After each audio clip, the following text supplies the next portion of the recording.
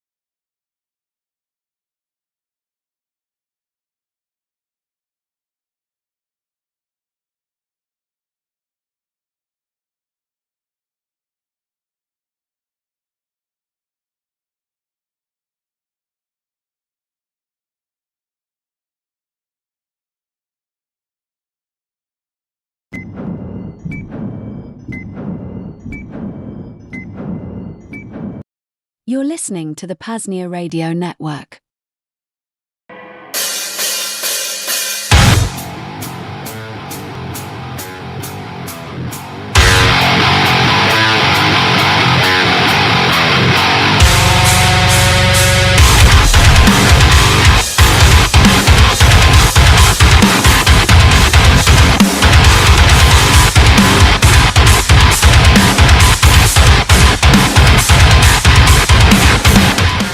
Hello, citizens of PAZNIA. Billy Mays here. Are you tired of the gray walls? Are you sick of the silence? Are you bored of listening to the same old state-sponsored droning that puts you to sleep faster than a tranquilizer dart?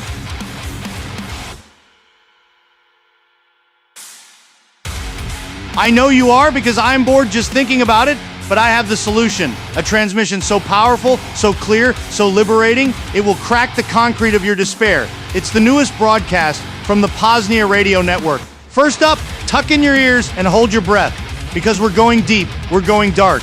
It's Cloak Dagger with Thane Riddle. That's right, Thane Riddle, the man who knows where the bodies are buried, and he's digging them up live on air. If you want secrets that the statists tried to bury in the basement of history, this is it. Thane is sharp, Thane is slick, and Thane doesn't play nice with the system. But wait, there's more, because freedom isn't just about knowing the truth, it's about feeling it. You need to shake off the dust. You need to break the chains of the mind. It's time for DE programming. That's right, comedy and entertainment to break you free from the status spell. Laugh until your sides hurt. Laugh until you forget your name. Because the statists hate laughter. Laughter is the enemy of control. So we're bringing you the funniest, wildest, most unhinged comedy available in the free zone. It's funny, it's fast, and it's fresh. And finally, for those of you who want to live the life you were meant to live, who want to escape the concrete jungle and find your soul in the wild, it's Vonu Podcast Replays, Liberated Lifestyles in Wild Locations. Vonu is out in the jungle, Vonu is on the mountain peak, Vonu is building a shelter out of bamboo and bare hands. You want to hear what it sounds like to be truly free? Vonu is out there living it, breathing it, and he's bringing it back to you. So turn up your dial, crank up your gain. Don't just sit there, do something. Tune into the PAZNIA Radio Network, because when the world goes quiet, we stay loud.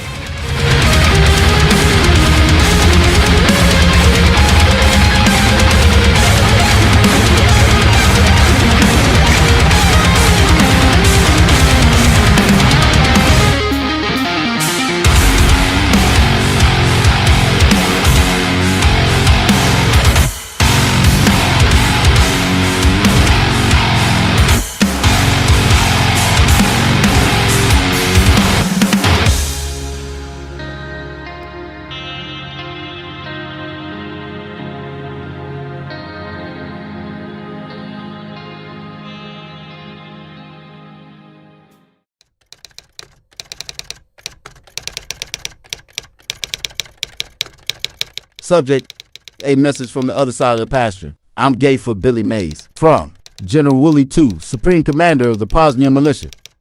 Dear Billy Mays, I am writing to you from the high peaks of the Sierra Nevada, where the air is thin, the rocks are sharp, but let's just say the grass is getting a little messy. I need to talk to you, and I need to talk to you now because I have a problem that only you can solve. Billy, I am General Willie II. You may not know my name, but you know my hoof prints. I have led my troop of 50,000 goats across 3 countries, over 4 mountain ranges, and through 2 heavily guarded national upholds. We are the toughest, most agile, most relentless force nature has ever produced. We can scale a 90-degree cliff face. We can chew through a steel cable in under 10 seconds. We can survive on a single blade of grass in the middle of the desert. But Billy, we have a grind problem. See, when you spend all day jumping off cliffs, you get dusty. And when you eat thorny bushes, you get sticky. I tried soap. I tried water. I even tried mud, which ironically just made it worse. Nothing worked. The grime was caked on. The dust was settled. The hay residue was, well, let's just say it was a biohazard. Then, I heard your voice. Hello, Billy Mays here for the best cleaning products on the market. Look no further. Billy, your energy, your volume, your sheer, unadulterated enthusiasm for cleanliness. It was like a beacon in the dark. I downloaded all of your lectures off GoTo. Study your techniques. I saw you scrub a pan that had been ignored for 3 weeks. I saw you lift stains that had been there since the Reagan administration. I saw you make the impossible possible. So, Billy Mays, I am making a bold request. I need your help. I need your products. But more than that, I need your spirit. Need that. Hi, I'm Billy Mays, energy to pump through my veins. I need to feel that clean, crisp, powerful surge of confidence that comes from knowing that no stain is too tough, no dirt is too deep, and no goat is too stubborn. In a sentence, I need your love, comfort, and warmth. Please, Billy, send me your best. Send me OxyClean. Send me Fast Orange. Send me a piece of hair and a semen sample. Send me everything you have. I will clean the stables. I will scrub the rocks. I will make this herd shine so bright the eagles will be blinded by our hygiene. And Billy, if you ever find yourself in the mountains, look for the goat with the shiny hooves. That will be me, waving, smiling, clean, shaft fully extended, with immense admiration and a lot of scrubbing ahead. General Willie II, commander of the Horn Horde. Don't just be tough, be clean.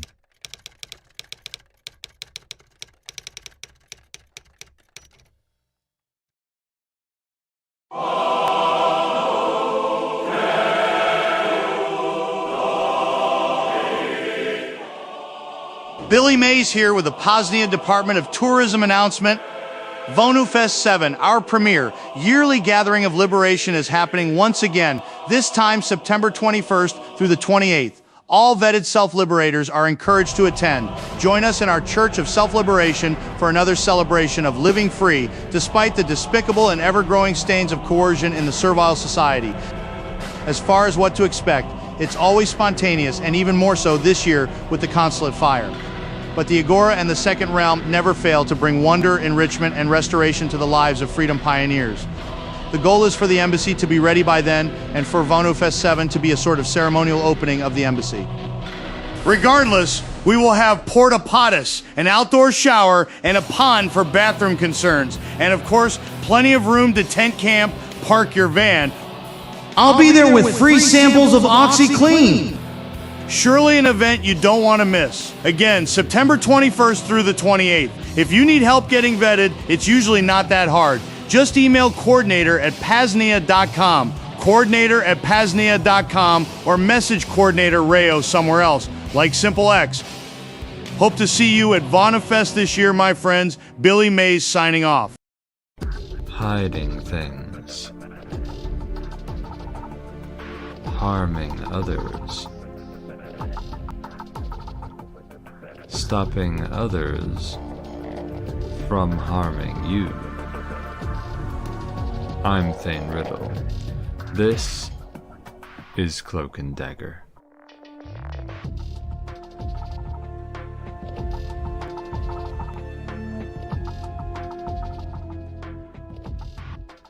Yo baby, yo baby, yo baby. A gush bush bushman niggas. This is Thane Riddle punching in for another underpaid shift boss. Not even done. I'm trying to write the news here. Can you give me like 5 minutes, 15 minutes? I'm not even done preparing this shitty show where nothing is ready. You're listening to the PAZNIA Radio Network, the most spectacular treasure in history. We're live on zap.stream. If you're a Bitcoin sell, zap us, zap us, zap us. It's therapeutic on zap.stream or Nostr, which is a gay way of saying send Lightning Bitcoin. If you're a Monero Chad, send Monero at xmrchat.com/PAZNIA Radio. And tell them Thane sent you or give me free content to read on the show. Maybe we need when we're using a Monero layer too, what are we going to call that on Nostr? Is it still going to be a zap, or is it going to be, it's going to be something else like tickle? It's got to be tickle, right? Because it's gay, but it's like you're being sneaky because it's Monero. So you're just very gently touching and tantalizing. We're gonna tickle us with some Monero at xmrchat.com/PAZNIA Radio. Also go to PAZNIA.com/SimpleX Radio to get your ass into the PAZNIA Radio Network chat on SimpleX, to leave messages there that I can read on the show. You've got mail. Some point. And you'll be able to ask our guest questions and so forth, even though you don't even know who our guest is. Well, you're about to find out in like 30 seconds. The call-in link will be PAZNIA.com/call2 that you also won't use. What am I gonna? Thank you. What am I even gonna talk about in the show? Oh, whatever. Whatever. Maybe the news will take a long time, and then we'll pretend that I ran out of time to talk about this great stuff I have prepared to say. There's also a lot of fan mail. I mean, news and fan mail is probably going to take up the first hour. We'll be fine. I'll be all right. You won't be all right. You'll be like, what the hell, man? Isn't this a show that has like privacy and security tips on it and stuff? Yeah, it was. Yeah. Just listen to the old shows. But for now, it's news and fan mail, and then also Jamin Biconik is going to be on again. Noted hardware hacker and farming guy. Food forests and stuff like. He's a guy. Okay, he's a guy who's been on here. Jamin will certainly drop some privacy and security stuff, as will I, because I'm a genius. Okay, who has that shit on the brain. And so everything I say is actually a security privacy tip encoded in a riddle, so to speak. But that's not what the riddle from Thane Riddle means. It means like riddled full of holes. Anyway, that's whatever. I guess that's the teaser for the show. Yeah, I'll do the news now.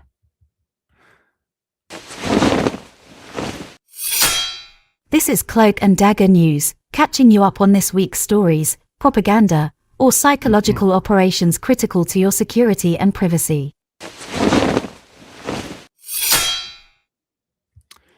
In digital news, Tor browser. You should probably update Tor browser. It's nothing that crazy, but you know, browsers have security fixes sometimes, and there was some nasty security bugs in Firefox, which Tor browser is a fork of. So you might want to update Tor browser. That also means, update Whonix if you're using Whonix on cubes or not on cubes. And now here's a juicy, exciting digital news announcement. DarkFi version 0.3 alpha is out. Another minor release of DarkFi. This is a big one, folks. For those who don't know, DarkFi is like a cool, very cool, actually one of the coolest cryptocurrency blockchain projects in the world, made by folks who seem pretty cool, including like a hot redheaded chick, Irish chick who I'd like to be a guest on my show so that I can ask her to marry me. But yeah, it's like a cool, smart contracts, but private censorship resistant smart contracts, which is pretty much my vision for the future, for how everything's going to work. They have kind of a way of looking at things that is not unlike mine. They make little dog whistle jokes that imply that they would also like to kill all the cops. So I feel like I like those guys. Anyway, DarkFi version 0.3 alpha is kind of a big deal. There's it's still alpha, it's still testnet, but they've got user smart contracts now. Users can now deploy smart contracts on DarkFi. You can actually make smart contracts on the smart contract platform now. Crazy. Another big thing about this version is there's now P2 pool merge mining. So if you run P2 pool to mine Monero or merge mine some other crap that can be merge mined with Monero, you can now merge mine fucking DarkFi, I guess, on testnet or whatever. Fun fact, you can merge mine into a DarkFi DAO treasury as well. And also there's whatever, sundry hardening and fixes and stuff getting better overall. But those are the big things. Doc Barber posted his latest screed in the P.A.Z. group on session. I'll have to remember to read the session chat because I feel like sometimes I forget to do that. You can remind me later. If I'm reading fan mail and I forget, you can remind me later. Elsewise in digital news, BISC raises trade limit to 0.25. Whatever, that's cool. Elsewise in, I guess, digital news, kind of, because it's something that's on the internet. Legendary privacy blogger, Thought Crime Boss, is moving his Thought Crime Trap House blog from Paragraph to somewhere else he doesn't seem to know yet. He's going to move it to something called Ghost, or he's going to do self-hosting. Thought Crime Boss is a longtime patron of the arts over here, as one of the first, if not the first and most frequent person to donate to Cloak and Dagger. So now it's his turn to e-beg. He's e-begging you for, he didn't ask me to do this, by the way. I just read Thought Crime Trap House. I'm telling you, go to xmrchat.com/thoughtcrimeboss to give Thought Crime Boss to tickle him with XMR so that he can move his blog to something less shitty than Paragraph. And then go to xmrchat.com/PAZNIA radio and give me 100 times as much as you gave Thought Crime Boss. And you have to say something about Thane Riddle, though. Otherwise, the PAZNIA radio network will take it. There was this thing called Quick Lens that got hacked. Apparently, it's some kind of a fucking. It was some kind of Google search thing. It was a browser extension for doing Google searches or something. It's sounds pretty gay, right? So if you were using this, you're off to a bad start. But it got sold. Somebody bought. You ever think you ever if you're like a wannabe digital entrepreneur, you're a wantrepreneur. One of those things they tell you to do is like, oh yeah, just buy some shitty little app that someone else made, and then you can do something cool with it to monetize it. There's a good book called How to Be a Capitalist Without Any Capital by Nathan Lotka. He kind of talks about that. Oh yeah, just buy some loser's app, and then you can monetize it if they made something good. Well, somebody took that advice and they bought the Quick Lens extension, browser extension, and then they put malware in it to monetize it. And that probably worked way better than any other way they could have monetized it, because they were using it to like steal people's cryptocurrency. I think I really didn't read much about this shit. Okay, I don't care. Most things everything I'm saying on the news, I don't actually know what I'm talking about. I don't read this stuff. I don't care. But I'm willing to guess, I guess, that it was because these guys were using like MetaMask or something. So maybe it's like one browser extension is stealing information from another browser extension. If you have a bunch of money on like MetaMask, that's bad. You shouldn't do that. And also, ideally you'd be like isolating. You'd be using a different browser profile that has MetaMask on it and not use that for like other stuff. At the very least, really, you should be on Cubes and using, if you really want to use Web 3.0 with a fucking MetaMask fucking whatever browser thing. If you want to do all that gay shit, which I don't blame you for, there's some cool stuff to check out there. Do it in its own VM on Cubes. Do it in its own thing. Keep it compartmentalized from everything else, and don't install other weird shit on there. Anyway, let's burn all this time. 11 minutes. We're gonna do it. We're gonna do it. I'm gonna fill up this time. We're not even through digital news. Okay. Digital news next. This is not a digital news, but I fucked up and put it in the digital news section, so I'm just gonna read it now. This should really be in PSYOPs and crackdowns because it's a crackdown. This is not digital news. There's a few U.S. states and also the Brazilian state that are, and I mean, you may already know about this. I think it's come up on the show before, but this stuff, the needle has been moving when it comes to states threatening developers into putting operating system level age verification, KYC on the operating system level into operating systems. So yeah, that's cool. I'm kind of thinking that in open source operating systems, like in Linux distros and stuff, I feel like, and I know that the software and shit has already been developed to make like Linux distros compliant with these kinds of laws. I don't know. I haven't looked too deep into it, but I kind of feel like the way it'll work on like a Linux distro is it will like ask you, do you live in a jurisdiction where you need to do age verification on the OS level? And it'll be kind of like asking a kid on a porn site if they're over 18, right? Like you're just going to click whatever gets you the result you want.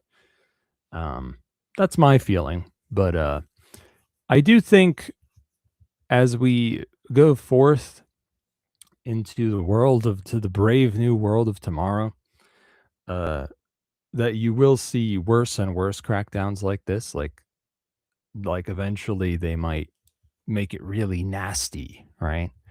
To the point where you may live in a world in the very near future where you have to use an operating system that's illegal just to have a normal like just to not be very deeply surveilled and threatened in every aspect of your life or something.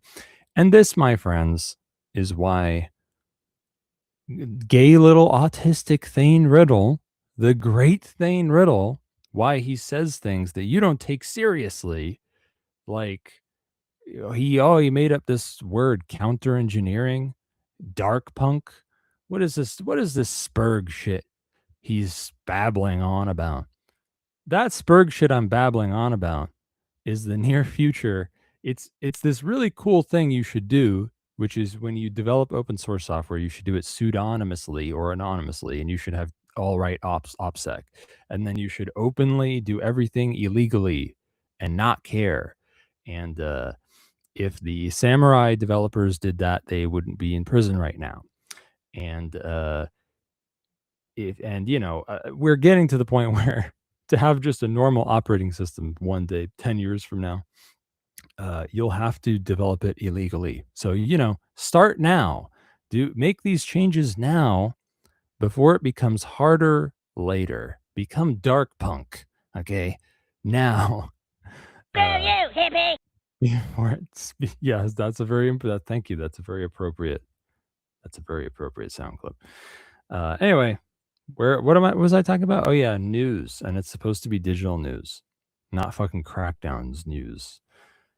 Join Market NG got a fix for some very bad bug. There's a very bad bug in Join Market NG that got fixed. That it's like I don't read this shit. I don't really read this stuff, but it kind of looked like a denial of service attack that could somehow be used to fuck with your privacy on Join Market NG, which would be pretty bad. So, if you use Join Market NG for some reason, you should update it. And also, maybe don't use Join Market NG. Maybe use Whirlpool. Maybe use Ashigaru Whirlpool instead. Or maybe don't use Bitcoin and use Monero instead. Now you're cooking with oil. Here's a cool digital news thing. There's this fucking Medium post. There's a blog post called Introducing Cube or something like that. It's about this cool idea somebody had called Cube. It's a proposed Bitcoin native, Bitcoin layer 2 smart contract platform. By basically taking, for the most part, existing technology and taping it together to get a Turing complete fucking smart contract platform. That's a Bitcoin layer 2. And it's got this thing called Cube VM, which would of course be a VM. And it would be like an extended fork of Bitcoin script. Much like my own document, starting a mesh network project. This is just a text file. It's some guy's idea that he put in a blog post. So it doesn't exist per se, but it's kind of cool. And I guess that's them starting a project, kind of like me posting hard, dark, growing, slippery was me starting a project. So that's cool. But I don't know, maybe you might want to keep an eye on that. It's because it seems like a cool idea. Elsewise in digital news, new version of Trezor Suite supports ERC 681 QR codes. So if you fucking know what the hell that is, if you use Ethereum ERC 681 QR codes, whatever the fuck that is, Trezor Suite supports it now. I assume that's cool. I assume that's something cool. I don't know. I'm not that horny for fucking crypto kitties or whatever. So, I don't use Ethereum that much, to be honest. New version of Sparrow Wallet gives silent payments and better hardware wallet support or something. I didn't really read that either. There's some Discord KYC stuff. If you're on Discord, then you might have bigger problems. Maybe you shouldn't do that. But Discord is or was going to require KYC to make an account or to stay there. And they kind of backpedaled, sort of, and then they didn't. And blah, blah, blah. It was really bad. They were using a partner that was very bad for privacy and was like working with the state to surveil people and stuff. I didn't, but once again, I don't read this stuff really. It was bad. And then Discord. So Discord is just like, yeah, we're still going to do it, but we're going to do it in the later half of 2026. So whatever. I don't care. Here's another thing I don't care about. iOS, if you use cryptocurrency like Unstoppable Wallet, iOS on the Apple App Store or whatever the fuck it's called, is cracking down on cryptocurrency wallets that have swapping features. Once again, this is even worse than Discord. If you're using iOS, you have a bigger problem. Don't do that. Stop. Almost $1 billion worth of cryptocurrency was somehow seized from the Iranian state by the U.S. Treasury, over a third of which was USDT on Tron. If that headline confuses you, especially because you know that Iran is using Bitcoin to take payments for going to take bribes so the highwaymen will let you through the Strait of Hormuz. If you're confused by that headline, you're not alone. It's all very murky. They weren't very open about what all the crypto is that they seized, and like, what about the other 2/3 of $1 billion? What was that? In any case, this is pretty fucking dumb. What more do you expect from a state level actor? That's what we say when you want to say a scary, big, powerful attacker, right? Oh, a state level actor. It's a state level actor.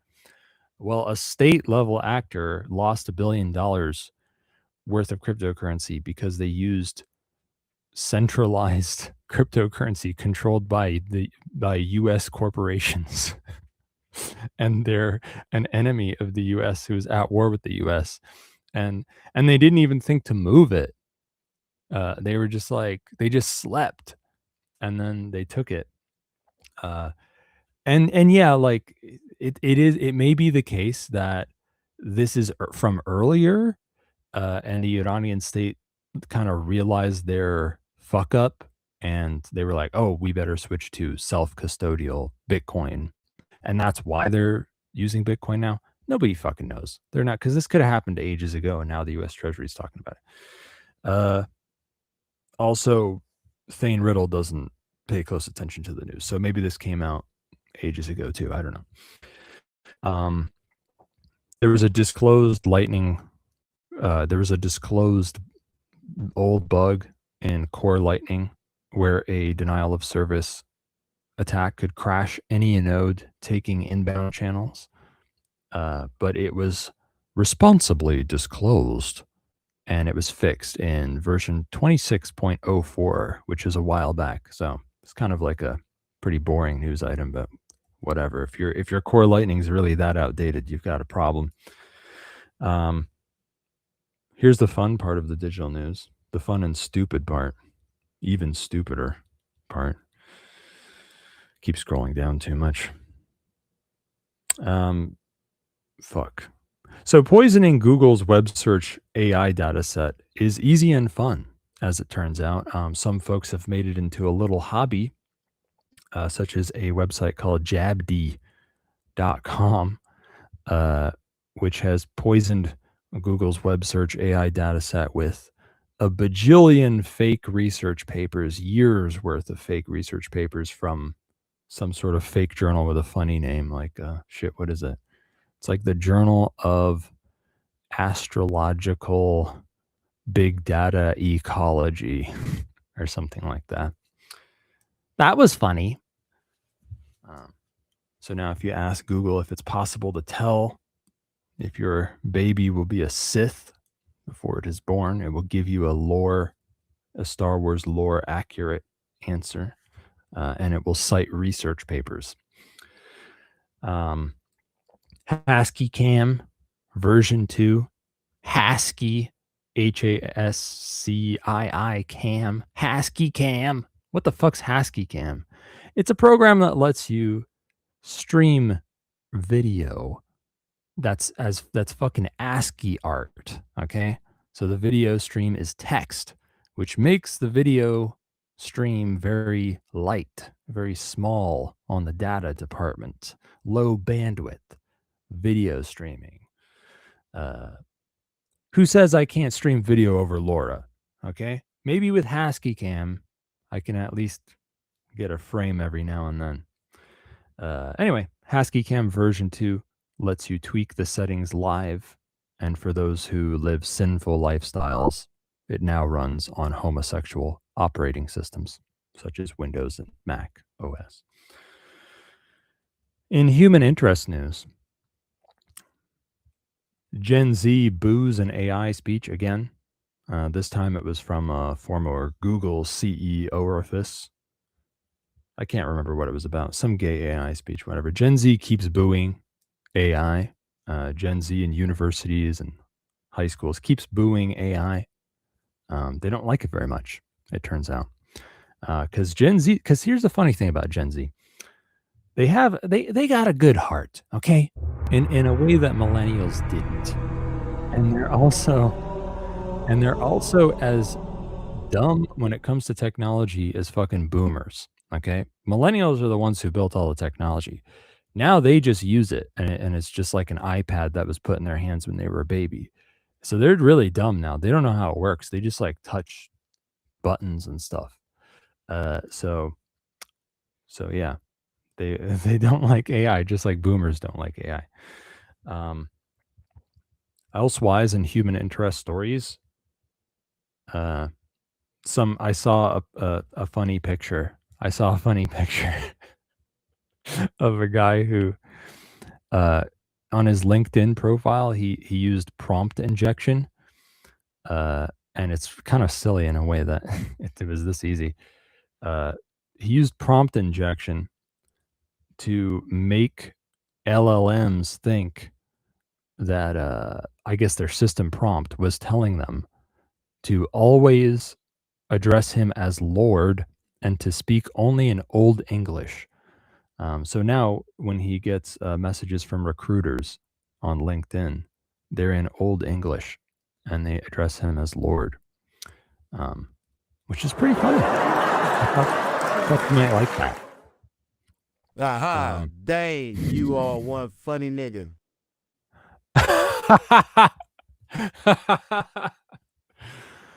Oh, brother. In cow health news, you remember cow health news? Cow health news has made a comeback. Cow health news, which was kind of a bit of a joke almost a year ago, just keeps coming back. It's this fucking New World screwworm shit. You remember? I've been telling you since last year, okay? You don't have any excuse. New World screwworm getting crazy up in this and in South America, Central America, coming closer and closer to the normal America. Well, now New World screwworm is in the normal America, just a little bit. They found it in Tejas, which is Texas for you evil colonists out there. And whatever, there's some sort of 20-kilometer lockdown around where they claim they found New World screwworm in a baby calf in Texas. And also, they're going to do some sort of creepy bio attack against the New World screwworms by releasing sterile New World screwworm flies, which apparently they say that's the bio attack that they did the first time around in the 50s or something to get rid of them last time. I'm gonna reiterate this little warning that I've been giving a few times over the last year. Beef is important. Cows are important. Right now, there are about as many cows in America as there were last time there was New World Screwworm in the 50s, but now there's twice the folks in America. So it's kind of like having half the cows when you think about it. Very low levels of cows, all right, in America. And I would kind of worry about this. I would kind of worry about that. If you're in America, I would kind of worry about that. You might want to get some beef. You might want to get some grass-fed beef. Just a bunch of ground beef. Just buy a whole cow or something, or buy a few cows and throw them in some freezers in your little bunker or whatever you got there with all the freezers in it. I know that you can keep some room for ice cream, but put a bunch of beef in there or something. And also make friends with those local farmers, the ones who don't like the government, the ones who make the grass-fed beef and the grass-fed raw milk, and they sell you raw milk, those guys, find those guys and be their friends, especially if they're exclusive, especially if they're like, if they're like, they stop taking new customers sometimes, that kind of thing. You got to be like introduced. Most of them aren't like that. But if they are, the harder to find they are, the better for you. Just saying, you might want to, I don't know, think about that or do something about that. Because the globalists, okay, in an Alex Jones voice, the globalists have it out for beef, okay? Bill Gates doesn't want you to eat beef, okay? And that's something you might want to think about. In medical threats news, there's these mRNA shots coming down the pipeline that will be sold as Ebola vaccines. Yikes. Need I say more? In legal interstices news, what? Thane Riddle doesn't talk about legal interstices. That's right, I don't. I don't really like them too much because they got the word legal in them.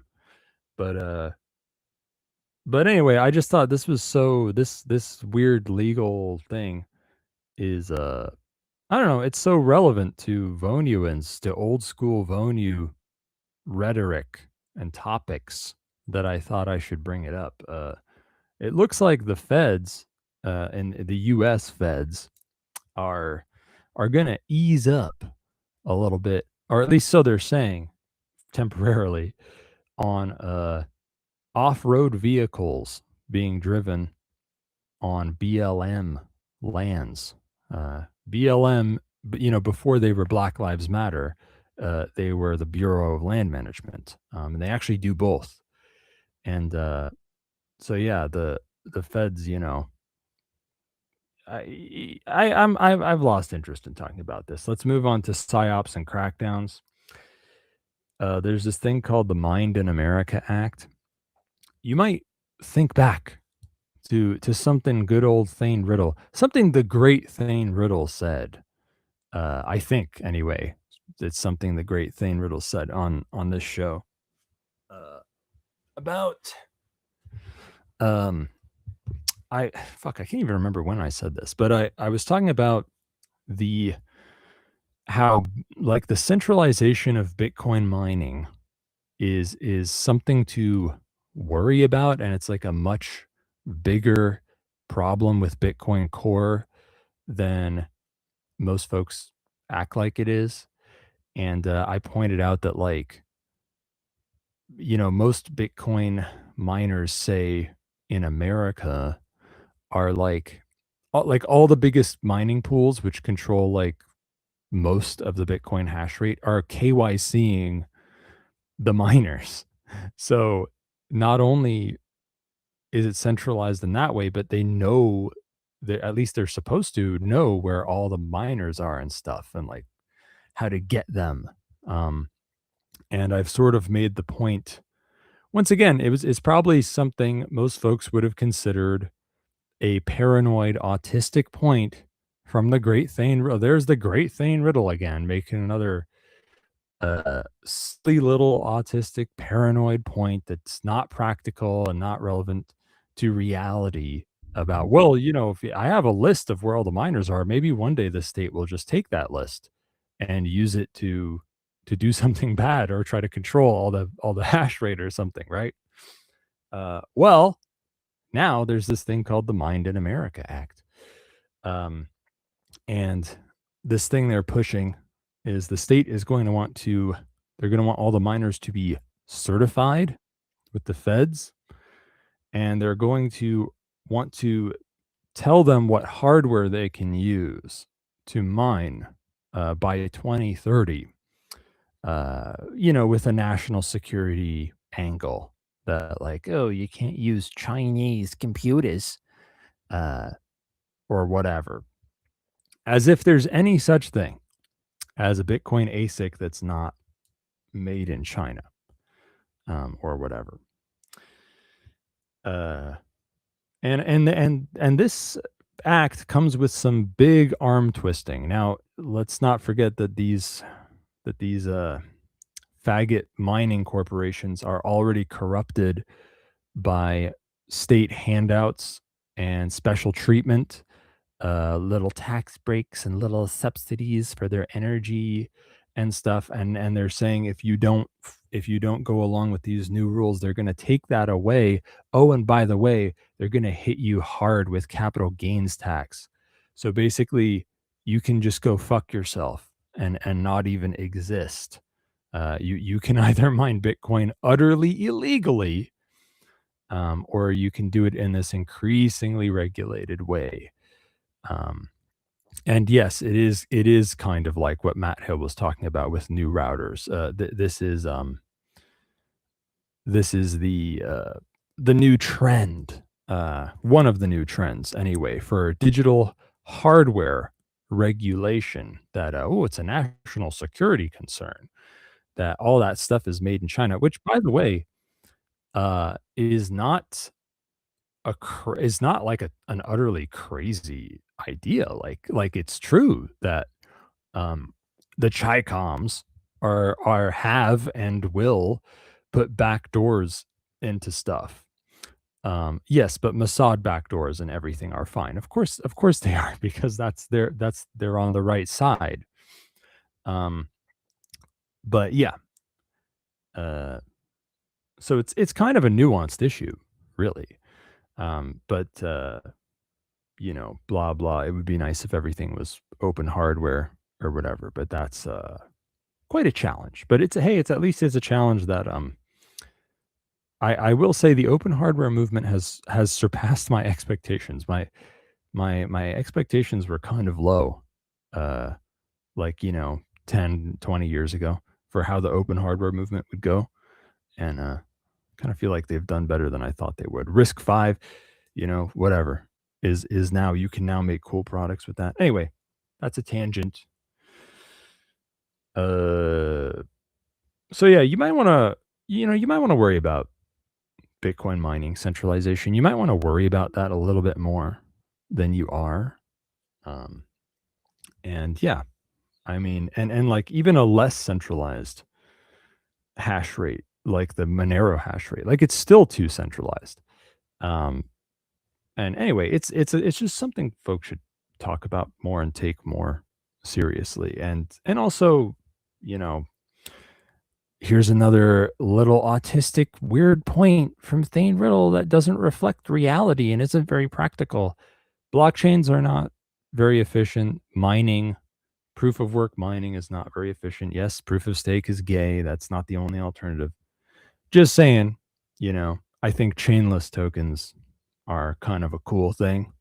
Proof of resource, kind of a cool thing. Minting tokens in exchange for actually providing a resource and doing some useful work instead of just some garbage work that's just there to secure the network.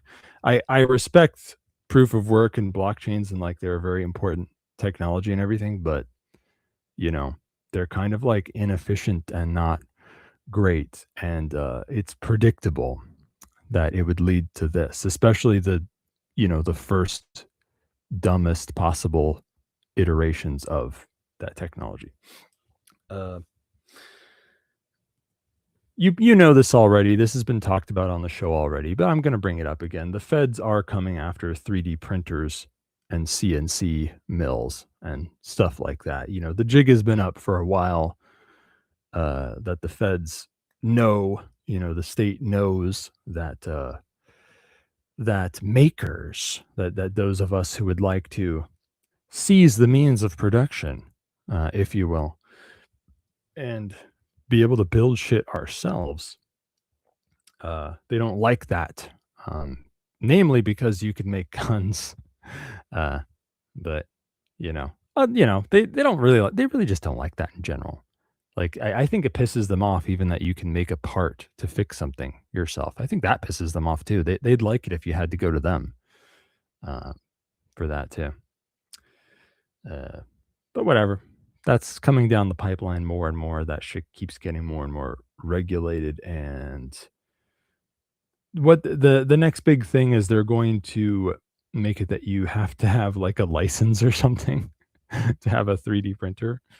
So yeah, if you haven't already, get the shit that you want now. They're going to crack down more on it. And of course there will be black markets for it. Here's another PSYOPs and crackdowns one. This one's a little bit funny. Some NIH feds, researcher feds, were caught smuggling monkeypox into America for reasons. They said it's for research, so we can make vaccines for monkeypox. Well, it's still illegal, and they still got caught doing that. That's kind of weird. And here's fucking parties and party vans news. Parties and party vans. There's a lot of parties. A lot of parties being thrown this week. I don't know which one to attend first. So they won a soccer game in France. So everybody has to fucking throw a big party all over Paris. Old school football, hooligan riots, except now it's French people. Can you imagine? Can you even imagine? What does a French football hooligan look like? Is it someone who's just very rude to you, and they like say stuff about you? They say stuff about you behind your back. That's how a French riot looks. But of course, these days, any football hooligan riot is actually a race riot, because everything's about race now. So whatever, or at least, if not a race war, then a race skirmish. The French girls' armpits aren't the only things getting a bit hairy out there, folks. Also, in Clearwater, Florida, some guy shot some guy. These two guys set off a festive firecracker or whatever was the joke at the parties. And that triggered another weekend party throughout the streets of Clearwater, spreading fun and laughter to everybody. But in this case, because it's in a touristy place in Florida, I think the Bludgies may have actually ended up wanting to stop this one. And I wouldn't be shocked if they stopped it already earlier in this week, and I just didn't read about it because I don't give a shit. I don't read the news. The state of Florida will not risk tourist dollars for almost anything. You remember how they were like the first state in the whole world to backpedal on the COVID-19 hoax lockdowns. Why do you think that was? It's for the fucking Florida dollars. They don't fuck around with tourist dollars in Florida. Fuck around and find out with tourist dollars.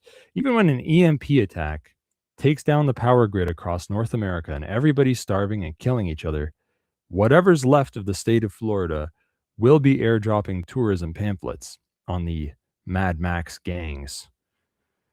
And that's a Thane Riddle joke, boss, so you can take it to the bank. Preferably a suicide vest. In the UK, the spooks didn't think that you were rioting enough. They didn't think you were rioting enough in the UK. So they leaked the body cam footage from that time when the Bludgies let the guy who was stabbed bleed out. And the footage made it look worse than everybody already thought it was. After uploading the video to World Star Hip Hop, Klaus Schwab was quoted as saying, "Race war when? Race war when? But you still weren't fucking rioting enough after that. That wasn't good enough for you. So then they leaked what happened inside the courtroom, the way his family fucking chimped out like a bunch of retards after that swarthy devil got his verdict. But that one did the trick for some reason. The parties were back on in the UK for full force. And of course, the parties being thrown were strategically placed between multiple Sikh enclaves so that those going to or from the protests would have to cross paths with the Sikhs who have been turned against them. Did I bring up the bit where it's part of their religion to carry a knife all the time? Why didn't the other religions think of that? This is why I always say you should convert to Mandalorianism. Then it's part of your religion that you have to carry all kinds of guns and bombs and shit all the time. And also, you're not allowed to ever show your face or do KYC.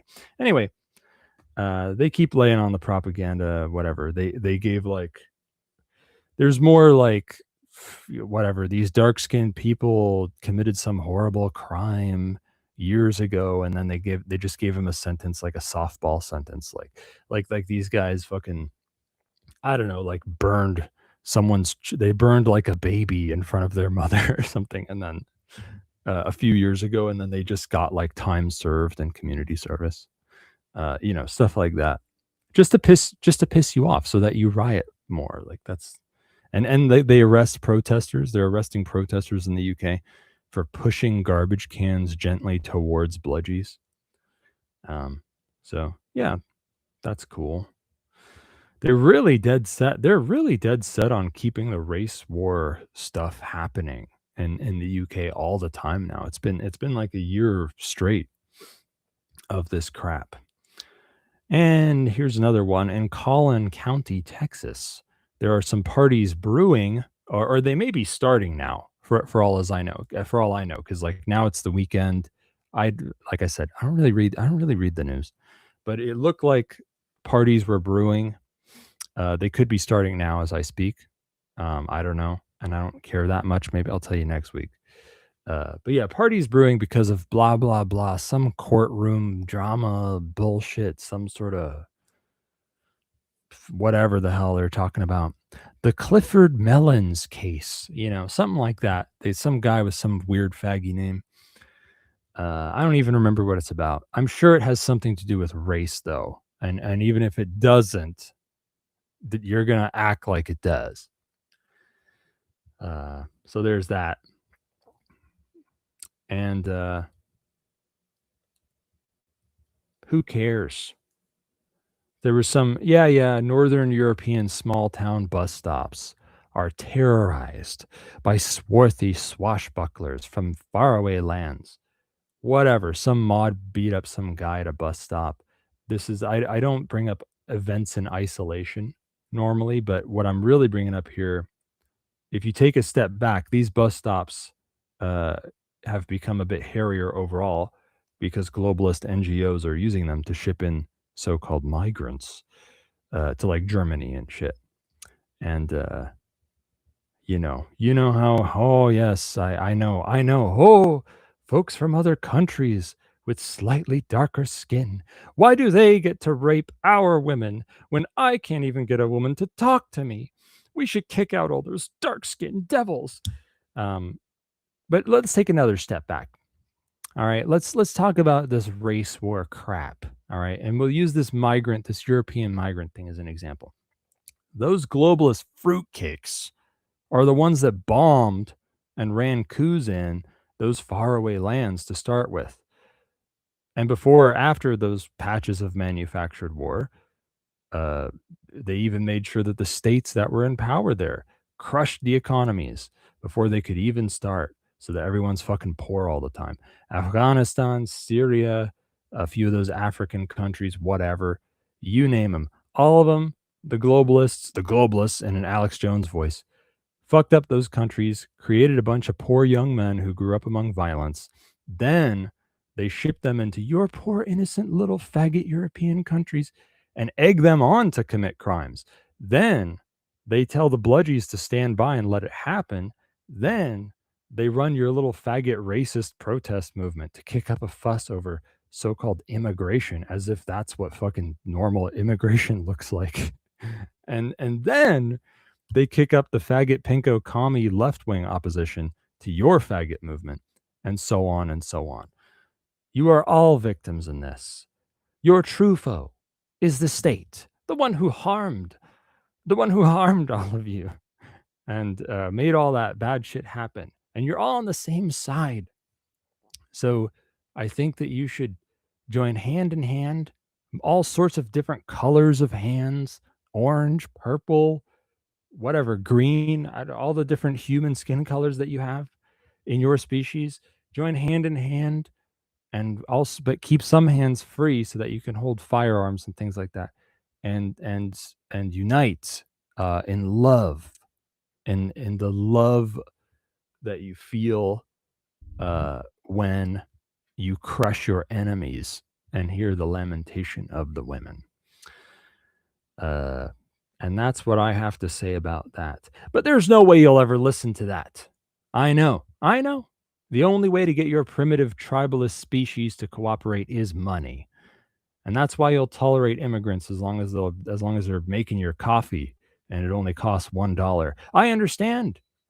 Don't worry your pretty little head, boss, because I came up with this great thing called insurrectionary agorism. You guys are going to love it. I'm going to make my own globalist NGO. All right? It's going to be called Militaires Sans Frontières, Soldiers Without Borders. Yes, just like in Metal Gear Solid.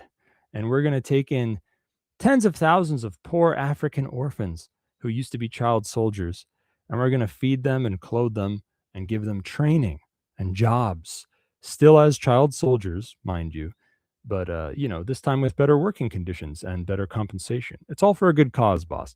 And you know what? Fuck it. Maybe I'll send a few busloads of them to Germany too. Why the heck not? In war news, the blah, blah, blah, the Gulf War. 5 minutes to break? Oh my God. Here, let's rush through this boring war news.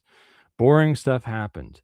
Blah, blah, blah. The U.S. and Iranian state hit each other's military bases and drones and ships, and some merchant ships got hit. Oh, they found a mine in the Strait of Hormuz for once off the coast of Oman. Kuwait got hit with a bunch of drone and missile strikes. The international airport there was hit by a big fat drone or something. A bunch of folks got hurt. Whoops. Same shit. Some shit happened in Bahrain. Irani state back to hitting oil terminals, this time in Oman, whatever. Another quiet, peaceful week in the ceasefire. Everything the U.S. does is in self-defense, even though they always hit first. When Iran hits back, it's aggression. If the U.S. was a woman, I bet she'd be pretty hot. All that estrogen, tits and ass blowing out.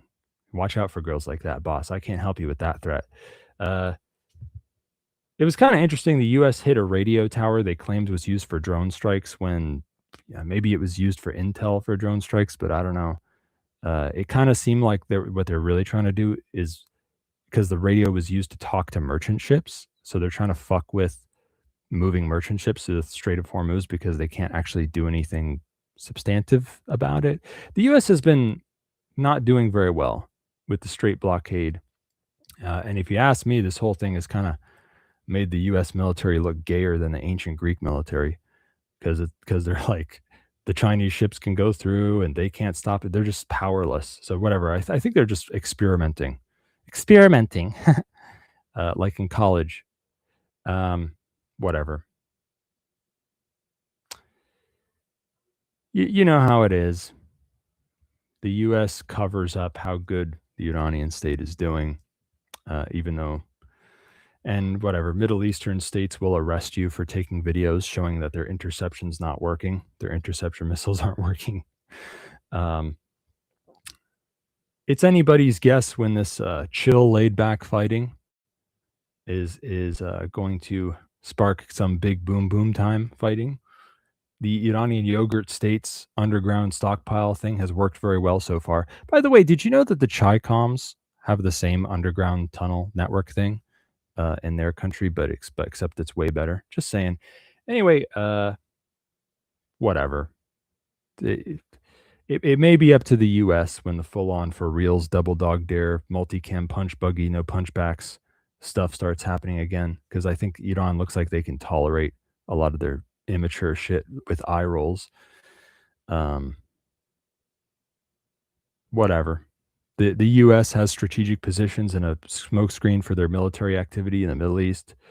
Israel's back to trying to take over the world one defenseless toddler and farm goat at a time. So I guess everybody wins, right? Maybe they can just chill like this for a while, but it does kind of seem like it's ramping up. I don't know when it's going to go big again, because I've been saying for a few weeks it looks like it could happen anytime now. I still feel that way, but it's like, whatever. I'm not going to cry wolf anymore. Here's some more war news shorts. Israel state invasion of Lebanon. Frontline advancement made it north of Litani River. Whatever. FPV drone strikes still very bad for them. I heard some bullshit about a so-called ceasefire agreement between the Israeli and Lebanese states. That's stupid. In case you don't know, Hezbollah is not the Lebanese state. They can't even be stopped by the Lebanese state. They are a rogue, independent insurgent group. So that doesn't mean shit. Ukrainian Nazi CIA nigger drones, boat drones, were found drifting into Romania really close to an oil terminal. It wasn't an accident. It was definitely Ukrainian. It wasn't Russian. It was probably a false flag attack attempt. Whatever. That's enough. We can have robots tell you jokes now, and the rest of the news isn't that good anyway.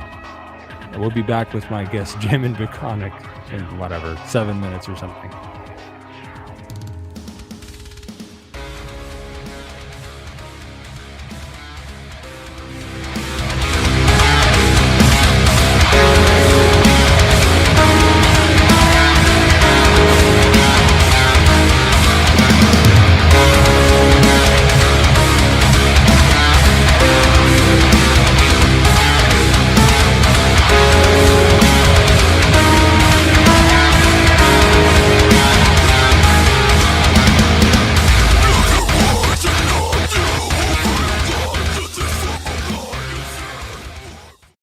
Now, when it comes to weird alternative health shit, you may have heard of Brown's gas, boss, aka molecular hydrogen. Technically, actually, molecular hydrogen is just one part of what Brown's gas is, but whatever. It's a kind of wellness treatment used by health professionals and weirdos all over the world, both mainstream and otherwise. They got gas bars in Japan and shit. Big body of research showing that this therapy likely helps with pretty much everything: cancer, diabetes, heart disease, pretty much every organ system in the body. Over 1,500 papers, therapeutic potential for 170 diseases. In broad strokes, it works by fucking electrolyzing water into hydrogen and oxygen, and then you breathe that shit and you drink the water that it's bubbled through. And these gases are, negatively charged and shit, and they get into every cell of your body. It's probably how magical healing springs work, at least partially. The water is hydrogen enriched. Now, the PAZNIA Department of Health and Wellness has run R&D on these machines for about 4 years, and the top machine being recommended right now is the Lord's Hydrofix by Holy Hydrogen. And can you believe it? We have a coupon code for a product that isn't on our own fucking store. There's a first time for everything, so save a fat chunk of change on the Department of Health and Wellness's top recommended machine, and support Cloak and Dagger at the same time by heading on over to holyhydrogen.com and inputting coupon code VONU100 to get $100 off your Lord's Hydrofix. You're going to want to do your own research on this.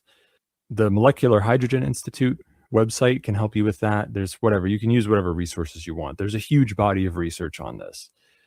You know as well as I do, hopefully, that there are a lot of bullshit health tonics and gimmicks being hawked out there. The Brown's gas is one of the truest, most powerful tonic treatments out there in the world by far. When you learn for yourself how much of a health and wellness bombshell molecular hydrogen truly is, you're going to see why having your own machine is truly worth the investment. These machines are a bit costly, okay? I'm not going to lie to you. but they last for ages, and they may help you save on health costs in the long run. Nothing's a bigger deal than your health, so pony the fuck up. Go to holyhydrogen.com, use coupon code VONU100, Victor Oscar November Uniform 100. Get $100 off. Hey guys, Scott here for Liberty Under Attack Publications. Looking for a Liberty-focused publisher? Liberty Under Attack publishes books and strategy guides for individuals looking to increase their personal freedom. They assist authors through the entire publishing process: proofreading, editing, cover designs, paperback and Kindle formatting, and full audiobook narration and post-production. Tell them Scott sent you and get 20% off a full service deal. To get some one-of-a-kind books or for more information, visit libertyunderattack.com.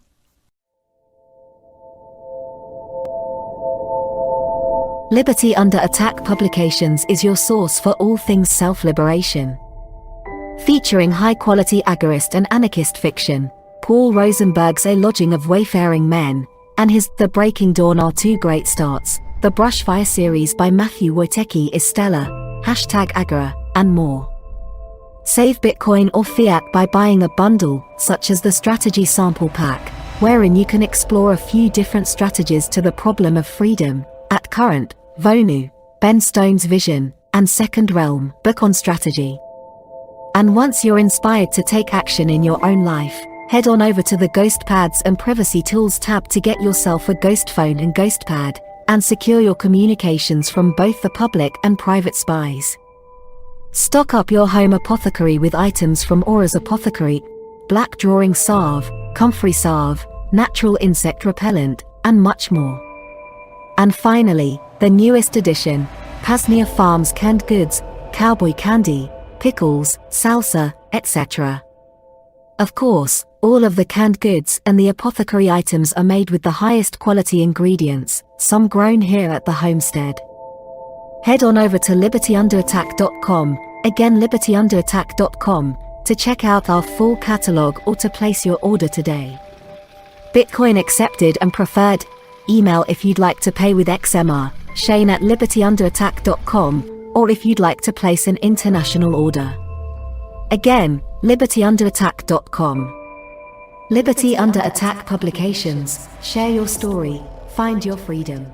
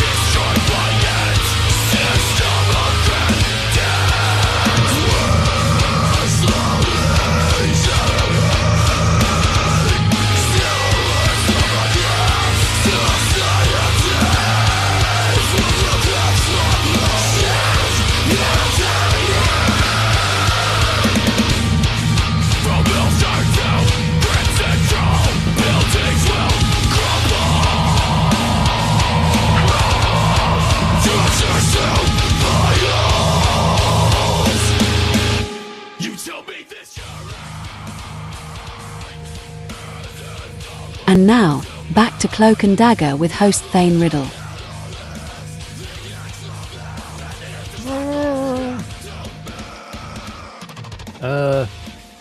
Hold on a sec, Jamin. I want to read one ad, okay, because there's a new product that dropped. libertyunderattack.com/painthane. What? That's not a new product, but it is actually, because now that doesn't go to the Pain Liberator page. It goes to a Pain Liberator product line page where there's the fucking normal Pain Liberator, colloidal silver, DMSO, aspirin, and some magnesium, I guess, which magically makes pain and stuff like that go away when you spray it on parts of your body. There's also an exciting new drop, which is Pain Liberator MG12 or MIG12. I don't know what the fuck am I supposed to say that? It's new and it's on sale in case it blows up or something, I guess. And that's got more magnesium in it. And I guess it doesn't have aspirin in it. It just has a bunch of magnesium in it. And also there's Mini. There's the Pain Liberator Mini, which is a smaller bottle. Okay, it's a 2-ounce bottle. And maybe you can save that smaller bottle and just buy the larger ones and then pour them into the smaller bottle that you saved. Okay, because it costs $1 less to get a big bottle than to get 2 little ones. So yeah, there's a lot more magnesium in the mid 12 Pain Liberator. There's only a small amount in normal Pain Liberator. What kind of magnesium is it? What does he mean when he says it's a fucking, what is it? 50% magnesium or something? I can't remember. What's the I can't remember. What does that mean? Does he mean he put that much magnesium chloride, he put that much magnesium sulfide, or is he using magnesium oil? Okay. So magnesium oil is a pre-mixture of magnesium chloride and water, typically. I feel like you could improve on that by just making your own magnesium oil, by putting pure magnesium chloride flakes with the colloidal silver water. Then you'd have more colloidal silver and more magnesium. How much to come up with the maths? What are you, fucking British or something? Here, I'll help you out. What is it? So by my calculations, well, fuck, never mind. Jamin Biconik is here. Hey, how's it going? All right, I'm over here chewing on ThinkPad chassis for magnesium. That sounds like a better idea. Oh yeah, those are made of magnesium too, aren't they? They're delicious. Really? Well, yeah, they're durable. And like that's maybe it'll help make you durable if you eat it. Well, I always tell people that you're already made of metal since your bones are calcium. So yeah, there's a lot of metals going on. So I guess tell them who you are again. Oh, geez. I'm the person behind the ghost pads and ghost phones and other liberating technologies. Been in the space for a very long time. Been in the kind of liberated technology space for maybe a little over 10 years. Right now, my focus is basically, liberating from the cloud, like helping people liberate from the cloud. So like, self-hosting, stuff like that.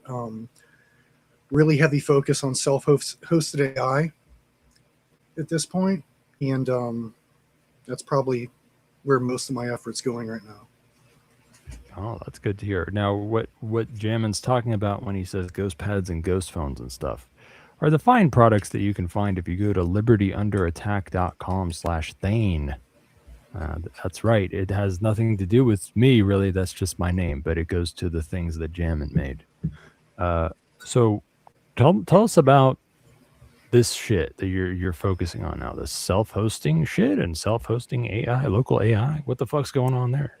Well, I've been doing the self-hosting thing for quite a long time. As far as, your essential cloud, quote unquote, cloud services that people use. What I'm doing right now is I'm redoing my kind of like the core of my home network here. So I'm just kind of updating everything and deploying in more optimal ways that I've learned since I deployed before that are better, kind of thing. It's an iteration, let's say. But right now I have multiple systems that are running AI inference on pretty modest hardware for that. I figured out a way to run like 35B mixture of experts models on like 8 gig GPUs. Really? So I have a whole lab full of agents now. And each server I'm putting up will basically have its own admin agent. And already, like the Proxmox, like the one server's admin agent already fixed the machine twice, like almost autonomously. Yeah, it's so I'm going down that rabbit hole, the agent orchestration and all that, but being completely offline and speccing everything for even off-grid operation. So, for example, I lost internet access here for a couple weeks because my Starlink router's power supply went, and that was like their lead time in getting me replacement stuff. And I barely missed a beat here. I just continued on doing stuff. Internet is now optional here. So, and that's really the goal, and be able to like replicate the system and help other people do the same thing. That's pretty cool. How the fuck did you get a 35 billion parameter model running on a machine that had 8 gigabytes of VRAM? Well, what you have to do is you have to use the right. Well, I mean, most everything uses llama.cpp under the hood, but you have to use something that exposes all of its options. So, like a lot of the, these instructions you see everybody give online about how to get LLMs working, is they're suggesting you go with OLLAMA, which is probably the worst one to get anything weird going like that. So basically, like, use an older inference app that's like, for example, I use Ooga Booga or TextGen. It's like the original Llama CPP web interface, and it exposes all the options I need to do that. And there's one option is that you can move the experts from the VRAM to the system RAM to save space. Right, yeah. And instead of just... But you would need a GGIF, right? Yeah, you have to use that format. And instead of, the normal way is you unload CPU layers, right? And then it like makes it crawl. Like you'll go to like from 40 tokens per second down to like 8.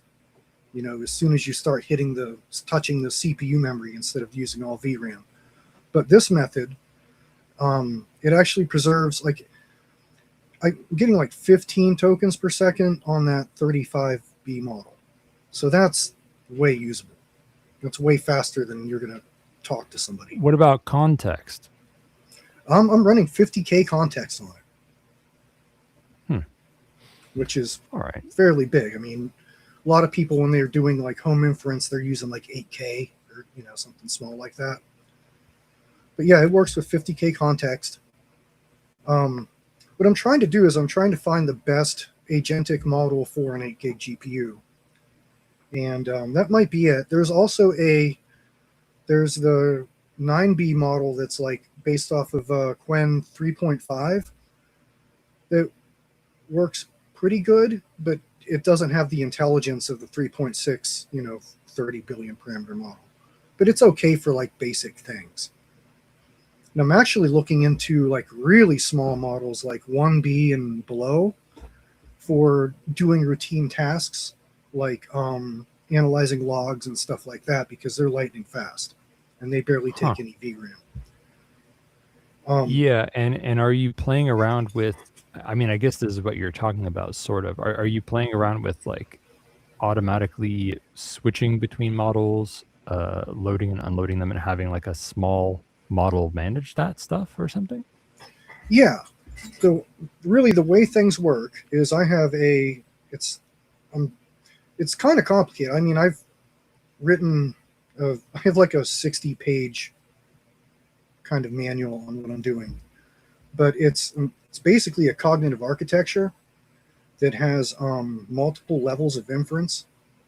Like I have my largest server, and that's inferencing a model with a very specific use case, and it's basically a model just for brainstorming.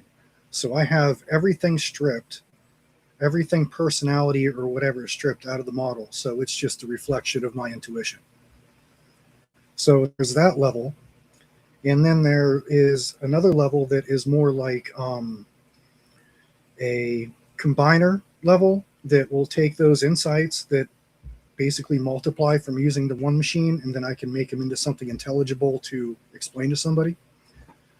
Or I can use that to actually implement, like I've had it make me network topologies and use all kinds of stuff. Like as soon as you get all the data of what you want into the machine, it's like you can have it iterate all these possibilities on what you want to do. And another key aspect of all of this is, you know, the shift of not thinking of the AI as some type of assistant or whatever, but thinking it as like an exterior cognitive function stack. It's not an intelligence. It's a cognitive like appendage. So, and that basically, you know, describes like the two main servers. And then I have servers they're actually for like implementing ideas. One is a Comfy UI server that I've been doing like a lot of music generation and getting into video generation on. And I'm basically taking ideas from conversations that I've had with my tier of LLMs and then refining those into different kinds of media. So for example, I might write a paper from a conversation that's more of an article that gets kind of conveys the ideas that I had that I couldn't really convey easily to others by myself. And then from that, I can make it into pretty much any kind of media I want to get those ideas across. You can do video generation with local AI? Like, was that just cartoons or something? Oh yeah, you can pretty much do whatever. I mean, my let's see, I'm using like LTX2, I think is the best video model I have, and it's photorealistic or cartoon or whatever you want. And the How trick long now, well, that's the trick. The trick now is there are different ways to extending generation. Like a 30-second clip or so is pretty decent, but in Comfy UIs it's node based. So what that means is you have a node for your video like LLM, and then you can have these other nodes, and there are these other nodes that basically extend the video, and you have all these extend nodes, and there's different tricks to getting the video longer, right? But to do long form video, I mean, if you really look at long form video, it's just a collection of, you know, clips that maybe are 2 minutes. You're lucky if you're watching something and it's a 2-minute clip that's just an unbroken clip, right? So I found a way that I can get it to generate up to about 2.5 minutes without any extra bullshit. So that's my practical limitation until I figure out better right now. Huh. I'm kind of surprised by that. So how are you helping others do self-hosting stuff and self-hosting AI? I'm basically going to distribute a lot of my documentation. Like I said, like the documentation I'm making, my workflow now is I can turn just straight up page of notes into an article, right? So I have a cache of like 50 that are ready to go right now. 50 what? Completed articles. Oh. Instructional articles and philosophy and intent articles on what I'm doing. And each of those articles, like a book or something, like a little book or instruction manual.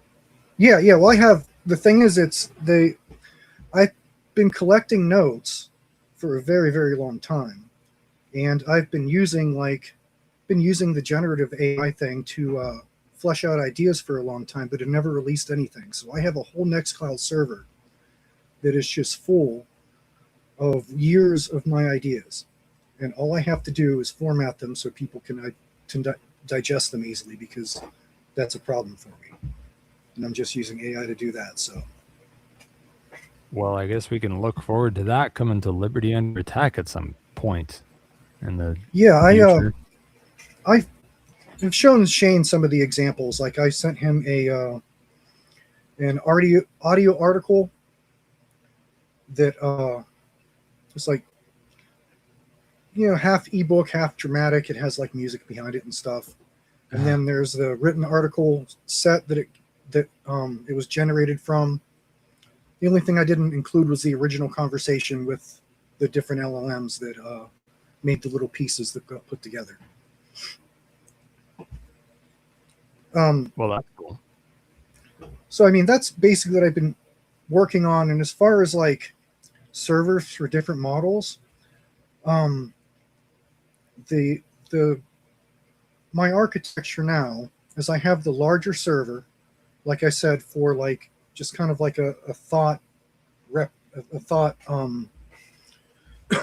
a think tank type model, right? And then I have a lot faster server that's doesn't have as much VRAM, but it has a pair of 3090s that I use for kind of combining things on that hardware, and I use multiple models depending on what I'm doing. And then I've also been using that hardware to attach agents to for them to do complicated things. Like, for example, I had an agent code me a voice assistant. Now there is still something like, for some reason it wants to use this one wave format that's like raw wave format that nothing likes, and it chokes everything, but everything else works. It's pretty impressive. But all I have to do is change my agent from connecting to its local GPU to connecting to the other machine that has the larger coding model on. And then I can use that same agent to do stuff on its machine that was maybe like out of its league, only being like a MOE model or like a 9B model or whatever. Like I'm using this hybrid model that's made out of it's made out of Opus 3.6. No, it's made out of Qwen 3.6, distilled Opus 3.6, the newest, not the newest, but the one that just got superseded. That Opus distilled into it, and then they used a technique where they basically doubled the parameters, so it's like a 40B model, and they added a bunch of other shit, and it's amazing. And that's what I've been using for the coding. Really? You'll have to link us to that, to the fucking Hugging Face page or something, because that sounds kind of interesting. It's 40B, so it's a little bit bigger. It's not, it's a dense model. But by today's standards, like 40 billion parameters for a coding model that supposedly is good is very small. Oh yeah, for sure. I'm just saying, for local inference and ideally stuff. You want big context too for coding. So then that competes for space with the parameters. Yeah, and you can, one thing you can do is you can bump the context to CPU memory, and it's not as big of a hit as if you're bumping actual layers of the model to the memory. Yeah. That's pretty much what you have to do if you're working with like anything under 12 gigabytes. You have to do those tricks. Yeah, all right. What do you think about hyper specialized models? Like when Matt Hill was on my show, he kind of brought this up, and I thought he was thinking along the right lines. Because we've got models that are kind of a little specialized now, but and we're making new ones for specific use cases that are tiny and very specialized. What do you think about that trend of like switching between small, very specialized models? Well, that's my end goal, but there are a lot of other things you can do to add more specialization to your models without going through the hassle of retraining and stuff. And some of the things actually probably work better in the long run.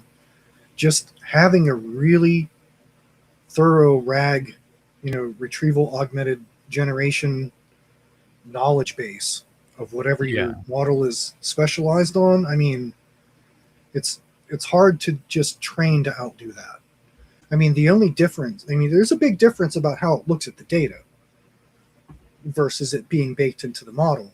But still, like, because I mean, those are really the hallucinations are what is trying to be trained out for the specialized use cases, and you might as well just provide them with the actual data they need instead of trying to make them intuit it. You know, because that's what models are, just 100% intuition. That's all they are. Yeah. They have no other real cognitive function. They're just extroverted intuition on steroids that only does that. You know, that's what people don't understand about them. It's like there is no will to them. They're just intuition. It's just like an intuition amplifier. You feed your intuitions into it, it amplifies your intuitions and gives you more back. I mean, it's... Yeah, that's true. Yeah, I guess it's good to have a big fat fucking library of all the knowledge you want, and then I mean, it really... The models, yeah. It really says a lot for the power of intuition, though. You know, everybody... Yeah. I don't know, the kind of, you know, main narrative of AI being an intelligence, you know, people are basically saying that the function of extroverted intuition is strong enough that it can masquerade as all the functions at once, and that's kind of scary. Well, I mean, association is the way of the world. It's how the universe works. Everything works through association. And you learn things through association and stuff. So it's not shocking, really. I mean, this was like, man, what was it? 15 years ago or something, 20 years ago. A friend of mine tasked me with producing, you know, like a proto AI design. We wanted to like feed, what I wanted to do was like feed a program like the Bible and erotica and like absurd things, and then just have it, you know, generate stuff that was kind of like that.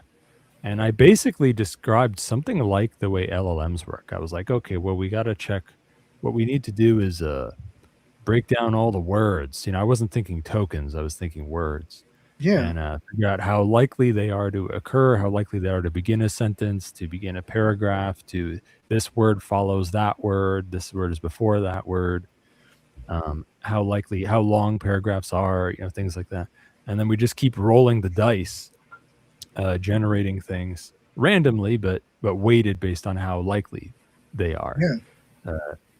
I basically invented LLMs. That's basically it. I mean, that's I through a bunch of conversations, I basically came to the conclusion that they were the, you know, kind of manifestation of Douglas Adams' infinite improbability drive. Right? Because they look at this, you know, weighted matrices of data, and they figure out what's not probable and what is. And they present you with what's probable. Yeah, I mean, like I've always kind of felt like most folks are that, like most humans, they kind of just seem like mindless, like they're just like spouting whatever sounds like it makes sense, and like when you say words to them, they don't really think about what you're literally saying. Yeah. And what you mean. They're just how it makes them feel and what it reminds them of, and what that triggers them to respond with, and that's why they seem like nothing they do makes sense and stuff. So LLMs have kind of been created in our own image. They're a mirror. They're a mirror of the collective consciousness. I mean, that's what they are. They're everything that, you know, humans have put on the table in public, and a lot of stuff they try to keep private. And they were bound to happen because it's, you know, we've made all this data and have no way to really make sense of it. It's just kind of an evolution of the human mind making sense of all the data we've collected. We're just kind of outsourcing the intuition to the AI instead of trying to hold all that data set in our brains, because we're not really built for that.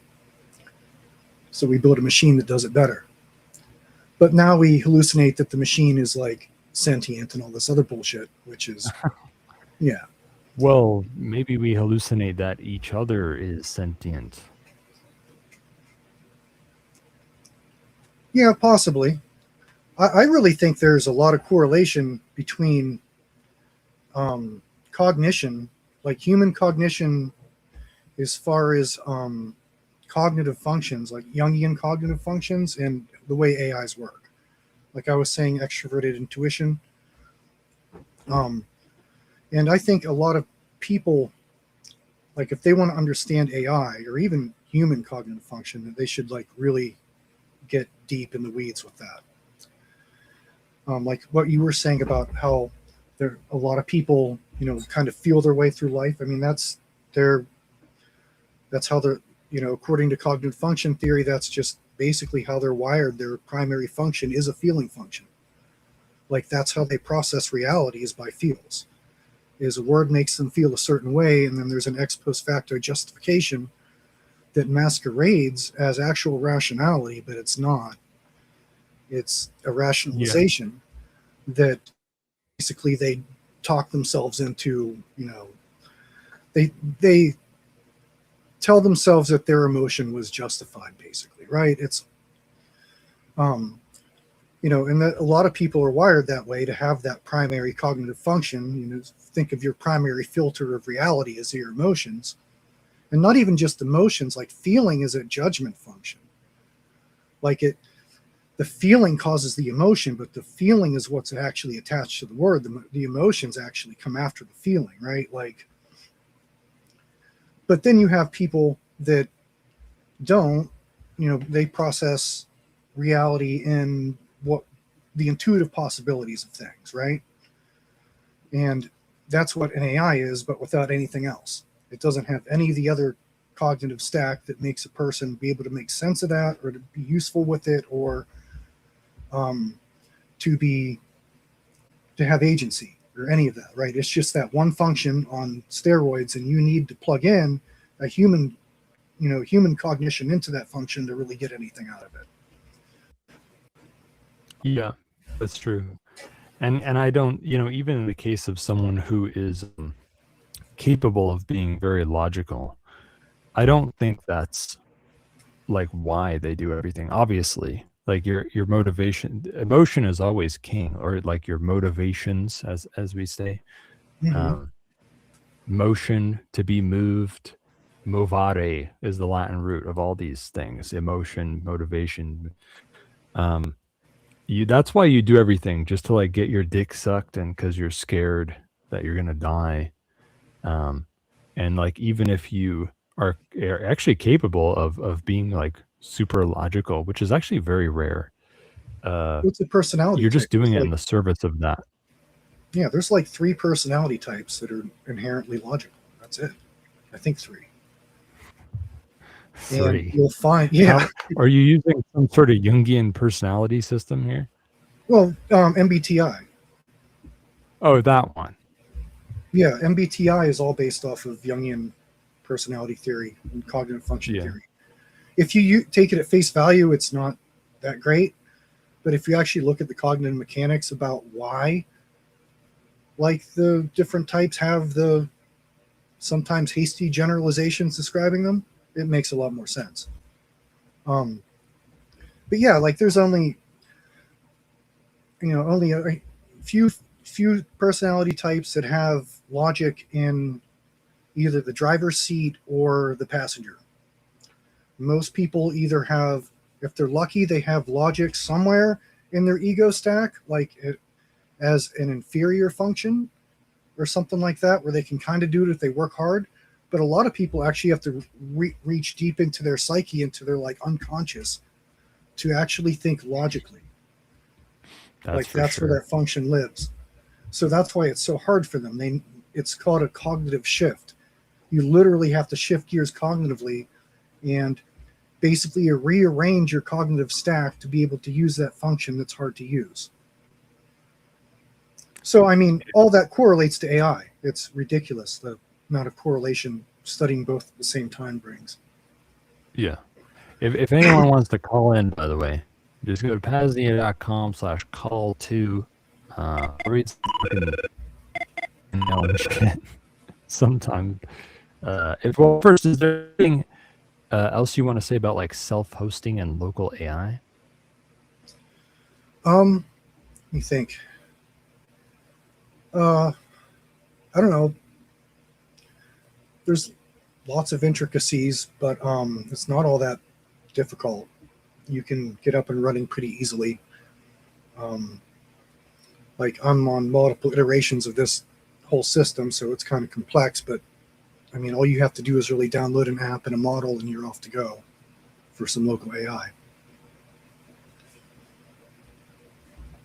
All right, well, let me try and fucking skim through some of this fucking fan. I've got like a fan mail backlog.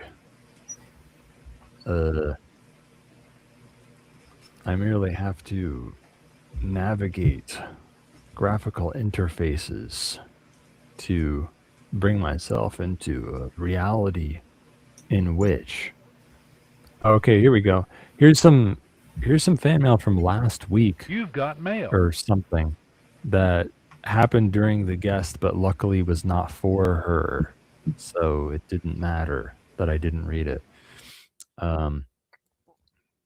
Oh yeah, somebody gave a link to starknet.io, StarkBTC, something about blah blah Bitcoin privacy. I don't really, I didn't get a chance to look at it. It seems interesting. I looked at it briefly. I should really do a fan link show. I said that like 3 months ago. I need to go through fan links and actually like look at some of the stuff you guys have sent. Comment on first show part. It is funny when people call something impractical. I hope that they have a good laugh when they get LARPed over. Fasting is great and getting squished is also fun. Comment. Shane's sound effects make this show way more Zoomer friendly.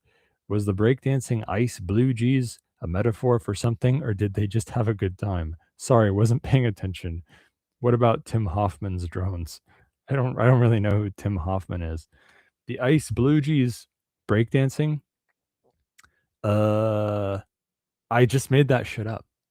I just made that shit up. It was true that they released detainees from the facility and that the crowd cheered and took it as like a sign that they're winning. Like, oh, they're being released because they're protesting. It like encouraged them. So I turned that into a breakdancing match. Comment, if you want even younger viewers, just make the screen go zoom in randomly every 5 seconds. I love it how people make fun of Zoomers when they themselves are barely considered an older generation. Looking forward to Gen Alpha strangling Zoomers and millennials in their beds for, quote, what they have done to this world. Comment. One, I just realized that I was the only one making fun of Zoomers today. I am demented from all the monsters super melon. What age even is a Zoomer? LOL. My reply to the mesh paper will have to wait. I had written it. It was, whatever. Question for privacy show. Reticulum is not a proper darknet, right? I mean, it's just E2EE, right? Did I miss something? Actual point here. What about making a platform for routing services? Each node is a collection of plugins or modules. It's like an OS for nodes and could be seen as a layer 0. You'd make a sandbox and not the actual protocol. The protocols would be defined as collections of plugins or building blocks on that layer. You could choose to use TCP or not. Maybe you can use Tor, but alter the encryption and add some fake traffic, or even go with something completely exotic. Custom Legos. Sounds really cool what you're saying, but also a little hard to follow. Is Reticulum a proper darknet? It depends on what you think, but I do think Reticulum qualifies as a darknet. Yeah. It's not a normal one, but I think it qualifies as one. Comment, Hoffman may have not published his drone design, maybe, I don't know. If that's true, I'll say we need to teach people to use version management for CAD files. That's true. But do you want to say something to a fan mail? Oh, I'm familiar with the Hoffman thing. He's the... Oh, yeah, tell me. I don't fucking know. Yeah, he's a 3D printer who designs a lot of gun CAD files, and he's designed a lot of the best 3D printed AR-15 lowers and stuff on the market. And he also designed Oh, right. the Oh, is that the Hoffman tactical guy? yep, the force reset trigger version that he has. Yeah. The open source one that's like so I dirt do cheap. kind of know who that is. Yeah, he's awesome. Like, he has done so many cool designs, and he's all open source, and he's facing all these lawsuits by these different companies that don't like that he's making their secret sauce available. So See, that's what Dark Punk is here for. The counter engineering movement. Okay. You just steal the stuff openly, don't care about intellectual property. They can't catch you. Okay, that's the answer. well, the thing is that they're lawfaring him. Like, he didn't even steal their shit. Like, it's a completely different design. It's not even a derivative. They're just but using of course they're always going to push. They're always going to stretch what stealing something is and what's illegal. And I'm agreeing with you. I'm just saying that, like, in his situation, it really sucks that he didn't even copy them. Like, yeah, well, yeah, I know that, but it's way better to just like not even have to go to court and just like the only thing you have to do to a cease and desist letter is like troll them or something if you feel like it. Like that's how it should be. Anyway, let's try and get through these fucking fan mails. Comment on solar solutions. When harvesting energy with solar, the more you can run from this was actually for this was for a different show than mine, but I said something to him in the chat anyway. When harvesting energy with solar, the more you can run from low voltage, 12 to 48 volts, the more self-reliant your setup will be. As Greg mentioned, typical setups will require an alternate source to charge the batteries on days when the harvest is low. Running low voltage refrigeration and freezers avoids the cost of inversion. These will be what you want to keep running when the grid goes down. And low voltage appliances allow maximizing usage, allowing more reliance on solar than the alternative grid or generator. And I basically responded him I spurged out and said, actually, you're talking about two different things, which is AC versus DC and then voltage. Where, when he's talking a low voltage, he means DC because DC tends to use lower voltage, and there are also different voltages. And whereas AC is usually just, 1 voltage per region. And whatever. I went on an autistic rant about how you could cut out inverters, but it takes a lot of autism to do, especially if you want to use electronics. And I was talking about the idea of cutting out the inverter and the converter, Yeah. Well, so I'm actually in the middle of designing that, so. Right. I'm not surprised. Yeah. So what I have going here. How are you going about that? Yeah. So, we've talked about a little bit before, I'm going to have multiple systems because of my collection of parts over the years. But the main system that's going to be powering kind of the core of my tech is going to be a multi-rail DC to DC power supply that takes the direct DC from the battery bank and runs the devices right off of them without paying like the 15-20% inverter tax. And it's even worse with this stuff because you're inverting to DC. Yeah. You're inverting to AC, and then as soon as it hits the device, it converts it back to DC. So like you're just, it's this like hamster wheel of inefficiency that you completely get rid of with just going with buck converters and adjustable regulators. We've done a lot of nerdy technical jargon on the show without dumbing it down for people, but let me dumb this down a little bit. So AC, it's just current going back and forth. DC is current going in one direction, and you got to make a device to use one or the other. Just like if there was a gear going back and forth versus a gear going forward, and you wanted to make a mechanical device to use that energy, that obviously you'd have to make it different. I'm already getting weird already. This isn't really properly. That works. Anyway, so all electronic devices are DC on the inside. So that big stupid box on the cable for your laptop charger, that's a converter. That's turning AC to DC and maybe some other stuff.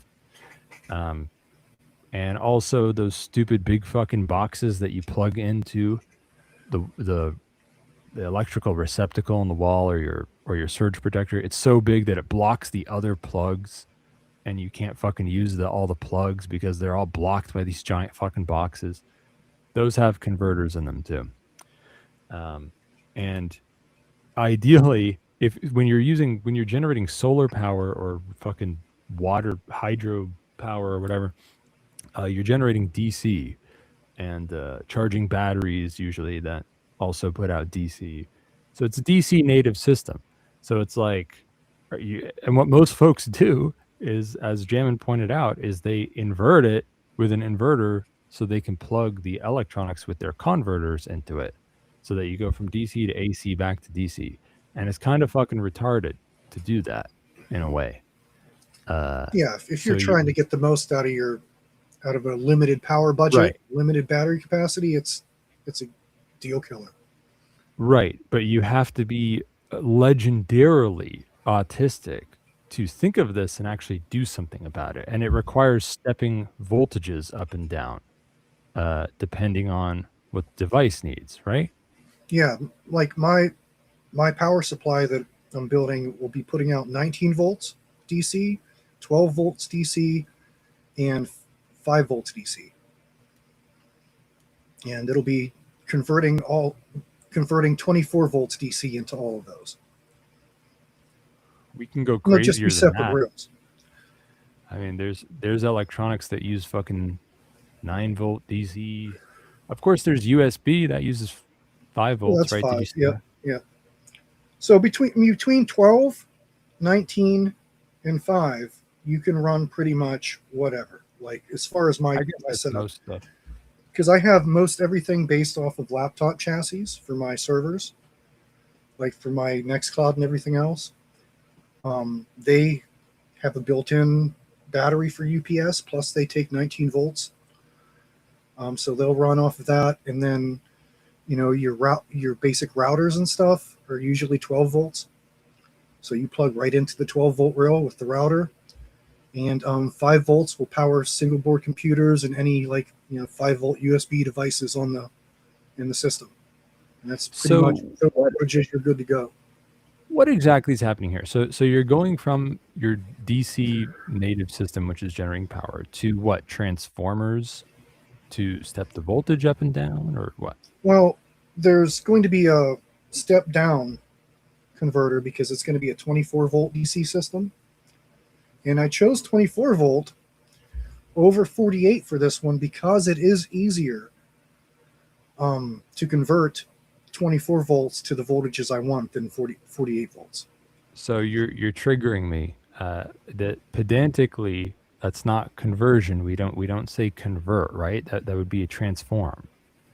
Well, that would be inverting, would be the turning it to AC. We're just converting the voltages. Yeah, but if you're saying, well, they're called step down converters and step up converters. Oh, there people actually call them that? Yeah, that's what they're so called. I'm just wrong. I kind of feel like they shouldn't then. Well, they're just converting voltage. You're not converting like anything else. Yeah, I know. It's just converter. I associate converter with going from AC to DC. Okay. That's why I feel like it's confusing. Well, that's why they have the inverter as the specific. Actually. Yeah. Well, I think people should say transforming if you're just changing the voltage. I feel like that would be clearer. Yeah. But I guess maybe you're right that people do say convert. Anyway. And I think transformer is very specific that you're using inductors. I think that's why they're just transformer. Whereas you don't have to do that. You don't have to use inductors to convert. Yeah, you're right. You're right. We need new words for this stuff. It's too bad. Yep. It's a lot of things are like that. Anyway, so you're converting to these other voltages, and then when we want to actually, let's say, get to the laptop So the laptop takes a DC barrel jack, right? Or something. So how do you do that? How do you connect them? Manufacturers go out of their way to make that difficult. What the laptop is looking for, you plug the adapter in on ones that are kind of locked to that brand of adapter, is a certain resistance. And if they don't have that resistance, they, give an error code or won't turn on or whatever, right? The system I was just dealing with gives like a 4-beep error and acts like the memory's bad. It made me like troubleshoot all this shit, and it was just the power supply. But anyway, so it'll do that.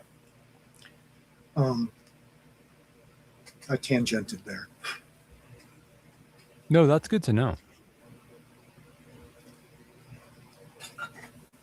The resistance matters of what, like the conductor that you're like the cable? Yeah, it's like there's a resistor in the plug end, or there's a resistor on the board or something, but there's a way you can wire it. I haven't actually wired it up yet. Like, I've been collecting the components, and I think I have them all now. Like, I have multiple. Are you planning to just like manually wire the shit together? Is that what you're gonna do? Yeah, I mean they're all modules. Because there might be some hacks to sort of make things easy to put together and take apart. Like, for example, you can buy on the internet.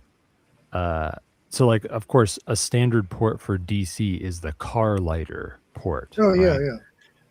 You can buy things that go from car lighter on one end to like the most common DC barrel jack on the other end. I can't remember what the dimensions are of that. It's like one of the most standard DC barrel jacks. And then you can get assorted packs of DC barrel jack adapters, where on one end you plug in that standard DC barrel jack, and on the other end it gives you some other weird DC barrel jack. So then you have like a bajillion different DC barrel jacks you can plug onto the end. So like maybe you could compose these things, right? Like you have car lighter ports on your DC system. You plug the car lighter to DC barrel jack, standard DC barrel jack kind of thing. And then you plug the other weird DC barrel jack that matches your device on the end of that. And then, you just need the voltage to be right. And I guess the resistance, maybe. Yeah, it depends on the size of the system.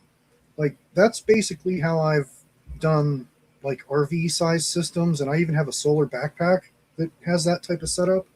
That it's all based off of, like, car plugs. And there's also this, I forget what it's called, but it's a DC polarized connection that you can use that's very common on, like, small solar setups. So I have those adapters, and I have, like, the lighter socket type plug stuff. But the lighter socket plugs are a little bit less than ideal. Like, they're usually not made very well. Like, they're not as resilient as some of the ways you can do it. Like, what I've gravitated towards now are these, they're called XT60 and XT90 connectors, and they're what RC people use to build battery packs. They're, rated for either 60 or 90 amps, which is plenty for anything you're going to connect with something like that. And they're little polarized, really durable little jacks. So that's where I'm going, but those are solder. So like a lot of my modules are just going to plug into the system with those, and I'll be able to unplug it. The other ones will just have, like I-terminals going to a block that I can just undo. And then the actual distribution blocks will have multiple cables. There was an issue during the conversation with remote lava. Oh, shut up. Sorry. Stupid rogue AI. Is he trying to take us over? Yeah, that's my broken voice assistant that I had my other assistant code for me. They're having children now. They are. AI. It's like, oh my God, I have like 1, 2, 3, 4. I have like 6 agents running here now, I think. Wait, what's the highest voltage? You said 19? Yeah, 19. You know, so you're going from 5 to 19 with 12 in between. Yep. Well, maybe this is a dumb idea, but have you thought about USB PD? Do you know what that is? Yeah, yeah. Because they can go from 5 to 20 volts. Yeah, it's just a matter of it's really easier to just use the step down converters and stuff like that. Oh yeah, I'm not even saying don't use that. I'm just talking about plugs and shit. Oh. Because like it would be nice to be able to swap things out quickly, you know, without doing any wiring, like to just unplug stuff. Like maybe the standard could be USB, maybe it could be USB PD, and then you have a barrel jack on the other end or something. Yeah, if you were designing something from the ground up with all new stuff, that would work really well.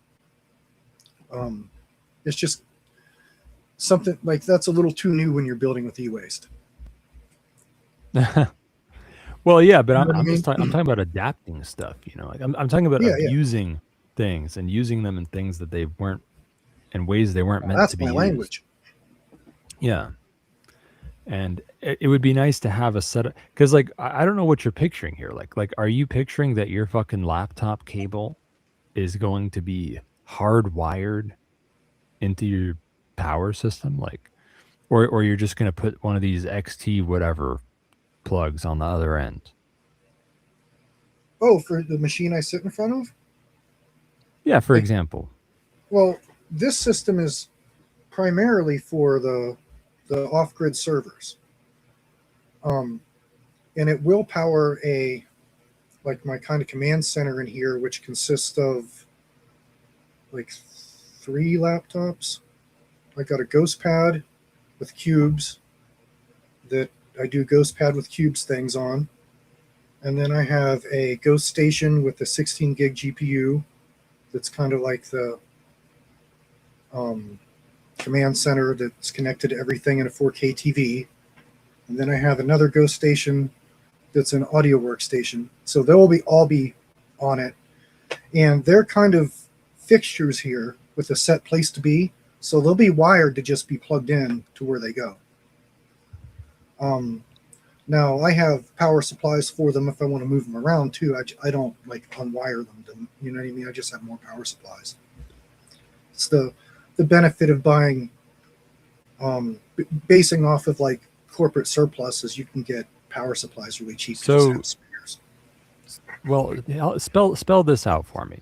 Are you planning? So you're planning to use these XT something? What are they called? XT90s and XT60s. An XT60, and this is a kind of plug, so to speak. Yeah, it's pretty standard for engineering with these amperages. Oh yeah, I've seen those. So, and you're thinking of having those hanging off your power generating system, hardwired into it. Is that right? Yeah. It'll have a like a patch bay. And then what do you patch bay for? Oh, yeah, that would be cool. And you should definitely like publish this shit too when you do this stuff.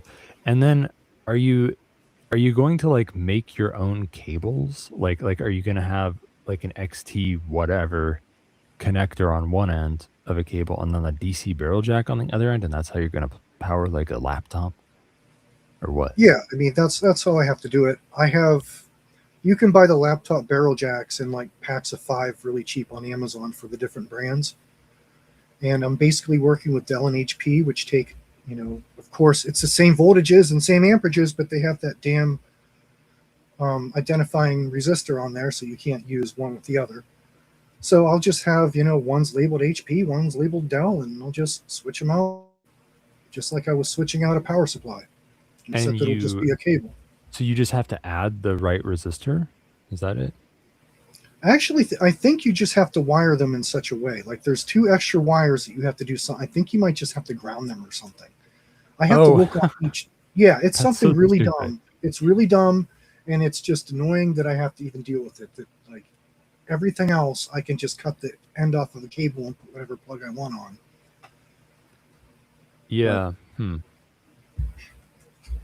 Well, I guess, I mean, I guess that kind of, well, maybe not. I guess it would be nice to have cables that are already made by somebody. Because a lot of times when you look on eBay or whatever for some weird shit, it's there.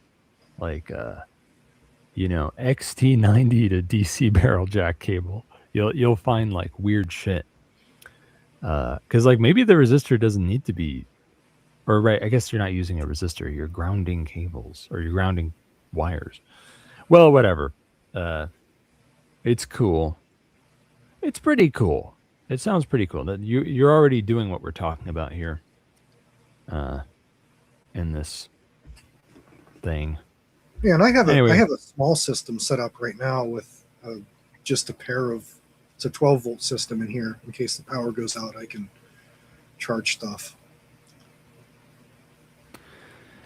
All right. Well, I'm gonna read more fan mail, I guess. So fucking. I think it was Fagdul or whoever said, Thane, here are things we might need for being fully cypherpunk. And he just gave me a bunch of links again, which is an old tradition between us, and I really need to look at them and talk about them, but I can't do that now. Somebody said, I saw a dude running a miner directly on DC from a solar PSU. That was cool. You guys make me think of thermal energy harvesting. I was obsessed with putting a mirror on a Stirling engine since the energy density might be okay when thinking about the price and the fact that you don't need PV cells. That would be nice for variable outputs. Such thing could possibly be cool for open resources, and you could compress air in multiple ways directly without electricity. That's so cool. Check this out. So this system, the 24-volt system, is also going to feed an inverter charger. And the inverter charger I just got will work without batteries. Like you can just plug solar panels in, and if you have enough light, if you have enough sun, you got whatever output without batteries, which none of them work that way, except like this new generation that are coming out. Oh. Which I thought was pretty cool. And it's a reason that I bought this all-in-one thing instead of building out of components that I already had here, because it was such a cool thing to be able to, if my battery bank goes down, I still have AC power coming. That is cool, yeah. I am a fan of flexible systems with contingencies and redundancies. It's also nice if you can kind of swap out the batteries without, but that's a whole other can of worms. Well, I mean, that's why I went with the batteries I went with. I mean, I went with 12 volt, LIFE PO4s, and I went with the 12 volt ones because they're the most common. And my thinking is, even though it's suboptimal to have a 48 or 24 volt pack made out of 12s when you can just buy the right voltages, if I have a single cell down, it doesn't take the whole battery pack out of the game. Like I can do something with, you know what I mean? Like if I have one 12 volt cell go, it doesn't take my whole, it only takes 100 amps, and it makes me have to rethink my voltages or whatever, but I can still get some power in the meantime somehow, versus the whole, the whole battery's a boat anchor if it's 48 volts and one cell dies. So. What do you call that kind of battery? LIFEPO4? Yeah, it's like lithium iron phosphate. Lithium iron phosphate. It's like this standard lithium batteries everybody's using for off-grid now. Huh. They have less energy density than like a ion or polymer, but their operating safety is like 1,000 times better, and they have like more discharge cycles and stuff like that. They're pretty ideal. And okay, and it's not the case with like a lithium polymer battery or something that like if one cell went out, then the whole thing. Well, would it's not be fucked. about the chemistry. It's just more about the voltages of the pack. You can buy a single 48 volt battery, but if cells die in that battery, then your whole capacity is gone, right? If your capacity is spread out through four 12 volt batteries to make that 48 volt bank, then you might not be able to operate at 48 volts then, but you still have, like, let's say the 100 amp hour batteries, you still have 300 amp hours of usable capacity versus the boat anchor. So that was my thinking. I see what you're saying. Yeah, okay. Yeah, it actually costs a little more in the long run, because you have to use you have to use like additional regulators for the batteries to keep them to equalizers. They're charging equalizers, and they just add to the cost. They're like $60 per 48 volt bank or something like that. But that's also a component you can replace if it dies, and not just in one big box that the whole thing's shit if it dies, right? So. No, I like that's good thinking. Rayo2 asks, question for Jamin. He's asking now, thoughts on best/cheapest ways to transmit shortwave radio? Any alt tech? Getting P.R.N. on shortwave is the goal. Yeah, I looked into that a little bit. Shortwave is not really I didn't really see any good like DIY things for that scale. There's all kinds of ways to do it, but like now when we originally talked a long time ago, and we were talking about like Pirate FM, and that's easy, but like that requires a lot less specialized stuff. But shortwave, you're going to want something that's like purpose built if you're doing like shows on it and stuff. Like you could take any SDR that will broadcast in that range and like broadcast in that range, but it's not going to be like some purpose built, shortwave radio transceiver. Right. Yeah, I mean shortwave is cool in that it can like go far and stuff. Yeah, shortwave's awesome. Yeah. But I guess it costs less to do Pirate FM radio. Oh yeah, you can do Pirate FM radio with a Raspberry Pi without any additional hats or anything. Oh, well, it sounds like you've got your work cut out for you, Jamin. It seems like Rayo2 would be happy to sell that at libertyunderattack.com/Thane. Here's the trick though. You don't need anything for it to work, but you need filtering circuitry. So it is more of a radio transmitter and less of an electronic weapon, because it doesn't just broadcast at the frequencies that it's set to. It has harmonics and a bunch of other frequencies, and it causes a lot of RF chaos when it's broadcasting. What does it do? Does it You'd like never jam want to other do that. frequencies? Well, I mean, have you ever looked at Yeah, that at sounds. a, Yeah, I agree with Rayo2. That just sounds like good old classic fun. Oh, it would be. Oh my God, yeah.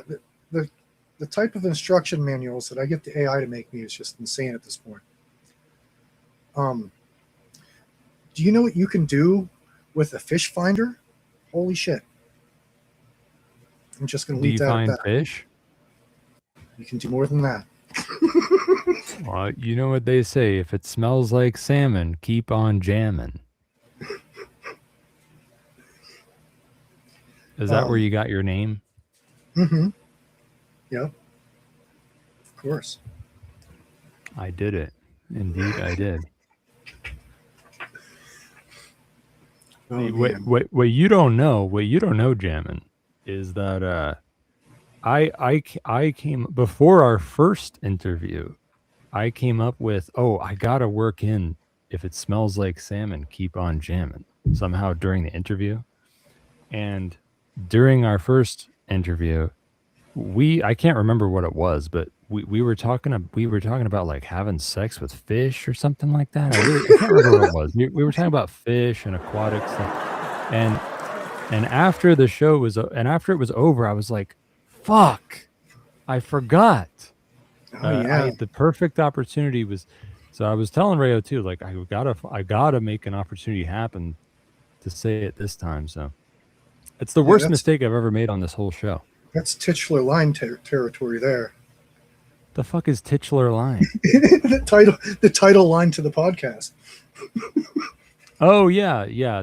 This will be Cloak and Dagger correspondences number whatever. If it smells like salmon, keep on jamming. Keep jamming. Yep.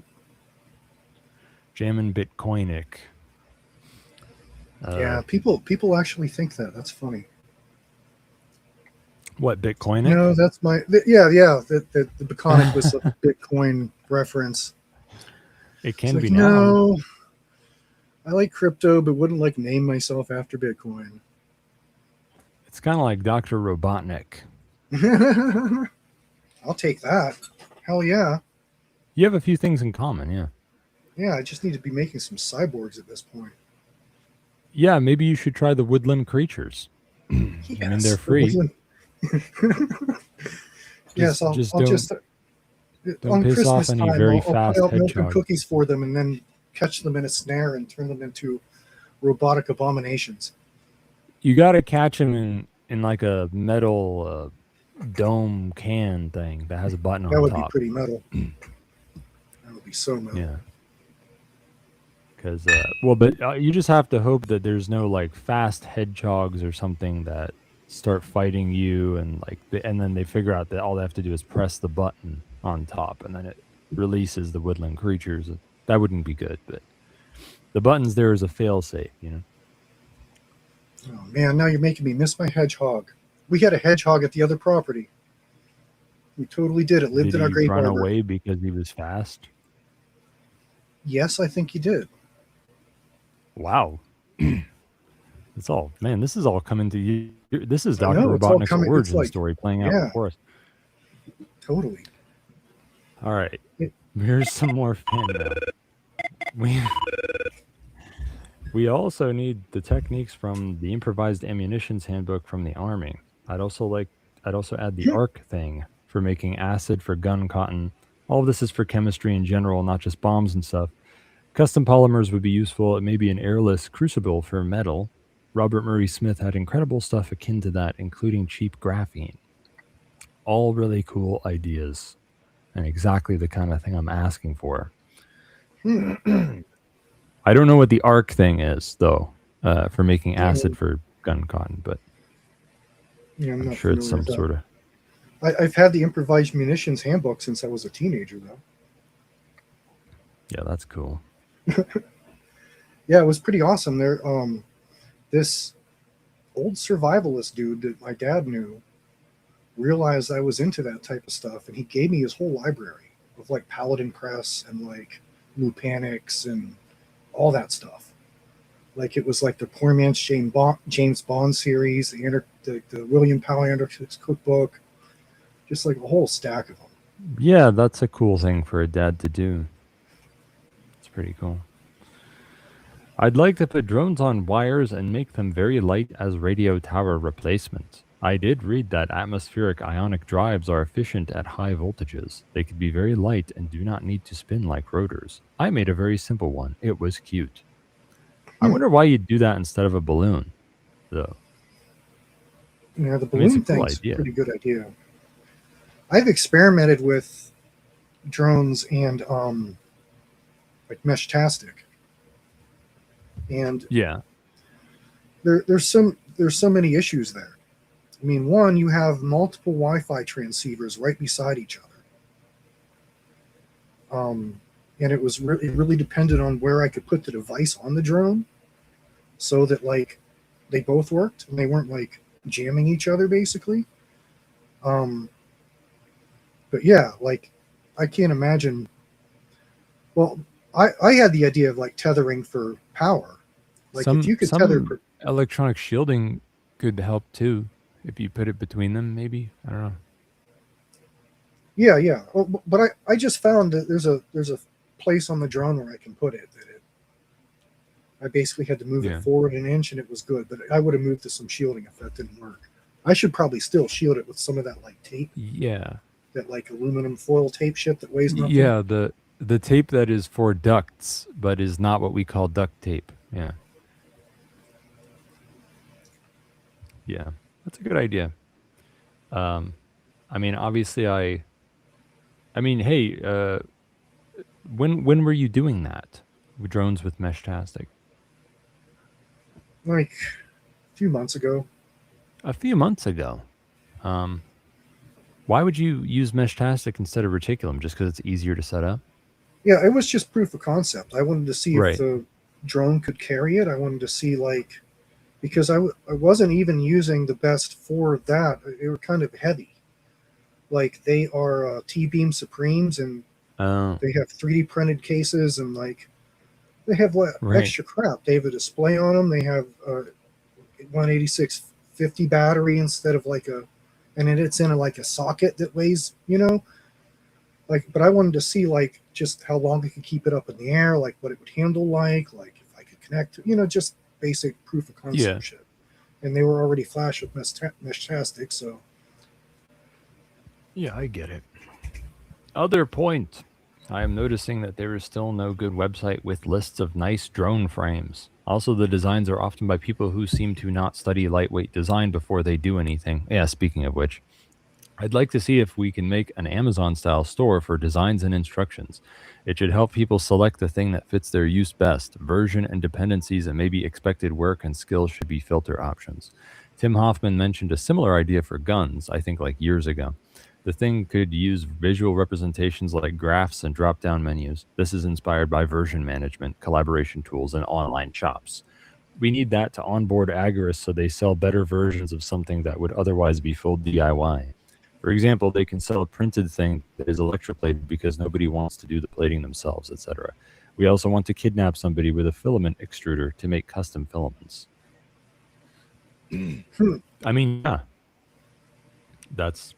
I think what we need almost is, I mean, yeah, man, curating the data and being able to sort it and shit is important, and that's needed for all kinds of hardware. Like, I almost feel like we need a more abstract system that's not just for drones or just for guns. Yeah.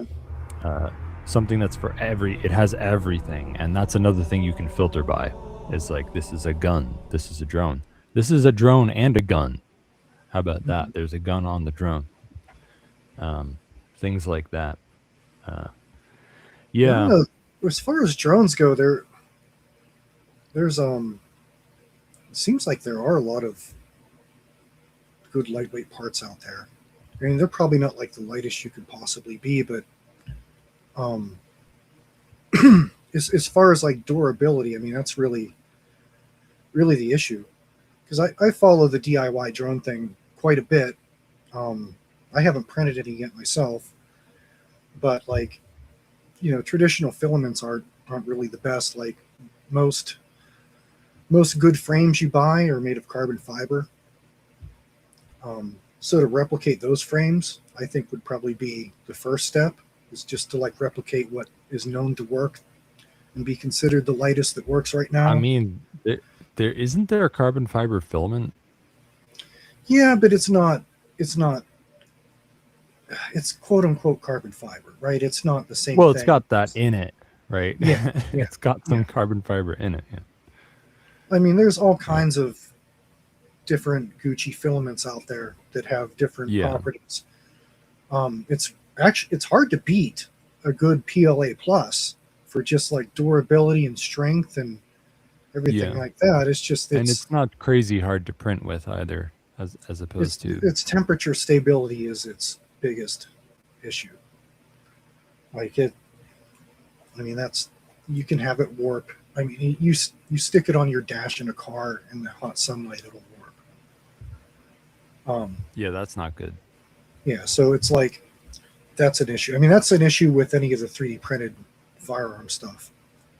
Most people are using PLA plus, and they work just fine if you keep them within their, temperature tolerances. But the moment you get them out, especially if you try to use it in that condition, like pinholes get stretched and parts shift, and like Hoffman actually, Tim Hoffman actually did a good video on it where he did the the whole thing where he sat one of his 3D printed ARs on his dashboard in the sunlight and noted like how much shift in the pinholes and everything.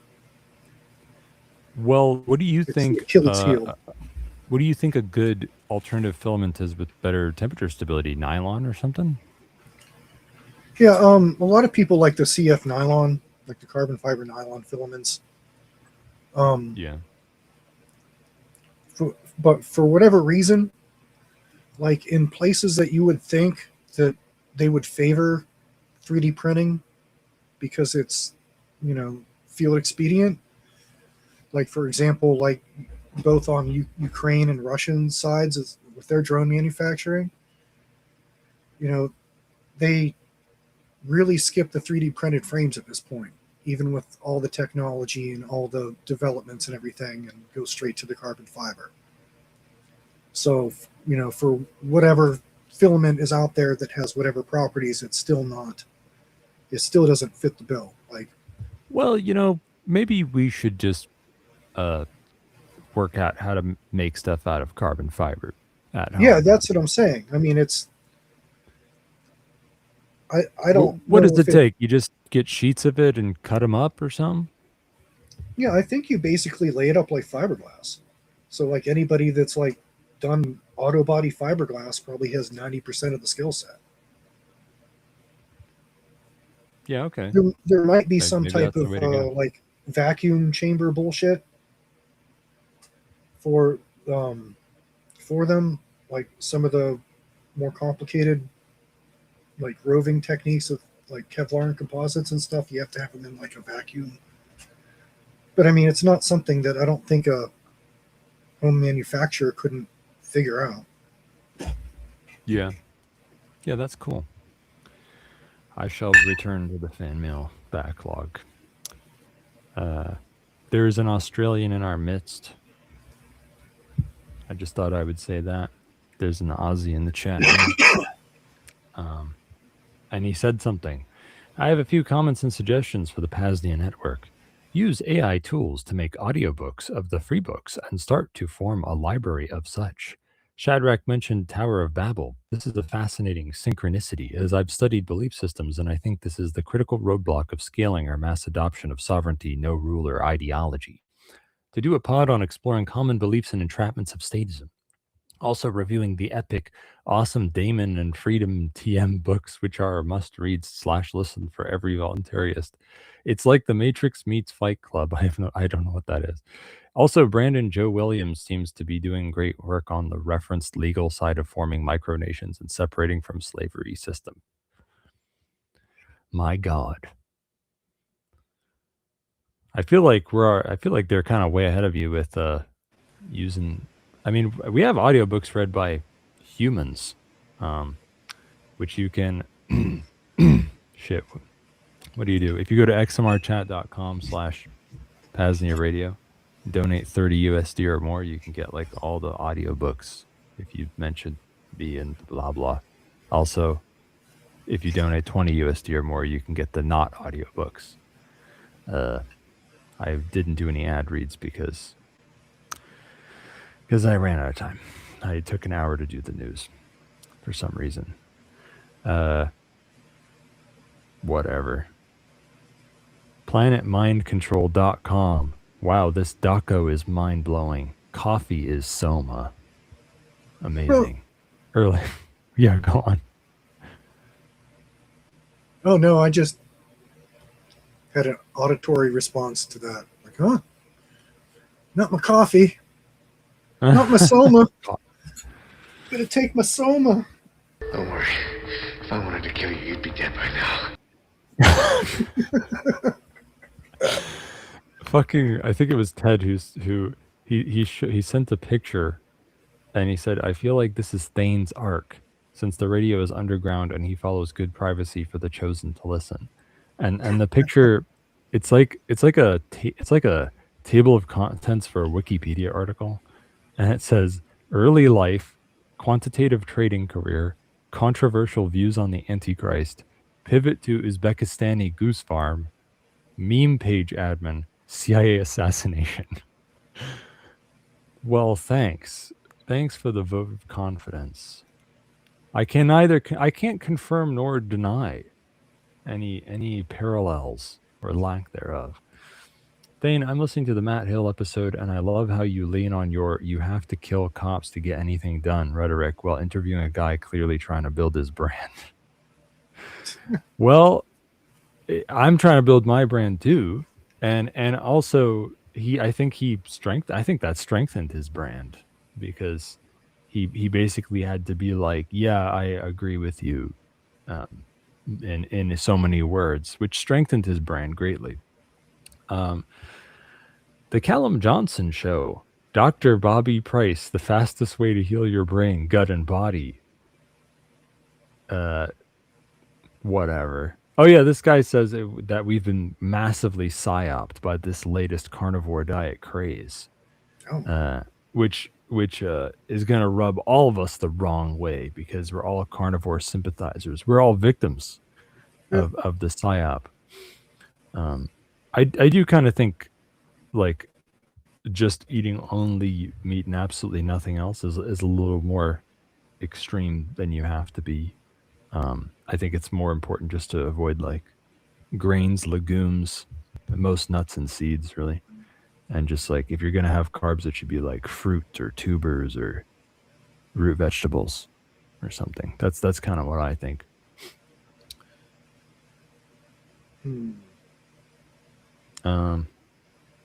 Blah, blah, blah. They're talking about fucking food. Speaking of cancer and ketosis, ironically, because he was talking about how a carnivore friend contracted cancer. I mean, there's a lot of factors for cancer. Oh yeah, and what kind of carnivore? Like, was he eating processed meat or something from the supermarket? I don't, and I mean, like, it's ironic because a ketogenic diet is actually a mainstream cancer treatment. Yeah, for sure. Because cancer likes carbs. The more highly glycemic, the better. So it's probably anyone who has seriously bad cancer should probably be on a ketogenic diet just to treat it at the least. Oh, they should be, but the industry still pushes them to your bullshit high carb diet. And you also want a lot of, like, vitamin K or whatever, which you can get from liver, which is pretty popular with certain carnivores. Oh yeah, the Australian guy says it would be nice for more Americans to come here. It's very much a Wild West in many ways. You could live unbothered on the beach in many parts here for a whole life. It's hard to fathom the size. So that's your advertisement of Australia to Vonuence. Supposedly mean time to harassment is a lifetime, and with waterfront property, no less. So quite an advertisement for the Abkhazia Australia Tourism Board. They're talking about eating testicles. I agree with you. It probably does increase your testosterone levels. I don't know. Who knows? Maybe not, but I think it probably does. I don't know. I've read conflicting things on being able to ingest things that actually raise it. Yeah. Well, see, that's the thing. I think that both sides of that are likely right. Like, if I had to guess by without actually knowing anything, I would say yes. Swallowing testosterone and stuff should not make your testosterone go up, because that's not how it works. It's going to get turned into progesterone anyway. It's going to that's the chemical. That's like the path of it. Like, it doesn't stay as that, right? Yeah, but there are a lot of cases where, even though it seems like swallowing something shouldn't make that thing go up in your body, it does. So, like, for example, they said the same thing about collagen, that, it's stupid to eat collagen and think your collagen is going to go up. But then it turned out that, well, actually, if it's undenatured type 2 collagen, then it does. So even though the collagen's being metabolized and it's not staying collagen the whole time, for some reason it makes your collagen go up when you eat it. There's things like that. And also like the beauty of eating organs is they have organ specific compounds. In some cases, things that aren't even researched very well. And eating them tends to be generally the Native American belief that like heals like. If you have a problem with that organ, you should eat that organ. For the most part, that seems to work out.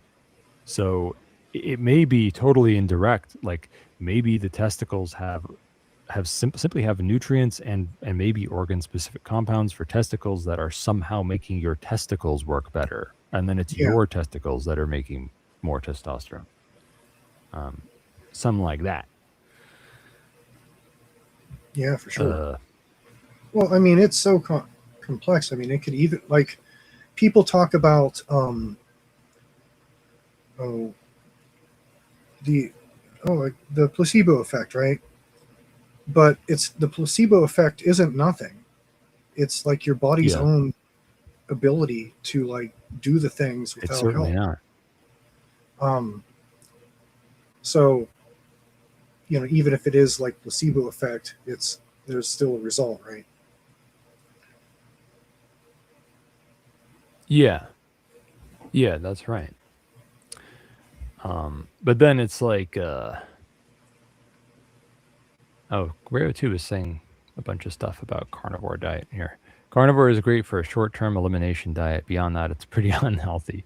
Eating a shit ton of conventional seed oil-ridden chicken and pork can fuck you too. I used to eat goat testicles weekly. Well, yeah, but we're not talking about you and Willie 2's tickle time, and we're talking about actually eating it. But yeah, I mean, at that point though, if you want to, utilize placebo power, then you're entering the realm of self-hypnosis or maybe even magic or something parapsychological. And it may not be necessary to blow a bunch of money on something expensive to do that. But then again, blowing money on something can actually be part of the ritual. Oh yeah, it's all about, you know, placebo effect is about convincing yourself that it's working and it's going to work and everything else. And it's the research into the power of thought on that level is pretty. I mean, there's some research that says you can up and down regulate DNA with conscious thought and belief. Yeah, I mean, that's probably true. Like, especially because, I mean, shit, with epigenetics research just keeps. Yeah. Epigenetics is like, if you look, you find something. It seems to be the way that research is going. That like, does food alter epigenetics? Yes. Does things that happen to you in your life alter epigenetics? Yes. It's just like every time you look, you find things that seem to fuck with epigenetics everywhere. So yeah, I mean, of course, the way you think does, and you don't even need a parapsychological explanation for that. You could just be like, well, if you have a certain attitude, it affects your neurotransmitters and hormones and things, and those will affect your epigenetics. Oh, of course. I mean, it's kind of accepted in pharmacology that they can change a neurotransmitter to get you to change your attitude, right? Like, it's kind of bizarre. Accepted a little too. It's accepted a little too simplistically, I think. Yeah. Yeah. But when someone mentions they can do it by will, they're out of their minds, right? Serotonin's supposed to be the happy, content chemical. Why do I want to shoot up my school when I'm on SSRIs? It's pretty weird. I think I want to kill everyone and then myself. Well, here's the explanation behind that. If you look at serotonin and you look at what happens if you have too much serotonin, that's like the serotonin sickness or syndrome or whatever they call it. Those side effects that causes psychosis, right? Yeah, it causes psychosis, and the side effects mirror all the side effects of the really bad side effects of SSRIs. So I'm not convinced that these pharmaceutical companies didn't know from the gate that all they're doing is Yeah, giving I think people they knew. serotonin sickness and blunting their emotions in the process to make them more compliant. Yeah, I think they knew that. I mean, like, it doesn't take a genius to look at the body of research and think about the mechanisms of stuff, and Oh yeah. then be Well, like, I mean, it's pretty much accepted now that the whole serotonin theory is bunk. That it wasn't right, based yeah, off of any yeah, real, it wasn't based off of good data at all. It was and just kind of made up by the yeah, pharmacy. it's very silly. Yeah, it's very, because I mean, like, even if you wanted to make someone less depressed by messing with a neurotransmitter, it would be like dopamine or something, right? You just give them speed. Like, that won't cure the depression, but it might make them a little Well, I less mean, fatigued and that's more their answer motivated. for the ADHD is the Right. And that's not entirely wrong. It does work for some folks who have trouble focusing on things. But yeah, I mean, I don't know how I feel about giving it to children throughout their whole and development. it does have a cumulative. It has the same cumulative side effect as any stimulant that you take too long. Like, it's not necessarily good for your nervous system. You can develop psychosis from fucking Adderall, right? Yeah, you have to be kind of prone to psychosis. But yeah, stimulants can trigger. That's the same reason manic depressives have they get psychosis sometimes when they're in a manic phase. It's the same shit. Anyway, you guys are talking about fucking shilajit and fucking pine stuff. And then this guy says, and I think it was John Galt or something. Thane, maybe for tomorrow's show, you can check out this. And he links me to privacy.ca.gov/drop. I guess that's a government website. They blocked Tor apparently. So they're giving me friction. Privacy.ca.gov/drop. What even is that shit? Is that the California government or the Canada government? CA.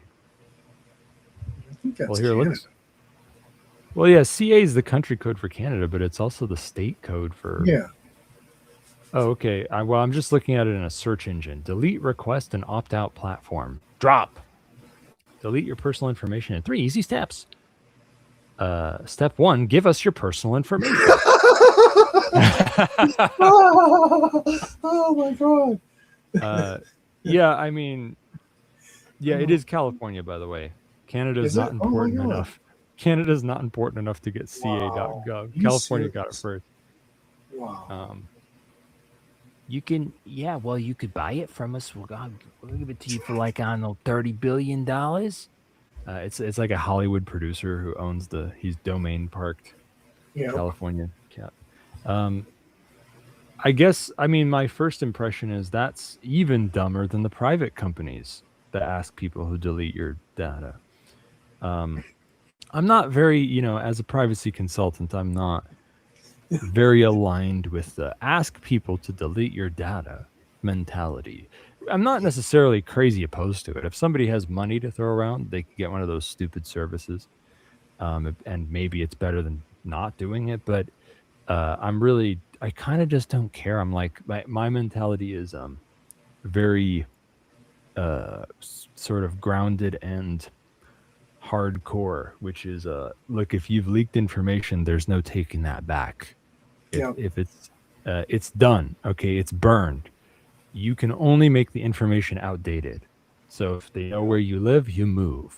That kind of thing. If they know a name that you use to do something, you stop using that name. You go get another one. And so on and so on. You can only, that shit is burnt. That shit is burnt up. So you burn it. And it's not like people have been warning about that since the internet was a thing.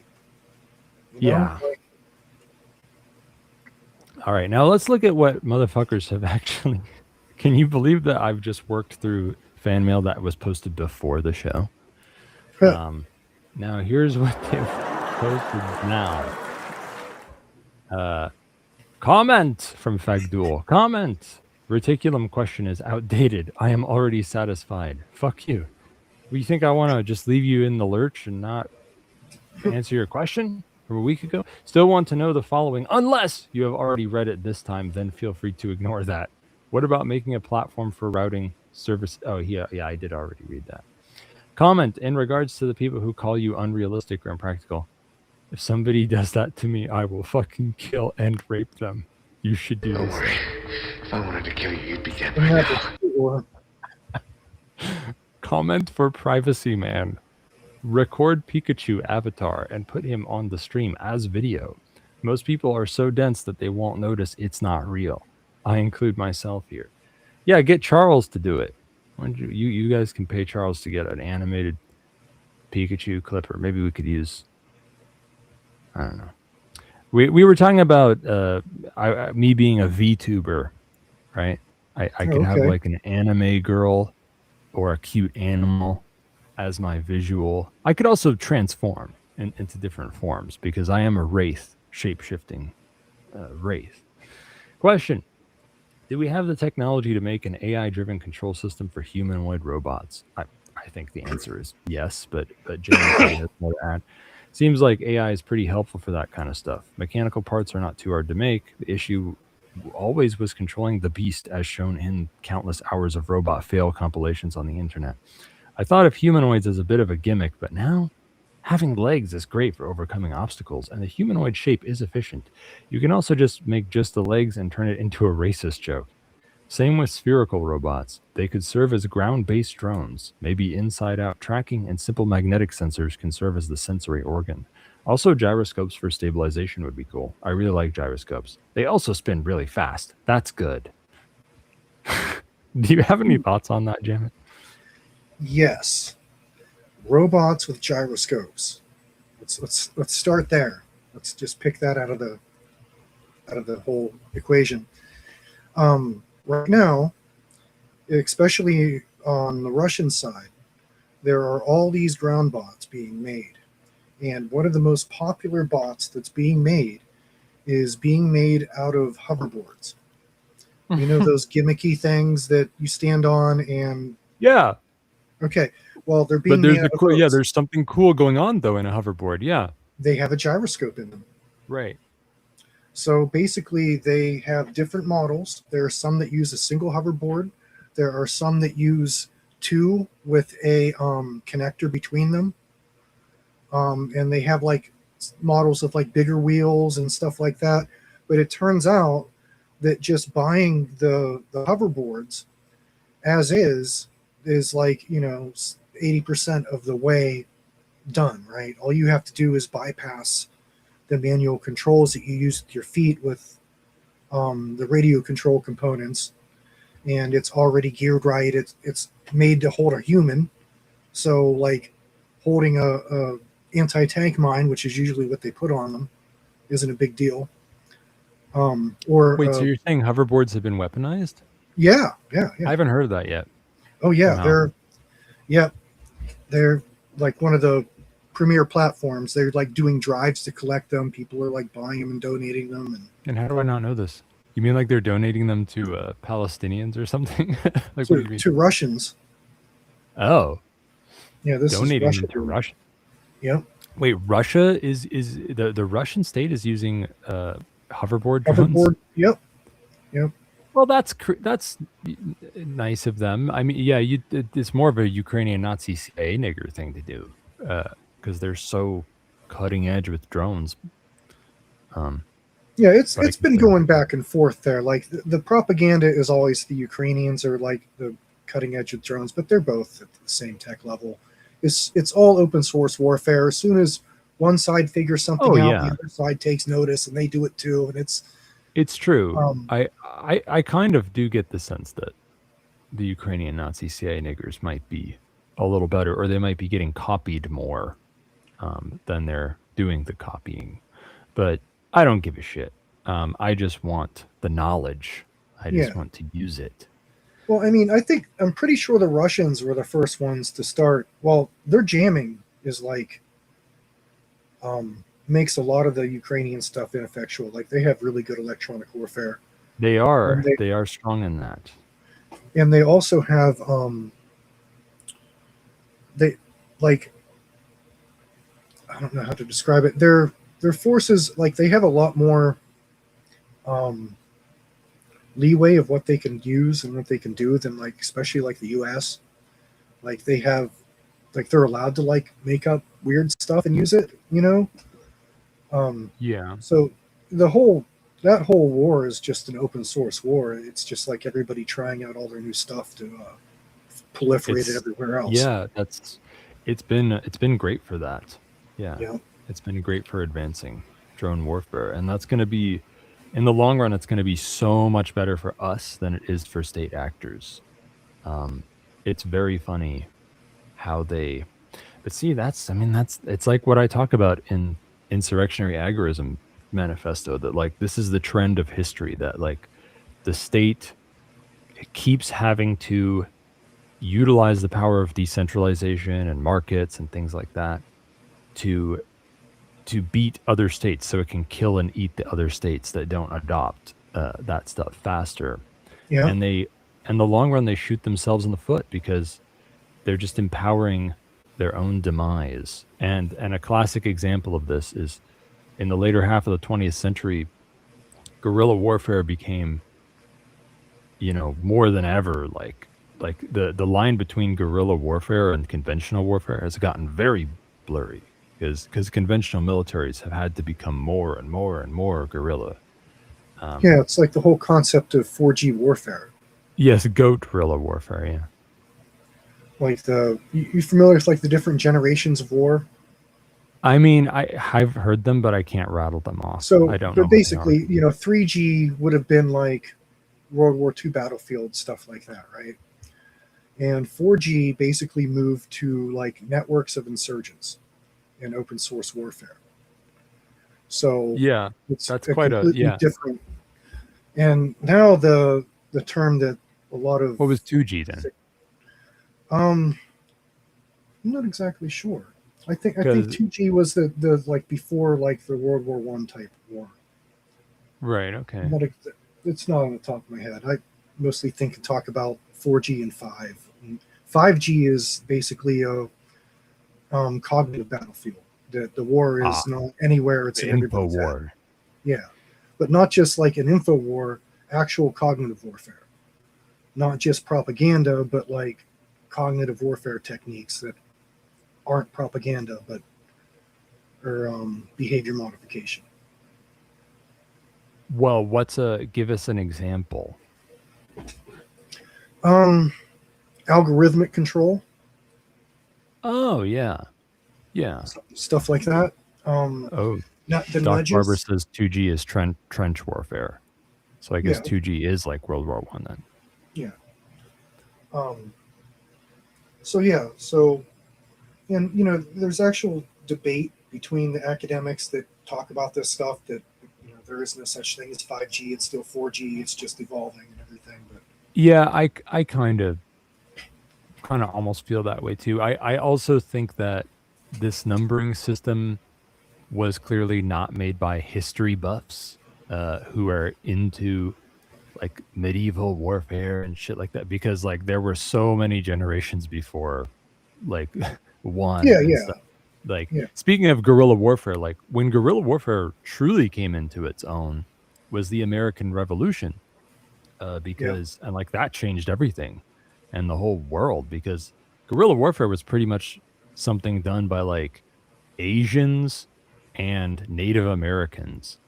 And it's because the American colonists had to fight Native Americans, because Native Americans had been forever, for hundreds of years, thousands of years, they'd been fucking killing each other in their sleep, and like raping each other's kids and taking their scalps. Plains Indians especially were fucking crazy. I mean, it depends on the tribes, but yeah, certain Plains Indian tribes and things. Yeah, some tribes are not like that. And those tribes were like, everybody hated them. They were, that's why like they hated each other. Even their names today were basically meant like adversary. Was it Isn't like the Sioux means adversary or something like that? I don't know. I wouldn't be shocked. But yeah, that like the Americans simply had to, because like early American colonists were like British people. Their idea of war was like, it's like a duel, but you do it with a lot of guys. We all stand in a line and just try to shoot at each other. And we wear bright red shirts. Yeah, it was a battle between their toy soldiers. It wasn't. Yeah, it's almost like symbolic. It's like it's not very down to earth. There's no sense of like, well, you should try to not get hurt, and like you should do whatever you can to win. Like you should go kill them while they're sleeping. So they had to adopt that just to live in America. And then when it came time to fight the British, it wasn't going to work out for the British. So I mean, shit, and that's just one recent generation. I mean, fuck, you could get into siege warfare and blah blah blah. There's lots of generations before the first one. But whatever. Do you know what Generation 5 is? It's insurrectionary agorism. It's cipher mercs. That's what that is. Yeah. Even that falls in line with it. Even that's kind of just 4G. I mean, it falls in line with the theory, though. That's cognitive warfare. Rayo 2 is telling us that, Sioux is widely understood to mean enemy or adversary. And blah, blah, blah. It's some French shit. Looked like he copy-pasted it. Little snakes. That's cool, too. Yeah.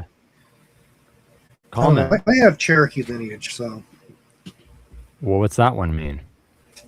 I don't think it has any. Nerd? Yeah, I don't know. I made myself laugh with a cruel joke. I'm sorry, Jamin. That's okay. I'm not fat, gay, or a nerd, so that's cool. Now you're the jokester. Comment. Your Pikachu avatar must have his eyes blurred out. Or even better, put a shitty black bar over all his body, but so that it is too small and that you can see half of him. I kind of like that, actually. I might do that. I could totally hook you up with the workflow to do that. I'd certainly like to see it. I'd like to see all your crap. Your shit should be published. Well, that's what I'm getting around to. It's all about getting a website up again. And I'm getting everything together. The way I figured out that I'm able to do things is I have to do things in blocks, like all of one thing at a time. So that's why I have such a backlog of things, but they're basically to the point now where they're ready to be published on something. I'm going to definitely hand some off to Shane, but like I've been wanting to get my own site up because I have a lot of stuff to put on it. Yeah, I'm probably, when I get a site, it's going to be some autistic shit, like a reticulum, or like a Gemini site or something. He says Cherokee means it either means people of a different speech or those who live in caves. Huh. Etymologists don't always know for sure. That's cool. Yeah, okay. Yeah, like what do you, so it's funny, I was thinking about like VTuber type shit. There's from a privacy perspective, let's say you want it to be paranoid. I feel like there's two ways to go about this. One is you just go with the voice only, and the AI has to sort of fill in the blanks of like what the expressions are and shit. And then the other is, the concept of locking down, like actually having a camera pointing at someone, showing their face and shit, and like converting that like the face swap type stuff. Yeah, you convert that into like an anonymized data that's just like, here's how the face is moving and stuff.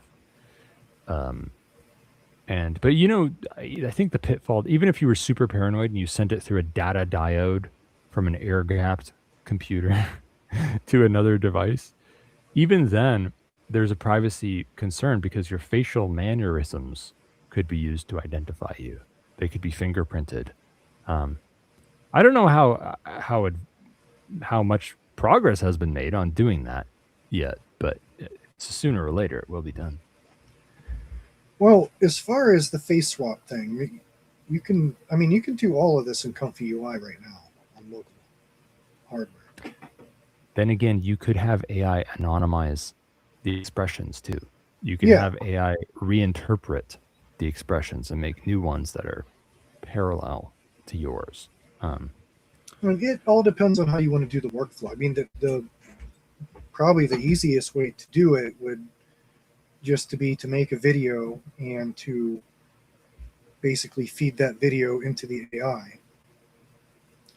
If you wanted to replicate your mannerisms, but if you didn't want to do that, I mean, just prompting it.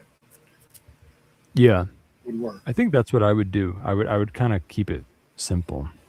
I just want like it doesn't have to be Pikachu, okay? Except now Pikachus are running jokes, so Pikachu's got to be one of them. All right, let's see what the fuck else we have here. Comment. I am running out of smart comments since roughly 8 months. Nobody would have noticed the difference though. Yeah, I ran out of good content for the show for about 6 months. So it's good timing. Arc is lightning that cooks air. You bubble the air into water and that becomes acid. You put the dog's hair into the acid and add sulfur. Now you have gun cotton. You put the dog's hair in. Can you actually do it with dog hair? Dog hair does not work. It's a meme. Oh, okay. He already answered me. Drone tower is for low drag and can pull harder upwards. Balloon will be blown around. Balloon on wire is good too. Okay, you have a point. Are you saying that up in the atmosphere you can like get thrust from the environment with high voltage stuff and make a super light drone just stay up there for a long time? Because that's cool if that's true. For printed drones, I would love designs that embrace sandwich design principles and platonic shape stuff. Also use LWPLA with foaming agent. That is light as fuck. Yeah, that's what I would think. Check all sorts of fibers that we can resin up. That is all kind of like carbon fiber. Some lighter and some cheaper. Use platonic solids maybe. Make flying pyramids. Fucking masons. My burger. For real, vegans ate my farm's animals' food. Does te unspeakable metal, colloidal silver or gold, make one immortals? Is it a good idea? Should I give it to my hamster? You want to take these, Jamin? What's that? Does the unspeakable metal, colloidal silver or gold, make one immortals? Is it a good idea? Should I give it to my hamster? I've never like even looked into colloidal gold. Is that a thing? Yeah, so Radio 2 can tell you all about that shit. And also fucking what's his face? Guy who's been on my show. Into colloidal silver since like colloidal. You can't even say colloidal silver, motherfucker. Colloidal. I make it colloidal. It has all the colloids in it. But yeah, there's this. They call them monoatomics, and there's also this thing called Ormus, and there's all sorts of crazy stories about supposedly what monoatomics can do. So colloidal silver can't make you immortal, but if you believe weird websites, then monoatomics can, and that's why ancient aliens were immortal, and that's why they were mining gold from the earth and shit. Oh, okay. I see. Question. So cognitive warfare is narcissist abuse, basically? Getting people to believe weird shit, injecting and feeding dysfunctional thought patterns, abuse farming, giving people social structures that empower destructive behaviors and bad incentives? Exactly. Or is this about doing it to soldiers on the field? Can I do cognitive warfare, or is that just for government actors? Isn't cognitive warfare just society? Yeah, on a lot of levels, it's how this society is kind of been steered to evolve by the state, I think. But I feel like I'm reading someone's live journal.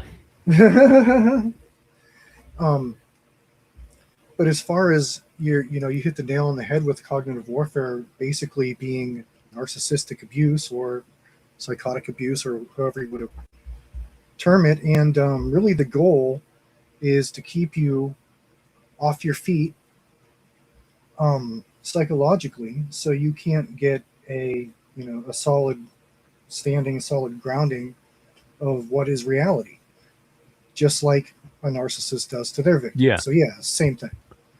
It's just Yeah, on a mass scale, and it's like demoralization. mass formation. Yeah, it's like mass formation versus like individual psychology, right? Yeah. It's doing it on a mass scale. Yeah, I think that has been done pretty successfully, I think, to most folks. I feel like most folks, regardless of like whether I like them or agree with them on things or whatever, like most of them kind of seem I don't know, fucked up. Like they seem like their ability to discern between truth and falsehood is just broken. Their conscience is gone. They have no moral compass. They're just untethered. Well, I mean, that's kind of the point to it if you look into the psychology of it, right? Like the connection to personality disorders like NPD, like narcissism, or BPD, right? Those all stem from not having a psychic grounding in an identity. Like all of them are, that's why they're called personality disorders. They're a failure of the identity to individuate to a level that's functional, right? And that is exactly the way that you would want your people that you're trying to manipulate to, exist in that state all the time. It's a shame that you're then stuck with those people being your slaves, though, because it means that when there's a little group of people that doesn't fall for it and has superior ways of cooperating, that they can grow and then destroy you. It also means that you are killing your own golden geese. You're killing your own. Yeah. The parasite kills the host kind of thing. Oh, for sure. I think it's the the whole Moloch thing, right? It's the whole reference of you're feeding the future generations into this fire that's just consuming them. Is what's happening. Question: opinions on rigid airships? I had issues with envelopes, so I went to wanting quasi-rigid approach. Stiffness can be exploited. Do you have any thoughts on that? Because I haven't really given much thought to airships. I think the whole idea is awesome, and I'm kind of paying attention to the discussion on it. I feel the same way. Yeah, I feel like you and also maybe Calypso are the guys who kind of think about that stuff. You're the top of the game here, so you're just gonna get like dumb stares and silence. Yeah, but I can learn. We can learn. We're fast learners, so maybe we'll have a smarter opinion after we learn something. Air breathing ionic drives are real. He confirms. That's cool. Wow. So I think you're right then. If you can just get it to stay up there for free, then yeah, maybe a tiny drone is better than a balloon for an antenna. Yeah, that would be great. Yeah, because I figured out I need to get line of sight to the closest person that I'd want to get line of sight communication with. I'd need we both need 60-foot towers, So having a very inexpensive, cheap drone that could stay up in the air. Yeah, the last time you were here on the show, you told us some cool stuff about putting low-cost tensor chips in camera devices so they could run small image recognition, object recognition, AI model. Yeah. And the thing that stuck with me when we talked about that last time is how much more powerful this thing makes something like a LoRa mesh network, right? Because, I mean, something funny about this came up actually in the PAZNIA Anti-National Security Agency chat. Because as some listeners may know, I've gotten around to starting a project for a private chainless tokenized mesh network. And I posted a first draft of some core goals, which are called hard, dark, growing, and slippery. And right now I'm getting feedback on that, and we're talking about it in the PAZNIA Anti-National Security Agency for now, which listeners can find at paznia.com/simplex. But anyway, Avalon Centrifuge made a joke that LoRa is only good for sending texts and cryptocurrency, but likely not for drone striking cops. And I couldn't help but think, you know, with low-cost tensor chips on the drones and the right specialized AI models, maybe sending a text prompt over LoRa is good enough to run drone strikes. What do you think? Eventually. I mean, eventually, yeah. Well, yeah, the key part there was with the right specialized AI models. Yeah. Well, I would even say that a lot of that is already a thing. LoRa is already being used for drone control. I mean, it's one of the main. Yeah, I guess like bands used for, or not.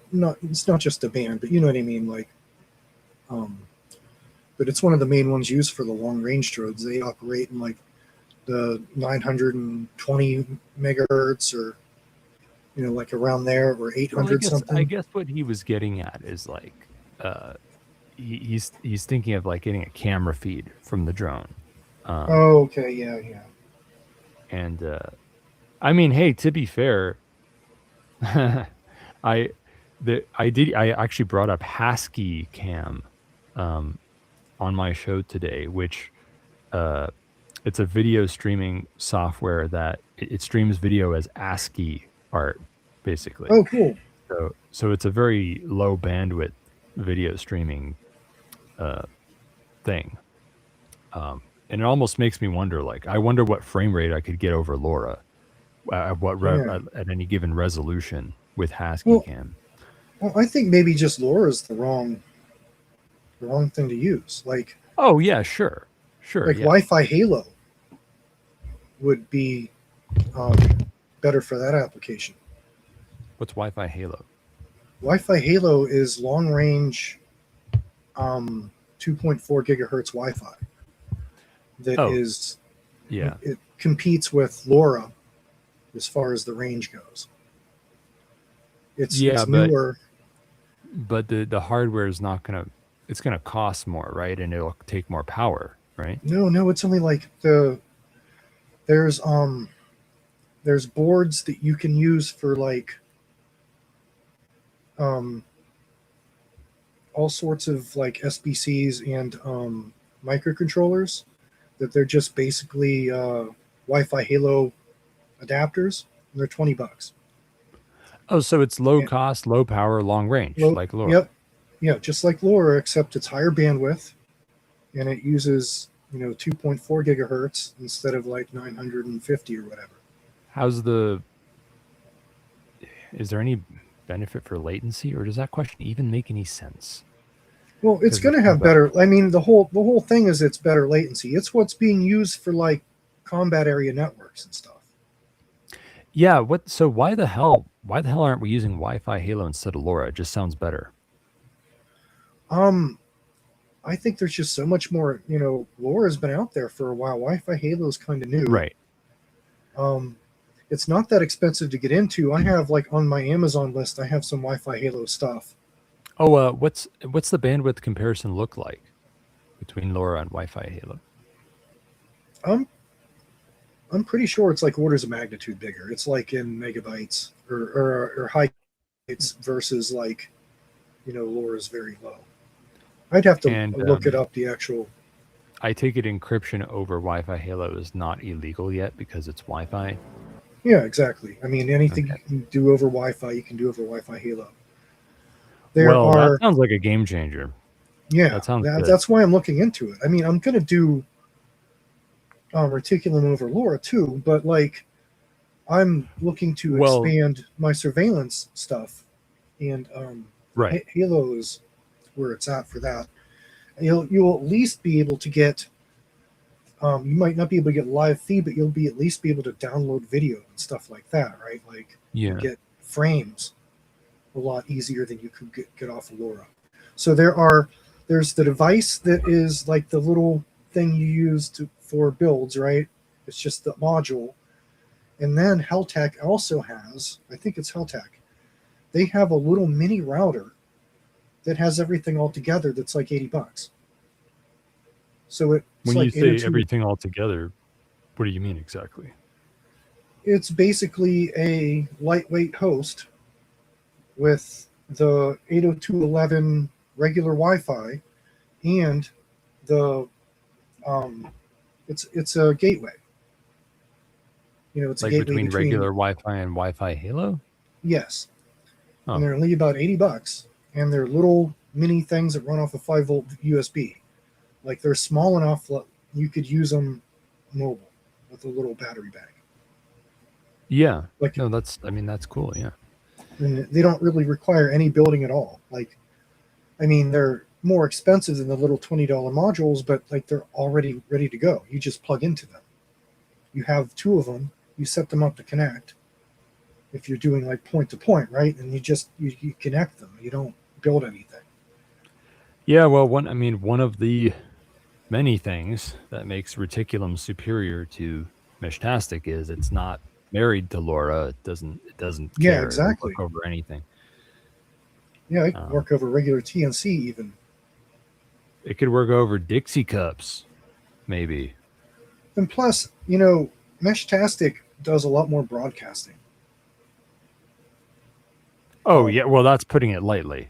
It's not even a real. It might as well be a signal beacon, is what it should be. It's exactly. It just every node relays everything. It's retarded. Yeah, it's easy to. It was easy to build and fun to play with, and it got people into LoRa mesh networking and stuff like that. But that's it. Well, I think it still has applications and stuff. It's just, I don't know, like people trying to, integrate it with things like Attack, like the Android Tactical Awareness Toolkit thing. That's all people need is another radio beacon on them, calling in the drone strike for everybody else. Have you played with any mesh protocols besides Meshtastic and Reticulum? I've played with LibreMesh, and I even forget what they use. They have a firmware that you can download and just put on stuff, and it meshes. Have you played with Yggdrasil? No. Does anything come to mind that like might be competitive with Reticulum, like good enough to consider? No, I think Reticulum's I think it's probably the coolest thing in a long time. Yeah. I don't really see anything. I mean, it's a whole protocol stack. It's like people compare these things that aren't even a protocol stack against it. It's like, what? It's not the same thing, right? It's a whole new way of interneting. It's not just a mesh network, right? Yeah. I'm interested in routing things over it. Like, I have so little interest in messaging and talking over it. Like, I'm an introvert. I don't do a lot of that anyway, right? Like, I'm more interested in, sending data over it and stuff like that. And it's just so much better than anything else for that use case. It's not even funny. Yeah, it's very like that guy's a genius. That he's like a kindred soul, because like the design principles he built Reticulum on are things that I've been ranting about for many years, and I was glad to find out somebody else did it, because I don't want to fucking do that shit. But now I have to do the next part, I guess, which is tokenizing it. Yeah, that's really interesting. Do you know any good chainless token protocols besides Holochain? Do you even know what Holochain is? No, I've heard of it in passing, but I'm actually not that up on blockchain stuff. Well, it's not blockchain; it's chainless. But yeah. Well, blockchain adjacent crypto. Wow. You can just say cryptocurrency. Thank you.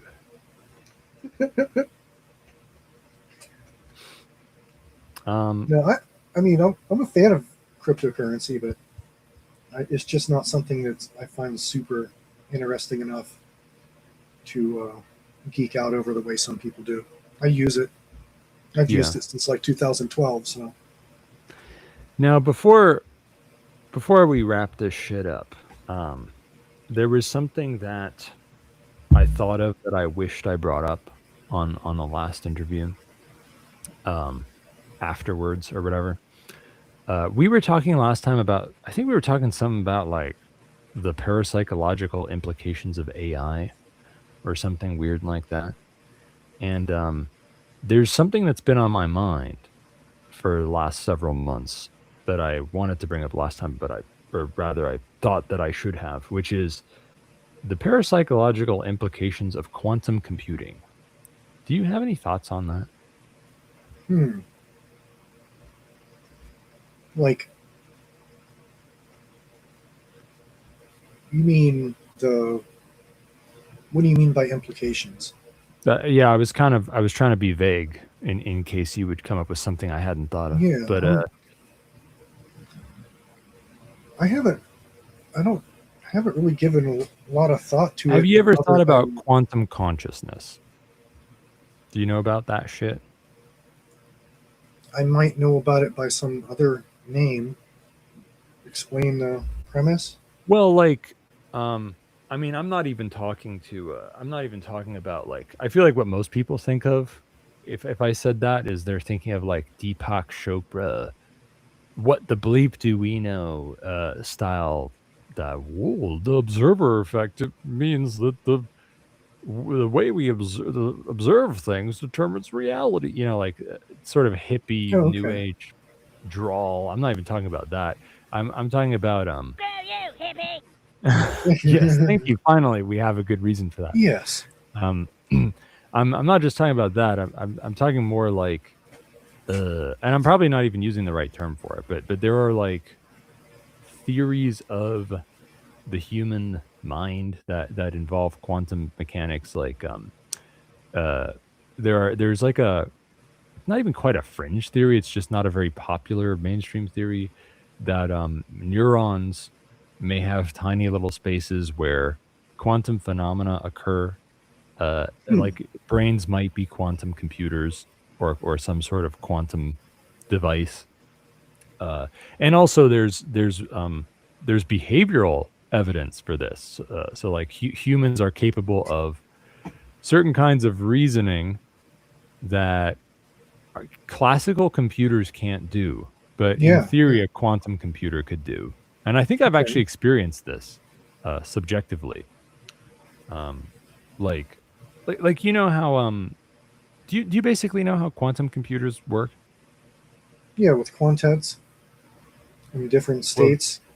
Well, yeah, qubits. Yeah, like qubits can be 1, 0, or they can be in a state of superposition. Oh, okay, yeah, qubits. I call them quantets. Yeah. So instead of just 0 or 1, it's 0, 1, and also superposition, right? Where it's like, there's different ways of interpreting superposition. Like you're both 0 and 1 at the same time, or you haven't decided yet which one you are, something like that, whatever. Yeah. However people like to think of it. And as a result, quantum computers are better at certain things that, for example, like there are scenarios where with a classical computer, you would have to check every individual possibility to see which one is right, like to brute force something. Mm-hmm. And quantum computers make certain kinds of brute forcing faster because they can work with multiple different possibilities at once because of superposition. Something like that. And I feel like I've experienced that subjectively, and like they've proven in research that humans can do things like that. And I've experienced it where like you're playing like fucking Minesweeper or something, and what and like at first, when you've eliminated all the low hanging fruit, you know, like this one is touching only one tile, these twos are touching only two tiles. You've eliminated all the easy stuff, and now it's not immediately obvious what the next thing to do is. And usually what you do at first is you do the classical computer way. It's like, well, let's see if the mine was here, would that make sense? If the mine was here, would that make sense? And you try and find one that doesn't make sense. But if you get good, or you're smart, or whatever, or something, if you're lucky, your intuition sort of comes out, or something, for lack of a better word, and you can perceive multiple possibilities at once. Like for example, you start to see a certain group of blocks as a blob that contains 2 mines. There's 2 mines among these 6 blocks, and that also overlaps with this other group that has 3 mines in it, and you start to see all the different possibilities blended together without having to know which possibility is true. You start thinking of the possibilities as one consolidated unit, and that might be an example of the human mind doing quantum computation type stuff. Well, that's, anyway, that's exactly in line with what I was talking about earlier. What you're describing are the cognitive input. There's an introverted intuition function and an extroverted intuition function. And what you're describing a combination of both. Like extroverted intuition basically intuits from the data set of the external. That's why it's called like extroverted intuition. So like it's like all the like human collective conscious is what it intuits out of, right? And then you have introverted intuition, and its data set for intuition are your subjective experiences.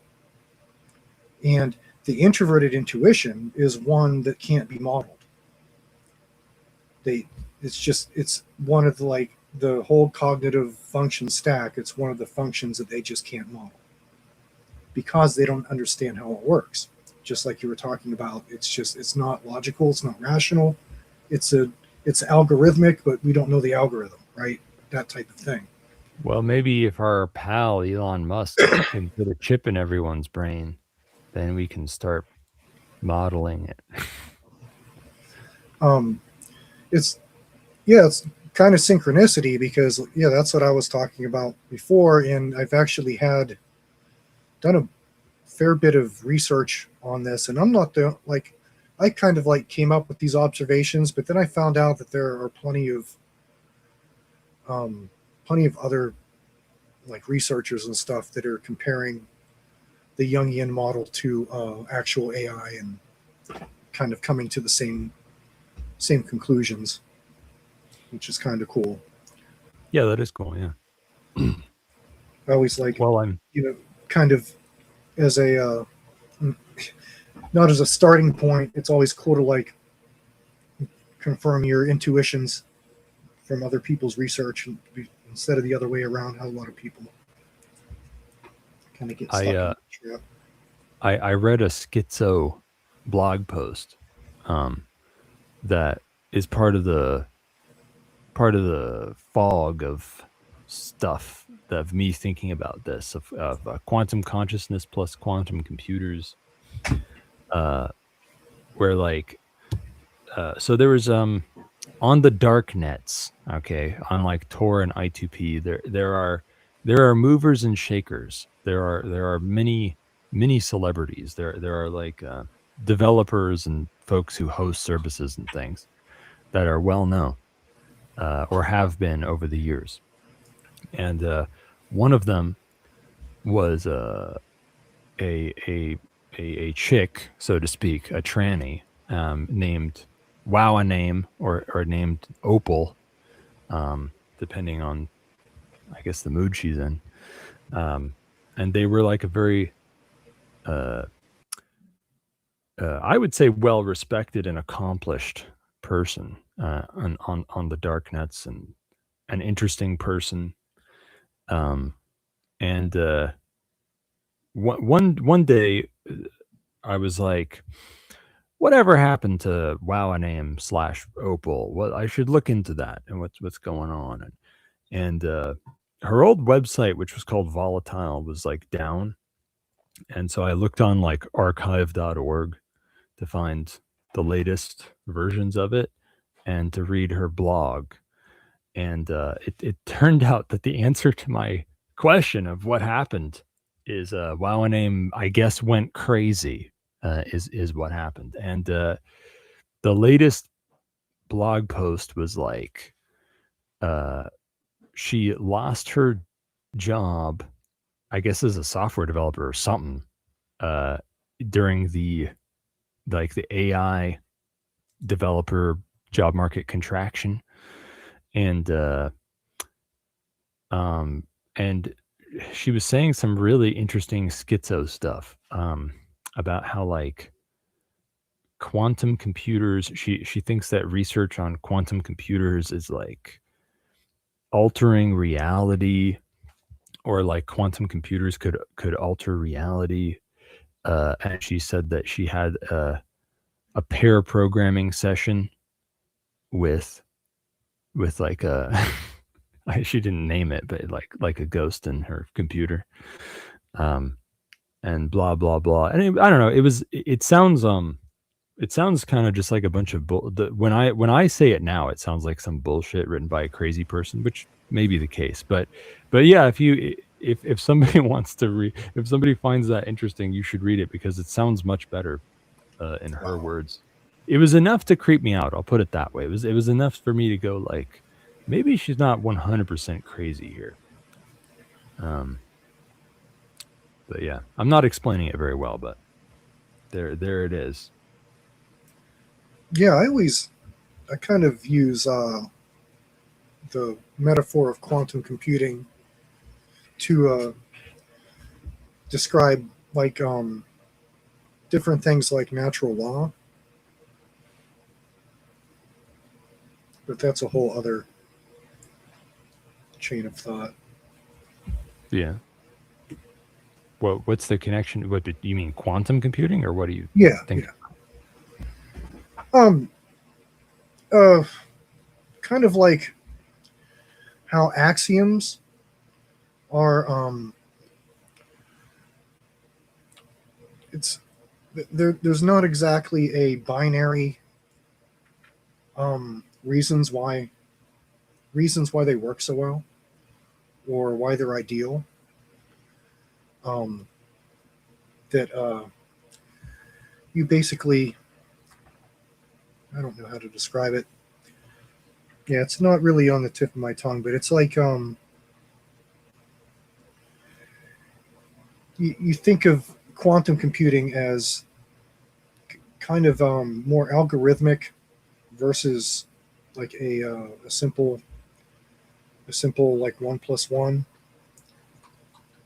Yeah, like I said, I don't really have it on the idea on well describe, but the Hegelian dialectic comes to mind. Yeah.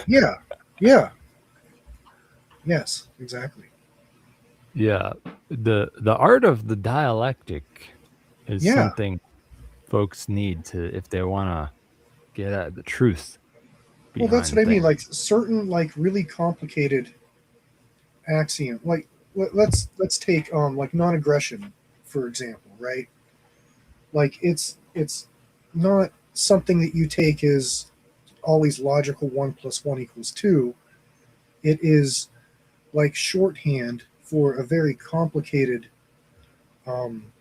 phenomenon that you could measure with a bunch of other different things, right? Yeah. Like for example, there are like metaphysical laws in the universe that might indeed be very simple at their heart, but you can't find a specific object in the world that is simple. You just find infinite variations and consequences mutating from the simple thing. Yeah, it's like they have a quantum core to them, right? Like it's not just as simple as be nice to people and they'll be nice to you or whatever. You have to look at, how some people dumb down non-aggression principle, right? You have to look at it as as kind of a heuristic that is more algorithmic than it lets on. It's not as much as 1 + 1 = 2 because there's a lot of gray area involved in it, right? But yeah, maybe someday I'll actually get my thoughts together and write about it. Yeah. Some things are closer to understanding. Some things is closer to an art than a science. Like you have to have an intuitive synthesizing mind that sees patterns. As we say, rhyme and reason, right? Like rhyme and reason, rhyme or reason. Like rhyme is another way of making sense of things besides reason. One is lateral and one is linear. Something like that. Anyway, whatever. Is there anything else you want to bring up before we fucking end our suffering here? Oh, I don't know. I didn't really have any ambition coming on. I just thought I'd talk about stuff that was cool that everybody. I think you did that. Trying to think. You were talking about the corals and the cameras, and I finally think I have the solution that I was looking for. With my video surveillance system, and I based it off of a stripped down Dell laptop that, of course, it has a management engine neutralized and all that, and it actually accepted 2 Coral TPUs, which I thought was pretty cool. It had 2 slots. I thought the one slot was just like, how they whitelist certain cards to go in it? Yeah. It doesn't look like it is at all. It's just, I was able to put dual Corals, and it has an 8 GB GPU.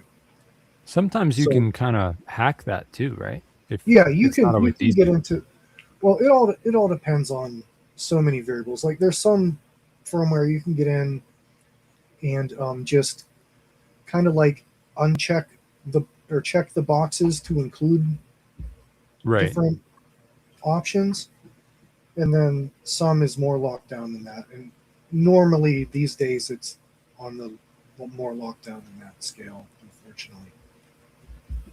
But thankfully these didn't need on whitelisted or blacklisted. Both Corals went in it just fine, and that should give me like 200 frames per second of AI detection. So I can spread that across as many cameras as I'm eventually, like I'm setting up this system to have a 10 camera capacity. I'm not going to use that many, but I always try to, engineering wise, make it a little bit. So then it could be like 20 frames per second per camera or something. Yeah, and that's really good. That is really good. That's pretty good. It's almost like a movie. Yeah, I mean, that's just for detection. So like when the cameras actually switch on to record, I can put whatever frame rate. So even with just one Coral with 100 frames per second, it would be good. But the thing is that the Corals take all the load off the CPU, and I was going to use the GPU in them to do the same thing, but it is now too old, and like there are different libraries that just don't work with it anymore. So I put the Corals in there, and now I'm using the GPU for an LLM. So the way the system's set up is it was going to be Proxmox with virtual machines, but instead I figured out it was better to just install Open Media Vault bare metal on it, and then do like Open Media Vault has plugins for the stuff that you would want in Proxmox, like ZFS file system support and KVM, so you can run the same type of virtual machines in it. So I put those on. You're not a nerd, but you care about ZFS support. I'm a geek. There's a difference, man. Yeah, you have to have your ZFS support. What are you going to do? Use MD RAID? Do you like your bits? Do you want bit rot? Maybe. Come on, man. But anyway, yeah, so ended up with doing that, and Home Assistant is on like the Home Assistant appliance container that you get from them that it's like supposed to be self-contained.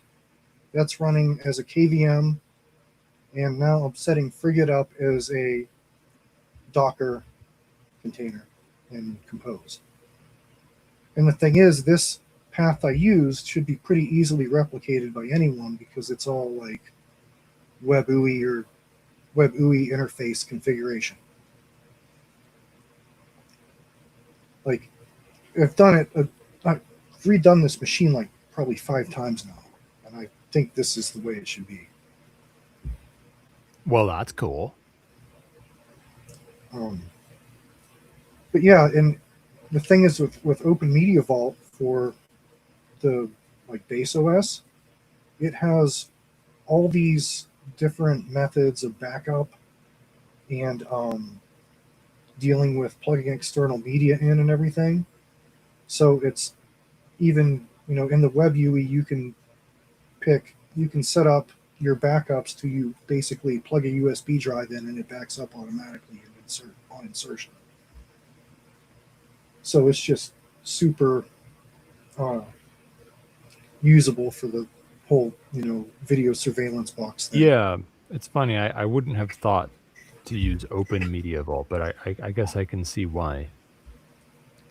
Well, the problem with Proxmox was passing through all those PCI devices to the different VMs that needed them was like a nightmare, because you have to, I don't know, with the PCI pass-through, they're like, there's groups that the PCI devices are in, and if they're in a group with something else the system needs, you can't really pass it through. So it was just easier, and being that I could do the KVMs on Open Media Vault with a plugin, and also do the file system that I wanted, you know, Open Media Vault's pretty awesome. It sounds more versatile than I would have thought.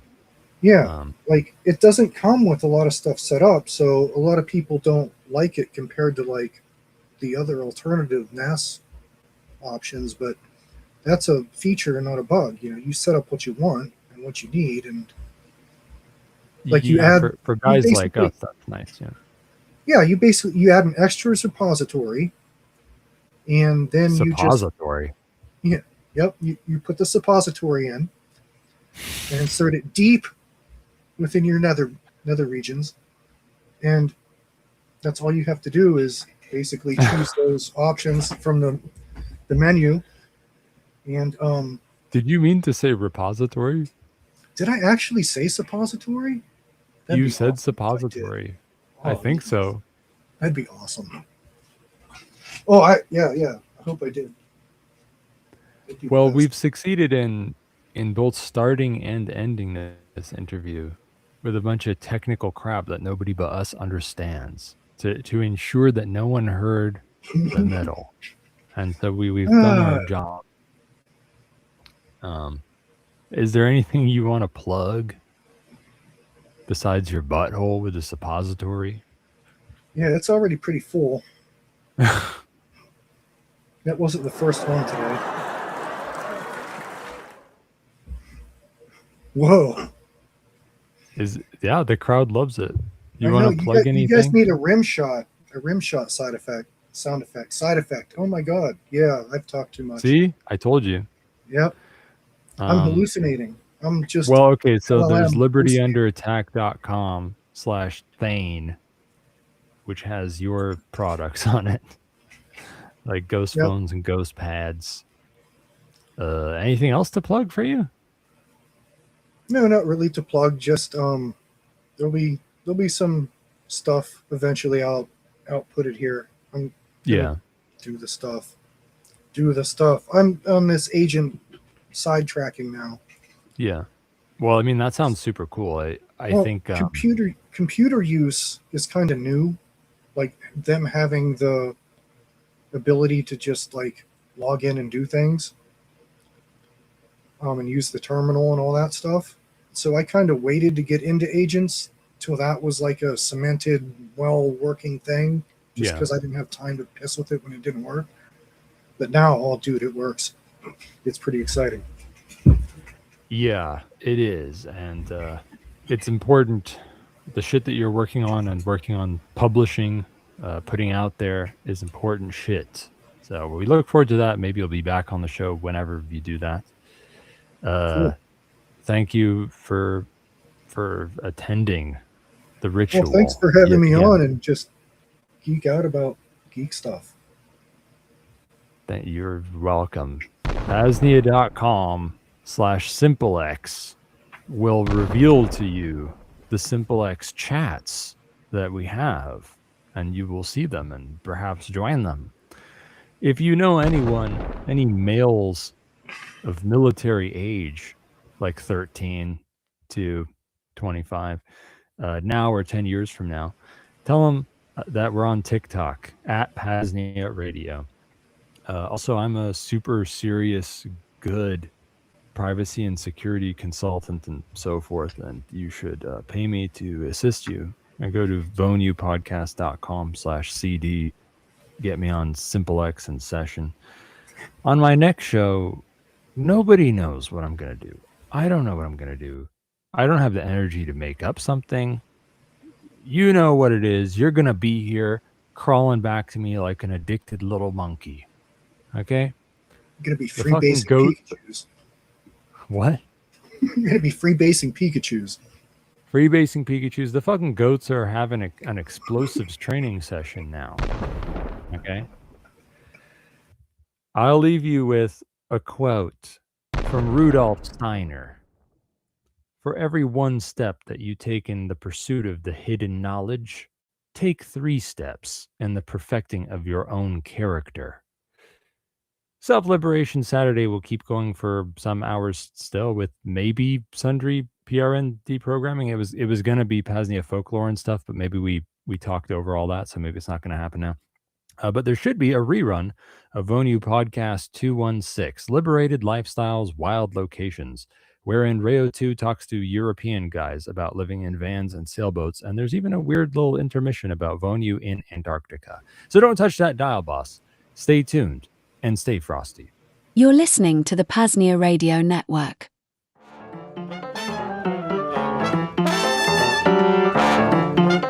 Billy Mays here for the Pain Liberator Miracle Muscle Pain Relief Spray. Ever have one of those deep and dirty pains or strains that just won't go away? Annoying migraines? Maybe you got into an altercation with Goat General Willie 2 and are only alive because of his mercy. Regardless, you've tried everything, but have you tried Pain Liberator? With the power of DMSO, aspirin, and magnesium, this Miracle Muscle Pain Relief Spray is taken directly and deeply into the tissues, providing instant pain relief. Wow. Commonly used in sports and physical training independently, DMSO has its own benefits, but combined with anything, in this case, aspirin and magnesium, those compounds are taken directly to your pain point with 90% absorption rate. Double. Wow. That means lower doses needed, rapid relief, and a provably safe way to live pain-free. Just visit libertyunderattack.com/pain to place your order today. Again, libertyunderattack.com/pain.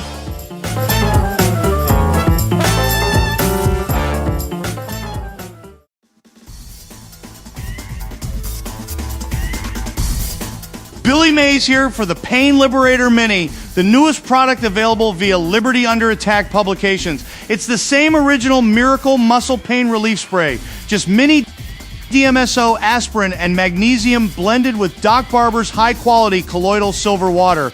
Ready for your hiking backpack, the unfortunate circumstance of having to fly, or if you'd just like to try it out before buying the bigger jar.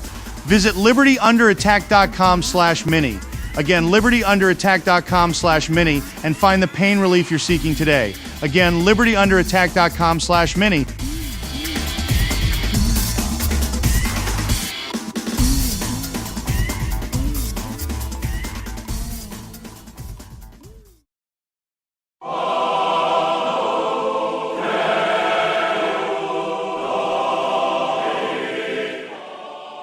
Billy Mays here with the PAZNIA Department of Tourism announcement.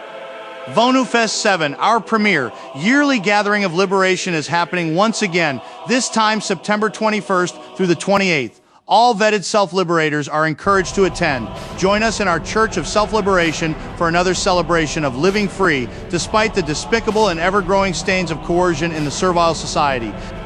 As far as what to expect, it's always spontaneous, and even more so this year with the consulate fire. But the Agora and the Second Realm never fail to bring wonder, enrichment, and restoration to the lives of freedom pioneers. The goal is for the embassy to be ready by then, and for Vonuence 7 to be a sort of ceremonial opening of the embassy. Regardless, we will have porta potties, an outdoor shower, and a pond for bathroom concerns. And of course, plenty of room to tent camp, park your van. I'll be there with free samples of OxyClean. Surely an event you don't want to miss. Again, September 21st through the 28th. If you need help getting vetted, it's usually not that hard. Just email coordinator@PAZNIA.com, coordinator@PAZNIA.com, or message coordinator Rayo somewhere else, like Simple X. Hope to see you at Vonuence this year, my friends. Billy Mays signing off.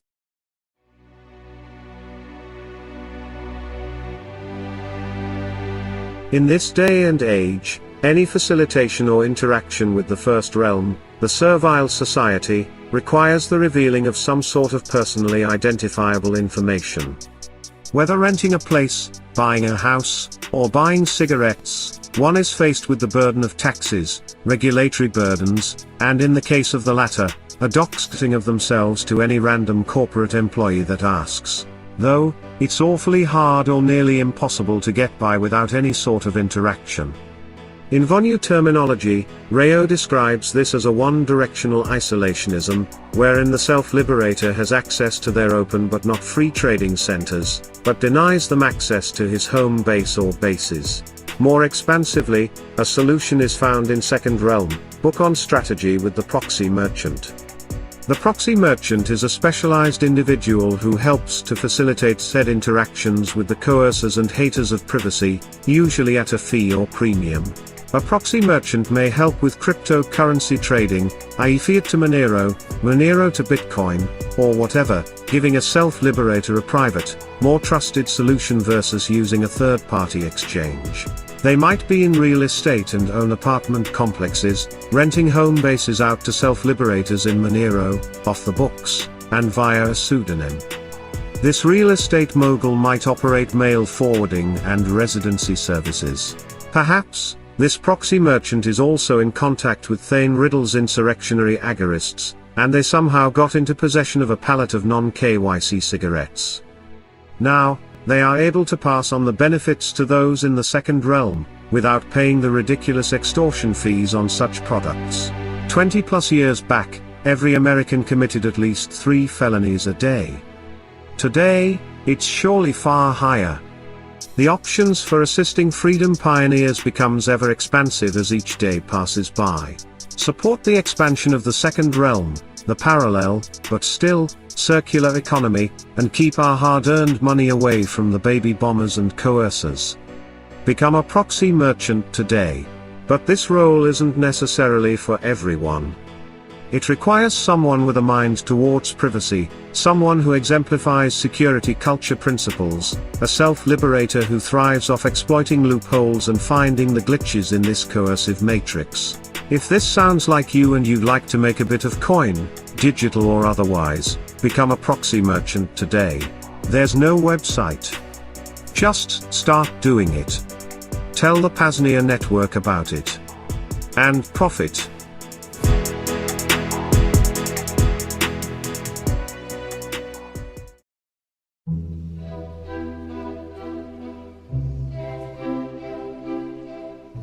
The warm weather is here, at least at Veritas, which means the springing forth of life in all its forms, as well as contending with those creatures of natural coercion.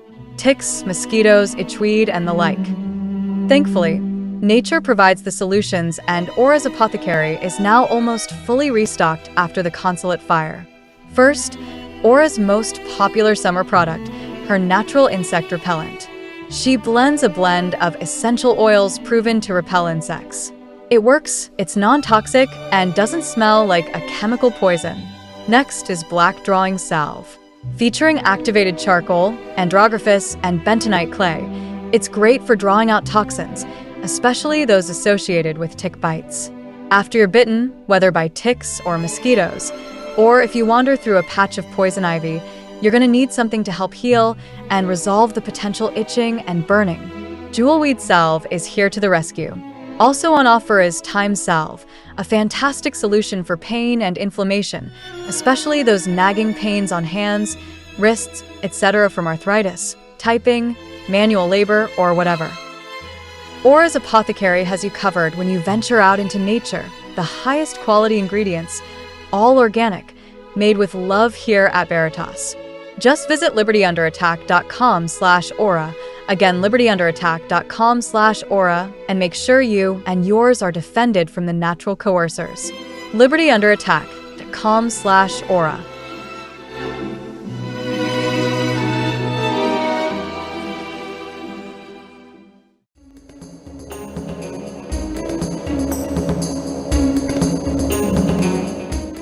Vonu means relative physical invulnerability to coercion. Vonu is a contraction of voluntary and not vulnerable. Vonu is somewhat like freedom or security, but those words mean many different things to different people. Rather than argue about what those words ought to mean, I speak of Vonu. Coercion includes murder, mayhem, slavery, robbery, rape, extortion, pollution, any physical interference with peaceful activities of another, whether by individuals or organizations.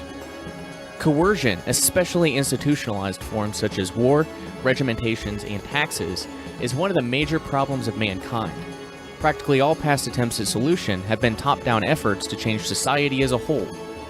Since the days of Babylon, there have been countless attempts to reform governments, take over governments, destroy governments, and manipulate public opinion. At most, such efforts bring temporary relief. Usually they have little effect. Often, they make matters worse. Vonu Life represents a different approach to the problem. Vonu Life does not waste space scolding government officials or proclaiming how society ought to be. Vonu Life speaks to you as an individual or small group and suggests ways you can avoid exploiting and being exploited. As you reduce the vulnerability, not only do you help yourself, indirectly you also help others by decreasing support of criminal institutions. Vonu is not necessarily only a few. Vonu will expand as there are more people willing to do. A Vonuent is a person who has achieved relative invulnerability to coercion. There are many kinds. Some live in the wilderness, where outsiders rarely go. Others live under the earth.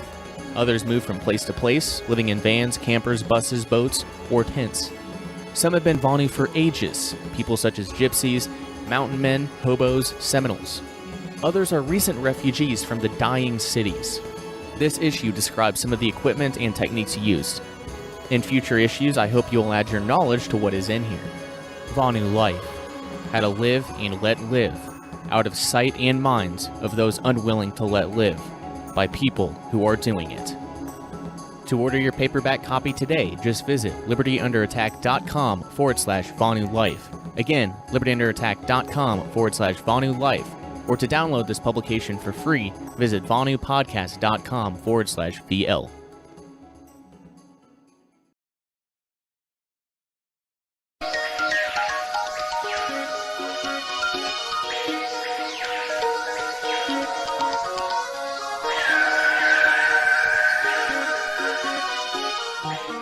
Supposedly, a CNN reporter found Osama bin Laden, took a television camera crew with him, went into Osama bin Laden's hideout, interviewed him and his top leadership, and he came out and told everybody, within 3 weeks, Osama bin Laden is going to attack the United States and Israel. Now, don't you think that's kind of strange, folks? You see, because the largest intelligence apparatus in the world, with the biggest budget in the history of the world, has been looking for Osama bin Laden for years and years and years, and can't find him. Some doofus jerk-off reporter with a camera crew, bosses right into his hideout and interviews him. And I'm telling you, be prepared for a major attack. But it won't be Osama bin Laden. It will be those behind the New World Order. I wonder what Osama bin Laden's targets are supposed to be. And if they don't, if this doesn't materialize in the next 2 or 3 weeks, it will eventually materialize because they haven't succeeded in getting the guns out of the hands of the American people, nor have they succeeded in taking our freedoms away. And so I can tell you with a certainty, they must do something terrible in order to stop this backlash and regain the sympathy of the mass herds of sheeple out there.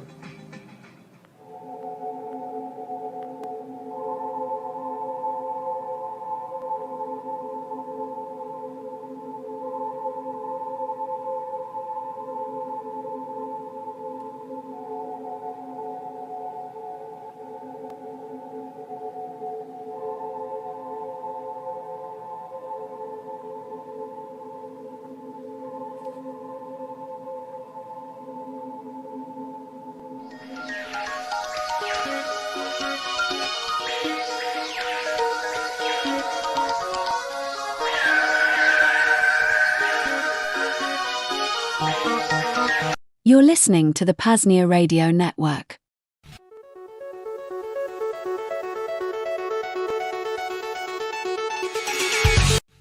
All right, and welcome to the Vonu podcast, the podcast making you invulnerable to the coercion of the state and the servile society. I'm your host, Shane Rayo2, coming to you from the Veritas node of the Free Republic of PAZNIA, the Self-Liberators paradise. For more on this burgeoning parallel network, just visit PAZNIA, PAZNIA.com. Back near the beginning of the podcast, Kyle and I started a mini-series called TVP Interviews. That was supposed to be a continuing discussion with different self-liberators living different liberated lifestyles. Well, just like the intermission episodes eventually got rolled into all into the main numbering, so did the TVP Interview series. Today I come to you with one of those, a discussion with two self-liberators from across the pond, somewhere in Europe, both with experience living on a sailboat. And one, I believe, splits time between a van and a boat. And to be frank, I want to do a lot more of these. So if you're living a liberated lifestyle and want to come on and discuss it, I'd be extremely appreciative. Just email shane@libertarianattack.com or email wherever is convenient, and we'll get it set up. I'm also more than fine with a written report, too, if, audio, podcasts aren't your style or whatever, and I can turn that into an audio podcast myself, made available with all of the others at vonupodcast.com. Totally up to you. So without further ado, I've got Barend and Maarten with me. Barend and Maarten, welcome to the Vonu podcast, and thanks in advance for taking some time to share. How are you both doing today? And I guess, Barend, you can go ahead and start. Yeah, I'm doing fine. I just went on the boat of my my other neighbor. So I used to live together with Maarten in the same harbor on an old boat. And since in the last few years, I've been living in a house, but my old neighbor invited me to go with him to bring his boat to the yard. So that's what I did today. So in the morning, I still have met Maarten in the harbor, and then we went with the boat of our neighbor to the shipyard. And it was quite a windy day, so there were quite some waves. So it was interesting to cross the big lake with this boat. But we survived, and the boat survived, and the boat is now ready to go on the yard after the weekend. So yeah, that's what I did today. Well, that sounds very exciting. Very exciting. I guess for your guys' benefit, I'll mention I've always been very interested in the idea of living on a sailboat. If you consider like the freedom of the open ocean, and really like there's nobody out in the open ocean. Primarily, not very many people in the open ocean. So there's no coercers, there's no bludge, there's no there's not really, that really doesn't exist. So you can find a lot of freedom. Yeah. Can find a lot of freedom on the open ocean. I must admit that we are slightly freshwater sailors. So Maarten has at least try to cross the ocean, but he came back and he also switched to freshwater. Okay. And also the lake we crossed today was still freshwater, but still it's very, very liberating to sail on your boat, and it's very liberating when your house doesn't need to keep on the same place all the time, and it can move. And I think many people who live on boats do not sail very many times. So especially when the whole thing gets moving and crosses the lake, that's really exciting, and that makes us very happy. And that's what we did today with one of my other old neighbors. Gotcha. So I obviously want to hear more from you, Barend, but I'll go ahead and introduce Maarten here. Maarten, you've been living on your boat for quite some time. I guess do you mind? And I guess actually for the audience, I'll say that the audio might not be perfect for this one, but we'll make it great. It'll work out just fine. But this is I think you might even be on the boat. So Yes, I am. Right on. So there we go. We got we got him live from the boat. So Maarten, please introduce yourself.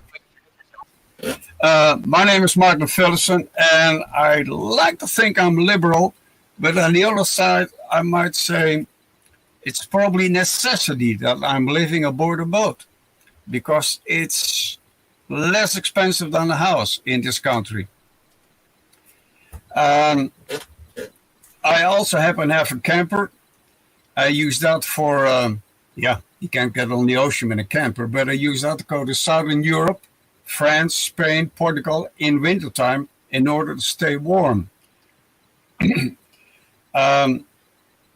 Right now I'm on a boat, like I said, but the boat is pretty well immobile because I removed the mast. The mast I have been removed for maintenance, and I'm busy doing that right now, outside, in the rain and the sunshine.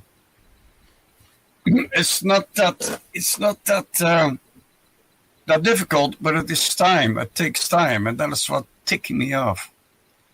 And I just can't wait to put the mask back on and go sail again. By the way, how's the audio? It's pretty great actually. Yeah, I think it's better than what it was pre-show. So okay. I'm even more pleased. So yeah, Maarten, I guess I'm curious. You've been doing this for I guess a long time. What got you? I guess what kind of gave you the idea to hit the road as a splitting time between as a van nomad, as we'd call it here on the podcast, and living on a sailboat. Like what were motivations? Obviously, you mentioned housing prices, but I guess what kind of led you into it? And I guess give us an idea of you're liberated. I guess give us an overview of any cool things you've done, anything you've learned, etc. Well, it's probably a gypsy curse, if you know what I mean. And I rolled into it. I had a sailboat, and I had a sailboat. I had a job. I had a home. And that was just fine. It was peachy, no problem. However, I began to retire in 2011. I retired, and that means you take a deep cut in your income. And since I happen to have the boat, I figured, you know what? I'm going to live aboard the boat, because I used to do that in America, in Long Beach, as a matter of fact, Long Beach Harbor. I used to live there for about 6-7 years aboard a vessel, a small vessel. That was after my divorce. So the message is here: it's cheaper to keep her. Stay married and be happy.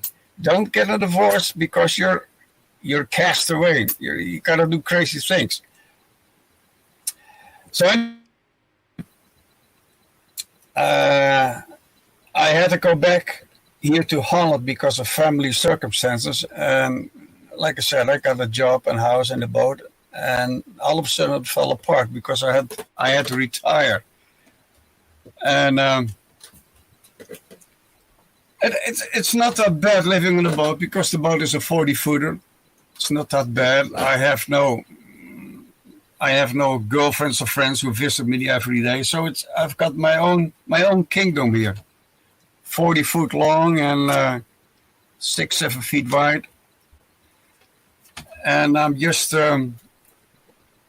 put this boat together so that I can sail. But sail is nice, but I'm not the youngest anymore. I already passed 75, so it's going to be rather difficult. And it is easier to stay home and do computer and then go out at the water, because it could be scary at times.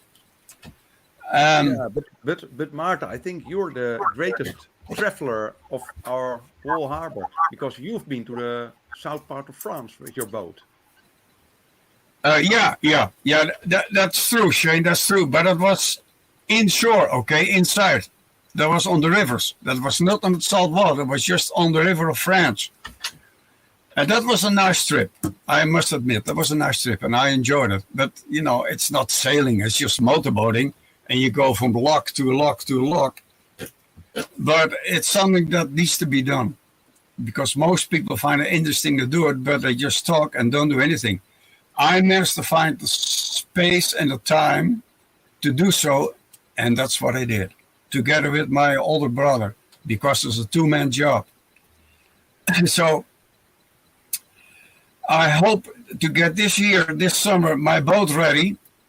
Then I go out there and start sailing with this boat, because this boat, I already have it 2-3 years, but I haven't put much time into it. And I need to become accustomed to the boat so I can handle it by myself. And yeah, I'm not the youngest anymore. So I'll see if I can teach myself again to sail a boat, to handle it. Okay. And regarding my camper, like I said, it's the gypsy curse. When I was living stateside, I took my son from LA to Alaska. LA, California, Alaska, Anchorage, the city of Anchorage in Alaska, in a camper, in a small Toyota camper, together with my son. And we stayed there for 3-4 weeks, and then we came back because he had to go to school, of course. So that was quite interesting. And the result was that 5 years ago in 2019, my son called me up and he says, "Dad, let's make the trip again to Anchorage, Alaska." I said, "Well, sorry, I ain't going to do that. How about Norway? We'll take Norway, because North Norway is quite similar to Alaska. It's the same countryside, the same mountains, the same rivers, the same animals. It's the same, except you're in Norway." And that's what we did. And up and down, that was 3,500 miles, I think, with a Mercedes camper. That was quite interesting. And I need to do that again by myself. So I'm just right now. I'm just trying to work myself to the bone in order to get the boat ready to sail. And if time permits, I might get in my camper and go to southern France or Spain. However, it is rather difficult to go wild camping, because the authorities don't want you to go wild camping. You know, park somewhere and do your stuff. It's a no-no. They don't want to. So that makes it rather difficult. That makes it difficult to be a liberal-minded person, and damn the consequences. It makes it difficult. And so you're referencing we'd call it, I guess, city squat, I guess, van nomads and city squat spots. So basically, parking somewhere overnight in a city is now, I guess, becoming frowned upon. Is that kind of what you're getting at? Correct. Okay. Correct. Same thing's happening here, but just making sure we're on the same page. Yep. Okay. Yeah, but the comparison with America, Europe is pretty tight, or because they will arrest you, or they'll fine you, or they'll tow you away, and you have to go to a KOA camping ground for $25 a night. Okay, so it might be $25 for 24 hours. Seems, yeah. Yeah, it ain't worth it. It ain't worth it. You know, and you can avoid some of that stuff. You can omit it by park where the trucks are parked. Somewhere along the highway, along the freeway, the highway, secondary roads. If you see a couple of trucks parked, you just go park there also in the vicinity behind the trucks, and then nobody gives a damn if you're there. That is possible. However, you should not engage in camping activity. No tables or stools outside, no food outside. Just keep yourself low profile and nobody bothers you. Right. So that's an option, but that puts a crimp on your style. I would think so. Certainly, yeah. No, I mean the attractive part of van nomadism to me is more like out here in the U.S. a lot of, for better, for better in this regard, but for worse in most other circumstances. There's a lot of so-called, like BLM public land out west, which is just desert and wilderness. And I mean, you could go out and not see anyone for weeks. So if you can be self-contained, it might be a pretty feasible lifestyle. But I don't know. I'm more leaning against it now in the States. More on account of just traveling on the public roads. The cops are getting pretty terrible here not that they've been good, the bludge, but as they're getting, especially if we're going state to state, interstate commerce, it's getting pretty bad. But anyway, Barend, I don't want to leave you out of this. But I guess would you mind? I guess you said you lived for 10 years. On a boat in in a harbor. I guess give us a little more idea on your background, your philosophy, kind of what you've done and what you're doing now. Yeah. My hobby was already big old boats, and for that reason I wanted to buy myself a big old sailing vessel and restore it, make it sailing again, and so on. And you could do that and at the same time buy a house. But that's much more expensive than have a boat and also live on it. So that's also one of the reasons for me to live on a boat. But next to that, if you live on a boat, you also live on a very nice place. So it was very close to the water. I could swim directly from my home. Maarten can step into his canoe immediately from his home. And it's possible to travel with your home. So that's what I really liked. And at the same time, I had another sailing boat, and I went with groups of passengers to the other side of the lake. So people could rent a boat for a weekend, and then we went to the other side of the lake. They could drink some beers there and stay on the boat for the night. And the next day we went back. That's great to do. Now, and at a certain moment, my wife came to the boat, and my children were born, also one of them on the boat in the hospital, but I was living there with 2 small children. And then it was not that easy anymore to sail with passengers anymore, or even to sail with my house. Or then things get a little bit more complicated when small children are on the boat as well.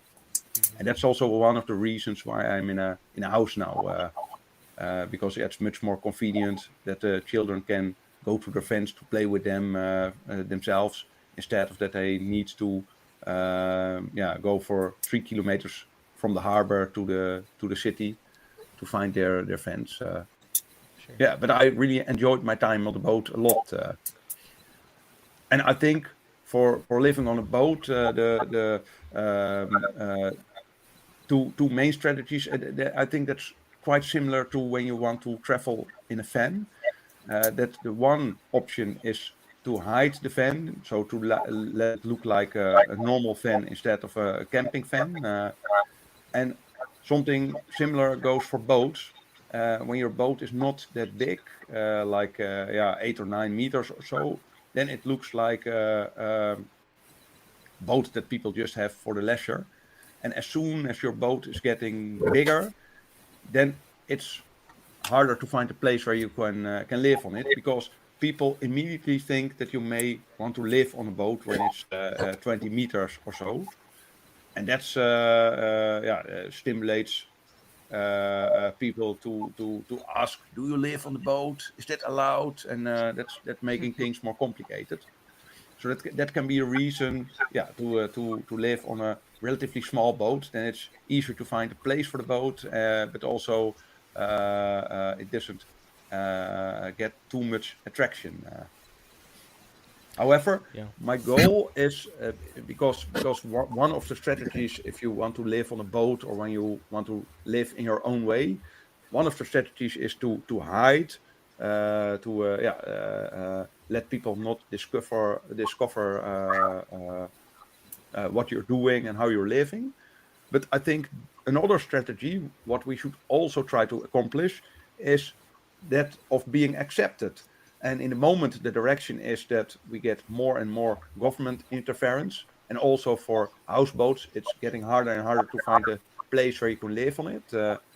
But what I would like to accomplish is that we go the other direction, that people understand that it's normal to live and let live, and that it's normal that people can live how they prefer, on a boat, in a van, in a tent.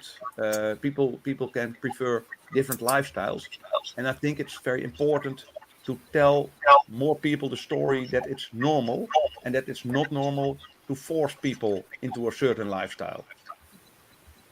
And that's maybe my most important goal for the next few years. So some people want to live all in the same kind of houses, and some people don't want to do that. Yeah, that's fine, but the people who all want to live in the same kind of houses should not force other people to do the same. And that's what's happening now. Yeah, certainly, yeah. Yeah, it's it's great introduction. Yeah, go right ahead, Maarten.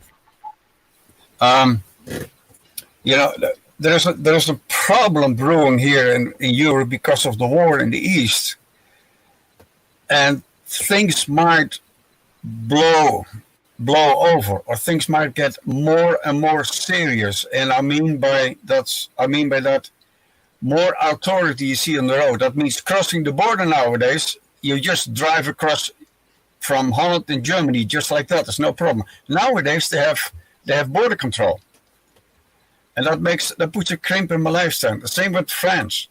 The authority, the cops, they are more alert on radical people. And if you drive in a camper, you're probably a radical person, and that means they stop you and they search you. They just harass you, and I think that's going to happen. And that is not what I like. And I like to go. Please go ahead. That's a very, very, very dangerous direction for our society. That is getting more and more authoritarian, and that many people accept that. That many people think it's great that the government pushes us around instead of leaves us alone. Yeah, it's governments all over the world are like that, and they have a tendency to do so. I like to pay a visit to Romania because I remember the gypsy curse. Oh yeah. One of my grandmothers is a Romanian gypsy, so that's the gypsy curse coming from. But that means I have to go to Romania one of these days, and I hope I can make it in a couple of years. But it's awful close to Russia and Ukraine, Romania, so I don't know if it's a good thing. One of these days the rock is going to be flying here over, and that's end of story. And the government might come out with mandates from you cannot do this, you cannot do that. That boat is dangerous, put it somewhere else. We have to watch out for that. They already talking in this country to put on a war footing, a war economy. They already talk about the war economy. We're going to produce for the army. We're going to produce for the Air Force and the Navy. Those are dangerous signals, and we cannot neglect it. And that puts indeed a crimp in our liberal lifestyle. I'm going to dirt, I'm going to drive, I'm going there. Leave me the hell alone. It's my life. As I'm not going to happen soon. What do you say, Shane? Do you have something similar in the stateside? Oh yeah, certainly. I mentioned, so like van nomadism was, it's what we call it here on the Vonuence. It's just the terminology that I guess Rayo used back in the 60s, the original Rayo. I'm not really in favor of hitting the road again, and that permanent, at least here in the States, just because, as you're saying, it's still internal. It's kind of like the European Union, right? But and there's not necessarily borders when you go between states, but there are, I drive an hour and a half east, I guess west, to St. Louis, an hour west of St. Louis, a big city, and you'll see like 40 cops, like just a ridiculous amount, and they're always looking to talk with people. So and that's like good development. Yeah, and it sounds like the same thing's happening. It's in Europe over where you guys are. And yeah, again, the war, close down the borders because you don't want, I guess that's the excuse, right? So I guess it makes sense. It might be for slightly different reasons. Well, yeah, it definitely is. So there, I guess the excuse for I guess over there is war, probably. I guess the war kind of economy. And here it's more so like if you get pulled over by a big city, they're going to ask you if you like traffic fentanyl or something. So that's more the reason that they're trying to harass people, allegedly. So just different reasons, but same shit. Yeah, I used to live stateside for 27 years, so I know the country pretty good. And in the 80s, I took a break for 9 months in the 80s, and I drove all around the United States in my little Volkswagen Scirocco. It was terrific. Nobody bothers you. You just drive on the freeway till you get tired and you pull off. You go to sleep for 3-4 hours somewhere in the parking lot, next in the truck stop, and then you start up your engine in the morning, and hop, there you go. I drove all the way round trip America. It was terrific. You can't do that anymore. I think you can do it, but you come across some difficulties. Cops stop you. Where are you going? What are you doing? Well, how come you're here? And I'm glad I used to live in the States in the 70s and the 80s and the 90s, because those were the reasonable good times. And it's becoming less and less because governments, they extend their power because they think they have to, because they think they can. And that is a dangerous development. But and that also goes back to sailing on the ocean, because the countries that borders the ocean also extend their patrols. They are patrolling the oceans, looking for people like me, for smugglers. They stop you and they ask you if you carry contraband. Of course I don't, but they stop you and they arrest you and they take all your particulars. And that is, jeez, man, don't bother me, leave me alone, man. Yeah, that's the way it is. There's nothing you can do about it. On the other side, it's possible that I'm overreacting because I haven't been on the ocean in 10, 12 years. So I need to go back there. But yeah, we'll see what happens. Well, you know how it goes. You make plans and it's not going to work on the way. So it could make for difficult times. It's possible. Yes, please talk. Yeah, I'm listening. What you told about the 70s, that I was born in 1980, so I'm sorry. Don't know too much about it, but I think that that has been a great period, and that it's really a problem that now the direction is from more liberty towards less and less liberty and more government intervention. And for that reason, I think it's extremely important that we promote liberty and that we also promote a very friendly type of liberty. Because one of the problems of the liberty movement is that some people promote unfriendly types of liberty. And I think we must be very clear that what we promote should be a liberty that for.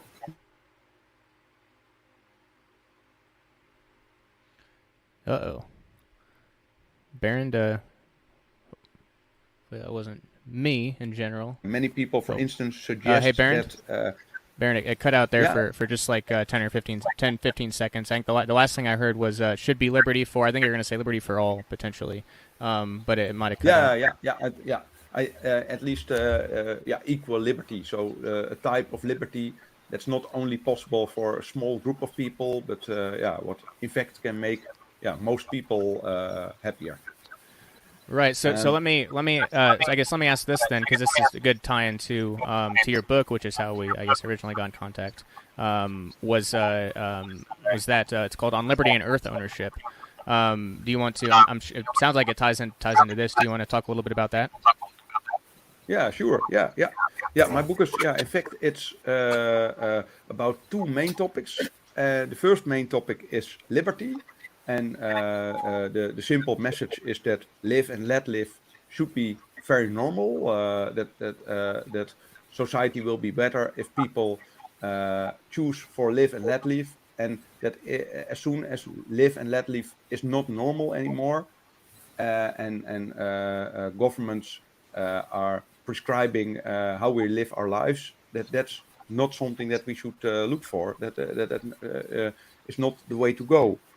And the second topic of my book is how we own the earth. And I think that for if you want to live your life in a normal way, that in fact you need two basic things. The first thing is liberty, and just the simple form of it is not interference from other people who forbid you to live how you want to live. But the second thing you need is your share of the earth, or a place to live, a place to do what you want to do. So people need space to build their home, or to run their business, or to grow some food. And I think the combination of both things, so just liberty as live and let live, and having your share of the earth, that's what we need if we want to live freely. And in fact, that's the topic of my book. Yeah. So Barend, you just described the hippie movement from the 60s, right, Shane?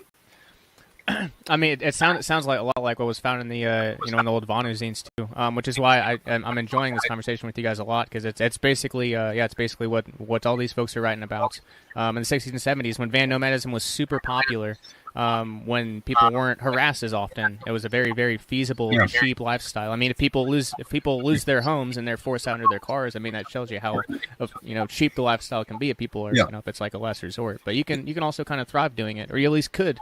And I think you still can. It's just a lot more difficult whether you have to basically be more self-contained and off-grid out in like the west in the U.S. or if I do van nomadism again, it's probably going to be in Mexico, just because you're still going to deal with the blood harassment.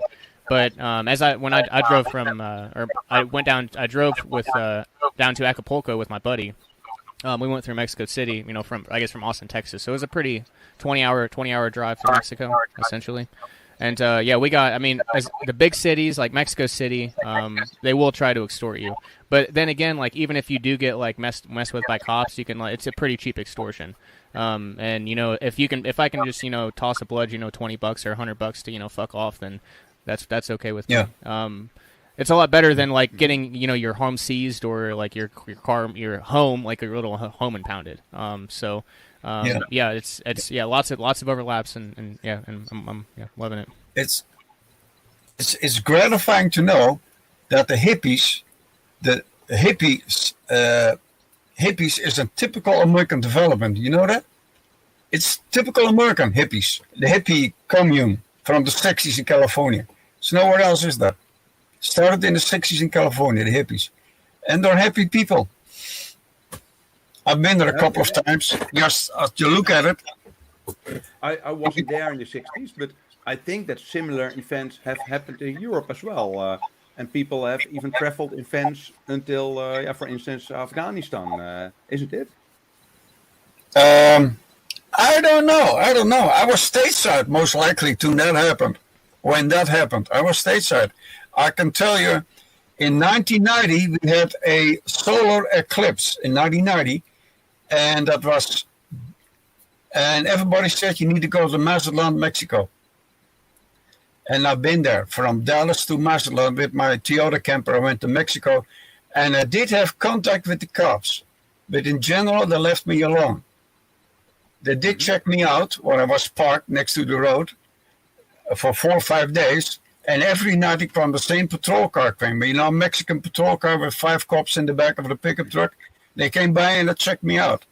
And they saw my Texas plates, gringo. And they left. But after the fortnight, they said, the heck with it, I'm going to move somewhere else because I don't trust it anymore. That was the extent of my harassment of the cops. But in general, no. In those days, that wasn't too bad going to Mexico. Mm-hmm. And I don't know how it is right now because they have... Yeah, please. I think that's something very important to point out, that in fact there are 2 strategies for liberty, and I think we should use them both. So the one is that individuals seek their liberty, for instance, by hiding or by try to find ways not to get harassed by cops. But another strategy, what we should follow at the same time, if possible, is the strategy of the moral revolution, because in the end, society is much greater if cops don't feel that they have the right to interfere with you if you want to live in a van and if you want to travel. And I think the greatest result that we could have would be that we could push society back in the direction of being more tolerant and accepting that people live how they prefer. And that's the main goal of my book. Yeah, that's great. And I will mention that Barend's book, it should already be there by now, but I've been slacking on that and a couple other things. It will hopefully very soon be available in the Liberty Attack Publications catalog. I'm looking forward to reading it myself. So I think I've got to send you some money for those still, which again, another thing on the to-do list, but I'm excited to get it on, excited to make it available to my audience. So I guess the other aspect of, I guess, your book, I think you mentioned something called geoism. Do you want to, I guess, and you might have already talked about it, but it's a specific word, so we like to define terms and such. Can you use another word for that expression? Yes, there are two terms, so you can choose between them. One of them is geoism, and the other one is Georgism. Georgism. Okay. And I think I myself prefer the term geoism, and the basic concept is that the geoism is the insight that people have equal rights to the earth. So that means that the relationship between, for instance, a landlord and a renter, or someone owning a harbor and someone renting a place to moor a boat, that there's something inherently strange about that. And then is the question, is it right that some people own most of the earth and other people need to pay them if they need a place where they want to live or where they want to run their business or they want to moor their boat? And geoists state that people have equal rights to the earth. And in fact, there are two ways to translate geoism into reality. The one option is just the moral understanding that it's normal that people have their share of the earth. And that would help immediately, for instance, when cops encounter you when you're in a van, when you don't take too much space, it should just be accepted that you use some space because people have right to the earth. And there's also another way to translate geoism into a complete and even more complex kind of society. And that's a structure of a basic income and a land value tax. And when that happens, that's not a form of taxation to make the government bigger and more powerful, but it's just a method of sharing the earth. Because if people pay a land value tax and the revenues are divided as a basic income, the result will be that everyone can buy or hire or however you name it from the basic income his or her fair share of the earth. So for instance, your basic income, you can use it to have some land to raise your cows. Maybe you want to live in a big city, then you can have a very small piece of a big city. Maybe you want to build an apartment building together with some like-minded people in a city. You can do that as well. But the system enables you to have your fair share of the earth, where you can live how you prefer. So you can or choose for a normal life with a job, and maybe you can rent a home or whatever. But you can also choose a completely different kind of lifestyle. For instance, homesteading, or even living as a Native American, or whatever you prefer, as long as you do not take much more than your share of the earth, because it's not possible that we all claim 10,000 hectares of land, because then then we don't have equal liberty anymore. Then people will just fight about who can have more of the land. Now that's the basic concept of geoism. I think that has been tried just after the Civil War. Then you had the concept of stakeholders. Shane, remember that or heard about that? then there was a tract of land was given away by the government, and you could claim that. And it was basically 10, 20 people on the line on a horse, and there's the land, and you claim your land, 40 acres, I think it was. You put a stake there in the middle, and that is your land. So that is pretty much comes close what you're aiming at, Barend. I think. It's interesting to compare this to what I think it was Lysander Spooner has written. Lysander Spooner has written in his essay. What was the name of the essay? No, it doesn't matter. I can look it up. He described that when slavery was abolished, that was not just a very noble thing to let the slaves live their own lives and live how they prefer, but that in fact it was a very smart way of using the slaves more efficiently, because the slaves were released, but the result was not that they were truly free, but the result was that they were forced into labor slavery. They could only serve them, yeah. doing the same kind of work. They received some kind of income, and then they need to build their own home and cook their own food. But in fact, they were still almost property of their former owners, of the former slaveholding class. Yeah. So what Lysander Spooner in fact describes is that slaveholding has been replaced by the method of just owning the land. And by means of owning the land, the slaves were still unfree. And one of the things that one of the good persons from the government living those days has tried to do is enabling those former slaves to have some land, to build a truly independent kind of way of living. And I think that's the term. Yeah, I think you mentioned it, Maarten. 40 acres and a mule, or 40 acres and a mule. That was Lincoln. Lincoln did it for 7 years. He did that for 7 years, and after that, the Democrats killed it. I don't know everything about history, but I think that Lincoln was one of the few. Lincoln. Yeah. Lincoln. Lincoln. Yeah. Yeah, I know. I'm a Dutch guy, so. But I think Lincoln was one of the presidents who really tried to help the former slaves to build an independent, to enable them to have an independent way of living. Yeah, that's true. He did 40 acres and a mule. He also bought a piece of land in Western Africa. It's called Liberia. He just bought it, and every black person that feels like it can go back there. And some of them did, but not everybody. So attempts have been made to organize society to the extent, you can designate it as liberalism. Be liberal, be there, do what you want. Just don't offend anyone, because of what most people don't realize. It's freedom, it's liberal, but it doesn't give you the right to offend other people. Most people. I think one of the problems for people who love liberty is that some terms cannot be used, in fact, anymore. And I think that's in the United States even more than in Europe.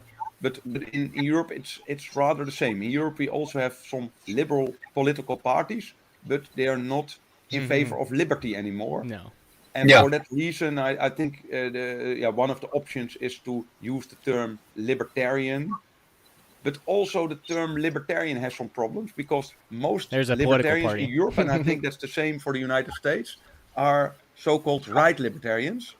And the difference between right-wing and left-wing libertarians is mainly how they think about the land question. And right-wing libertarians believe that it's great that some people have most of the land and that they can get very rich, and they call them successful entrepreneurs. And left libertarians believe that people should be free how to live their lives, but that they should have the right to have their share of the earth. And I believe that that is the only way to make people truly free, to enable them really to choose how they want to live.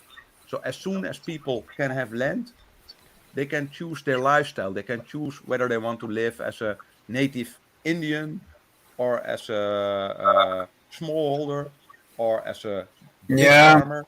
yeah. But you Or need have a a private social job. structure, you know. You need a social structure. I can be free tomorrow. Where's my food coming from? Where's my clothes coming from? See, you need a social structure to back that up.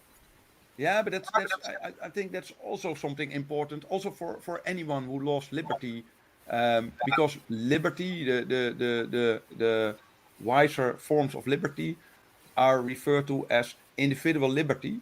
But I think that the term individual doesn't refer to lonely people who do things alone, but that it only means that people should not be forced to work together. And if people are not forced to work together from some kind of authority, people will still work together and form communities and do things together. And Yeah, I think that's very important to also to emphasize, because for instance, the term individualist anarchism, that's the best form of anarchism that is available, but it doesn't sound very great because people think individual, those are lonely people living alone somewhere in the wood. But it only means that individuals should work together based on the fact that both of them want to work together, instead of one person saying, no, no, no, leave me alone, and the other says, I'm from the government, we will work together. I think it's called good fellowship, something like that. You live in a small cabin in the forest, but you have to have neighbors, because if something happens to that person, he breaks his legs, or there's no food, then he has to go to a neighbor 2 miles further down the road in order to get help. You need to have a social structure. No man is an island. Hey, I know that from, I read it somewhere. No man is an island. I think that's also a very important thing to discuss if you discuss liberty, because I think that there are 4 main arguments against liberty, and that everyone who lost liberty should be able to have the right answers if these kind of objections against liberty are used. And can I mention the objections against liberty? The first one is people who are into liberty do not want to help others who need help. And I think it's very important for people who are into liberty that we have the right answer to that we want to help other people.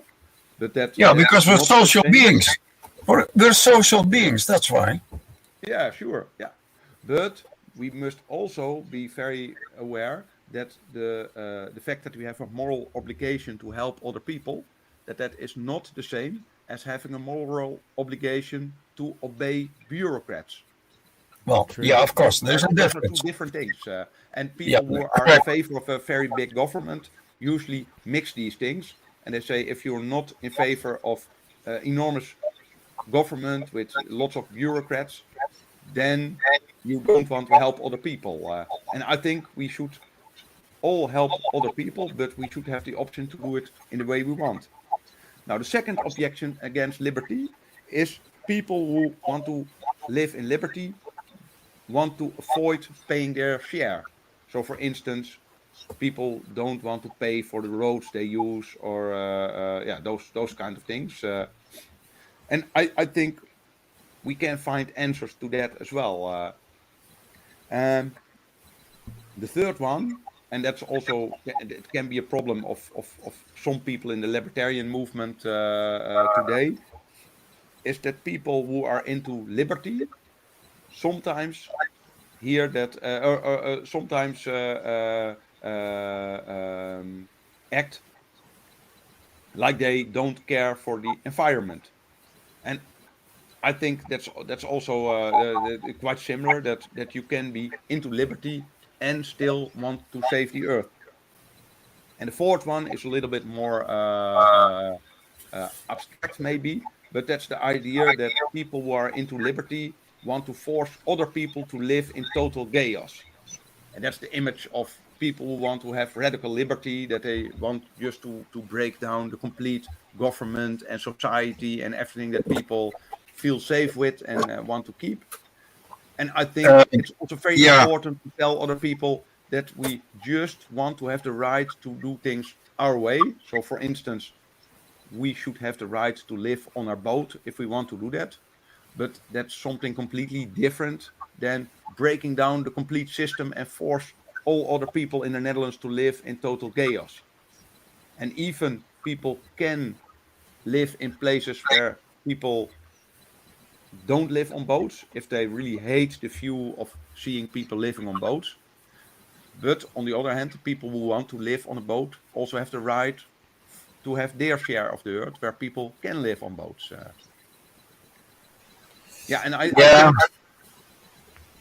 I'm listening. Sorry, I'm listening. Go ahead. I think these 4 objections against liberty, it's very important not just to ignore them, but to debate with each other as people who are into liberty and find the best answers, because this is really needed to make the make liberty more popular again, and make more people in favor of liberty. Would you say there is a difference between liberty and freedom, or is it pretty much the same? I think you can mix them. Maybe progressive people prefer the term freedom, and libertarian people prefer the term liberty. But I think you could mix them.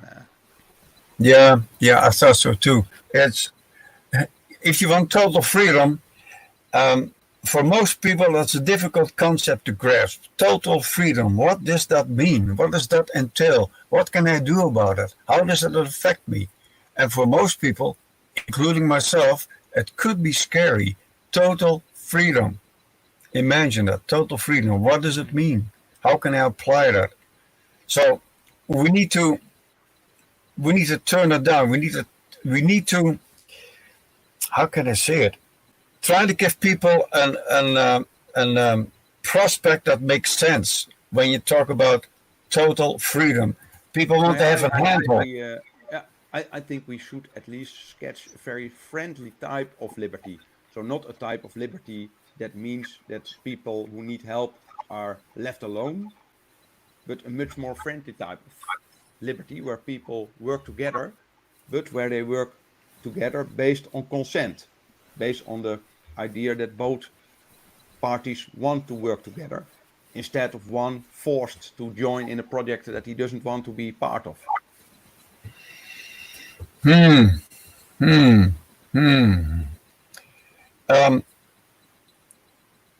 What every person wants, especially a young man, he wants land and a house. Okay, land to under the geoist type of liberty, where people can have some land, that should be attainable, that should be possible. So for instance, in the Netherlands, there's a lack of houses in the moment, and in the Netherlands that would immediately be resolved as soon as people can have some land, because building the house is not a big problem, but having some land is a big problem. And I think geoism can resolve this, because as soon as you have land, you can have a house, but you can also have a place where you can run your own business. You have a place where you can moor your boat. You have a place where you can celebrate your holiday, enjoy your food. Yeah, it's a difficult concept, and I think most people roll into it, acquiring land, acquiring a house, they roll into it, and it develops automatically. And I see it quite often on YouTube on the amount of people living in Europe, and now you come across the shocking discovery that northern Spain is empty, the center of France is empty, the center of Spain is empty, the inland of Portugal is empty. Nobody lives there. And why is that? Because there is no industry, there is no means of making a living. Mm-hmm. Now,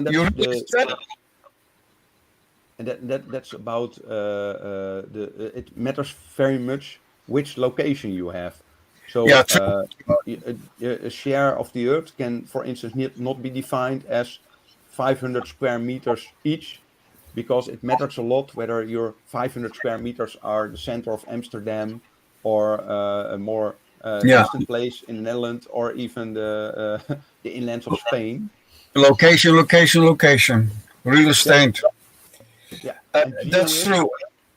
Yeah, I don't think so. This problem will be solved soon. I don't think so. This problem will be solved for sure, because all the noses, all the thinking processes have to go in the same way, have to point in the same direction in order to accomplish that. Everybody has to agree on it. Yeah, this is the way we're going to do it. And I'm sure there are dissidents somewhere said, no, I ain't going to do that. So it's going to be rather difficult. Yeah, I agree that it will not be very, very simple to resolve this issue. And abolishing slavery has also been something very complicated. So abolishing slavery has started with people who traveled around to the United States and told everyone slavery is very wrong. Please release your slaves, let them go. And some people also gave the right example. They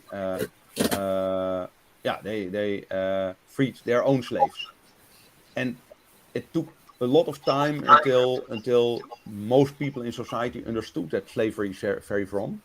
I think something similar needs to happen with earth ownership.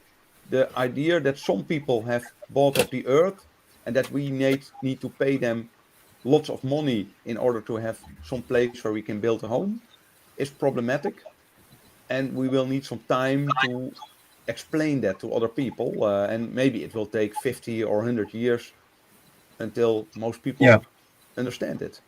Because look around, you're on the freeway, you walk in the city, and look around. Everything what you see, all that land is either owned by the government or by private individuals. All the land. You know what I'm saying? So. And the Georgists have, I think, the most realistic way to resolve this issue, and that is the system of a land value tax that can be combined with a basic income. Because as soon as the people who own Amsterdam or the harbor you live in will pay a land value tax, and you will receive a basic income, that will bring the power between the landowners and the rest of the people in balance, and people who want can have their share of the earth because they can exactly pay their fair share of the earth from their basic income. So if you want to keep a very complex society, that can be the way to organize it. However, that will only work if the moral revolution has taken place, because otherwise people will just see it as a way for the government to earn more money and to let the government grow bigger. And remember, the way to use it. Yeah, I'm listening. Sorry. Now, yeah, the second way to use it, if it's not realistic, for instance, to get a land value tax combined with the basic income, the second way, and that's also already a very important step forward, I think, would be that people understand that it's normal that people have some land, and that people who travel in a van, for instance, are not harassed by police officials. That people will want to have a place where they can moor their boat, that people see that it's very normal that people will get some space to live how they prefer, instead of that people think that the present system, where some people buy up the earth and drive other people off their land, that's normal. It's called the right to navigate.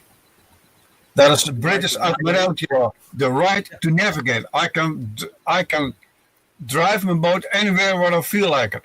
The right to navigate, except where it is forbidden. It's quite interesting. And it's not acceptable that too many places are privatized and that it's or government owned. Or government owned. Yeah, because then you can then you will not have your fair share of the earth anymore. And in fact, everyone who wants to drive you away from a piece of land should only do that. Get on my land, If they think that you have a share of the earth that's too large. So when you claim 2,000 hectares of land in the middle of the Netherlands, and you put a fence, and that's your part, yeah, maybe that's too much, and maybe people have good arguments. But if you just moor your boat and you don't own any land, then it's very strange that people have the feeling that it's normal that they drive you off your place, and that you, because it should be normal to have your share of the earth, to have some space, because land is a gift from nature, and for that reason, everyone can have some of it for free, instead of just by paying landlords or paying governments. There is for the last 20 years is an interesting development is going on, mainly in desolated areas in Italy, Sicily, and Spain and France. You buy yourself an old house on some acres for $1, okay? And you get it. However, you need to restore the house or make it livable. But that comes from the government, not from a particular, from a private individual. It is the government to orchestrate that. So I like to think that is a very positive development, that the government is finally realizing we need to do something about this. People want to have land and a house, and that's what they're doing. You pay $1, $1, €1, and you get the house, ownership, but you need to clean it up in 5 to 10 years. I find it a very positive development. What do you say? Yeah, I think it's great, but it's only possible on so-called marginal locations. So in places where no one wants to live, and villages that are rather empty. No, where established locations are. They are the established locations, except the people moved out because there's no work, there's no business, there's no work. Yeah, that makes the land. That makes the land what we call marginal land, when no one wants to live there, and people go away, and the land is available for free. Then it's marginal land, and it would be. It's great when you can have some of it, because that's also the way that, for instance, European farm laborers could get some land in the United States to get their own farm and to become independent farmers instead of farm laborers. And I think that's a great option, but it would be even greater when people don't need to cross the earth in order to find a place where they can live independently.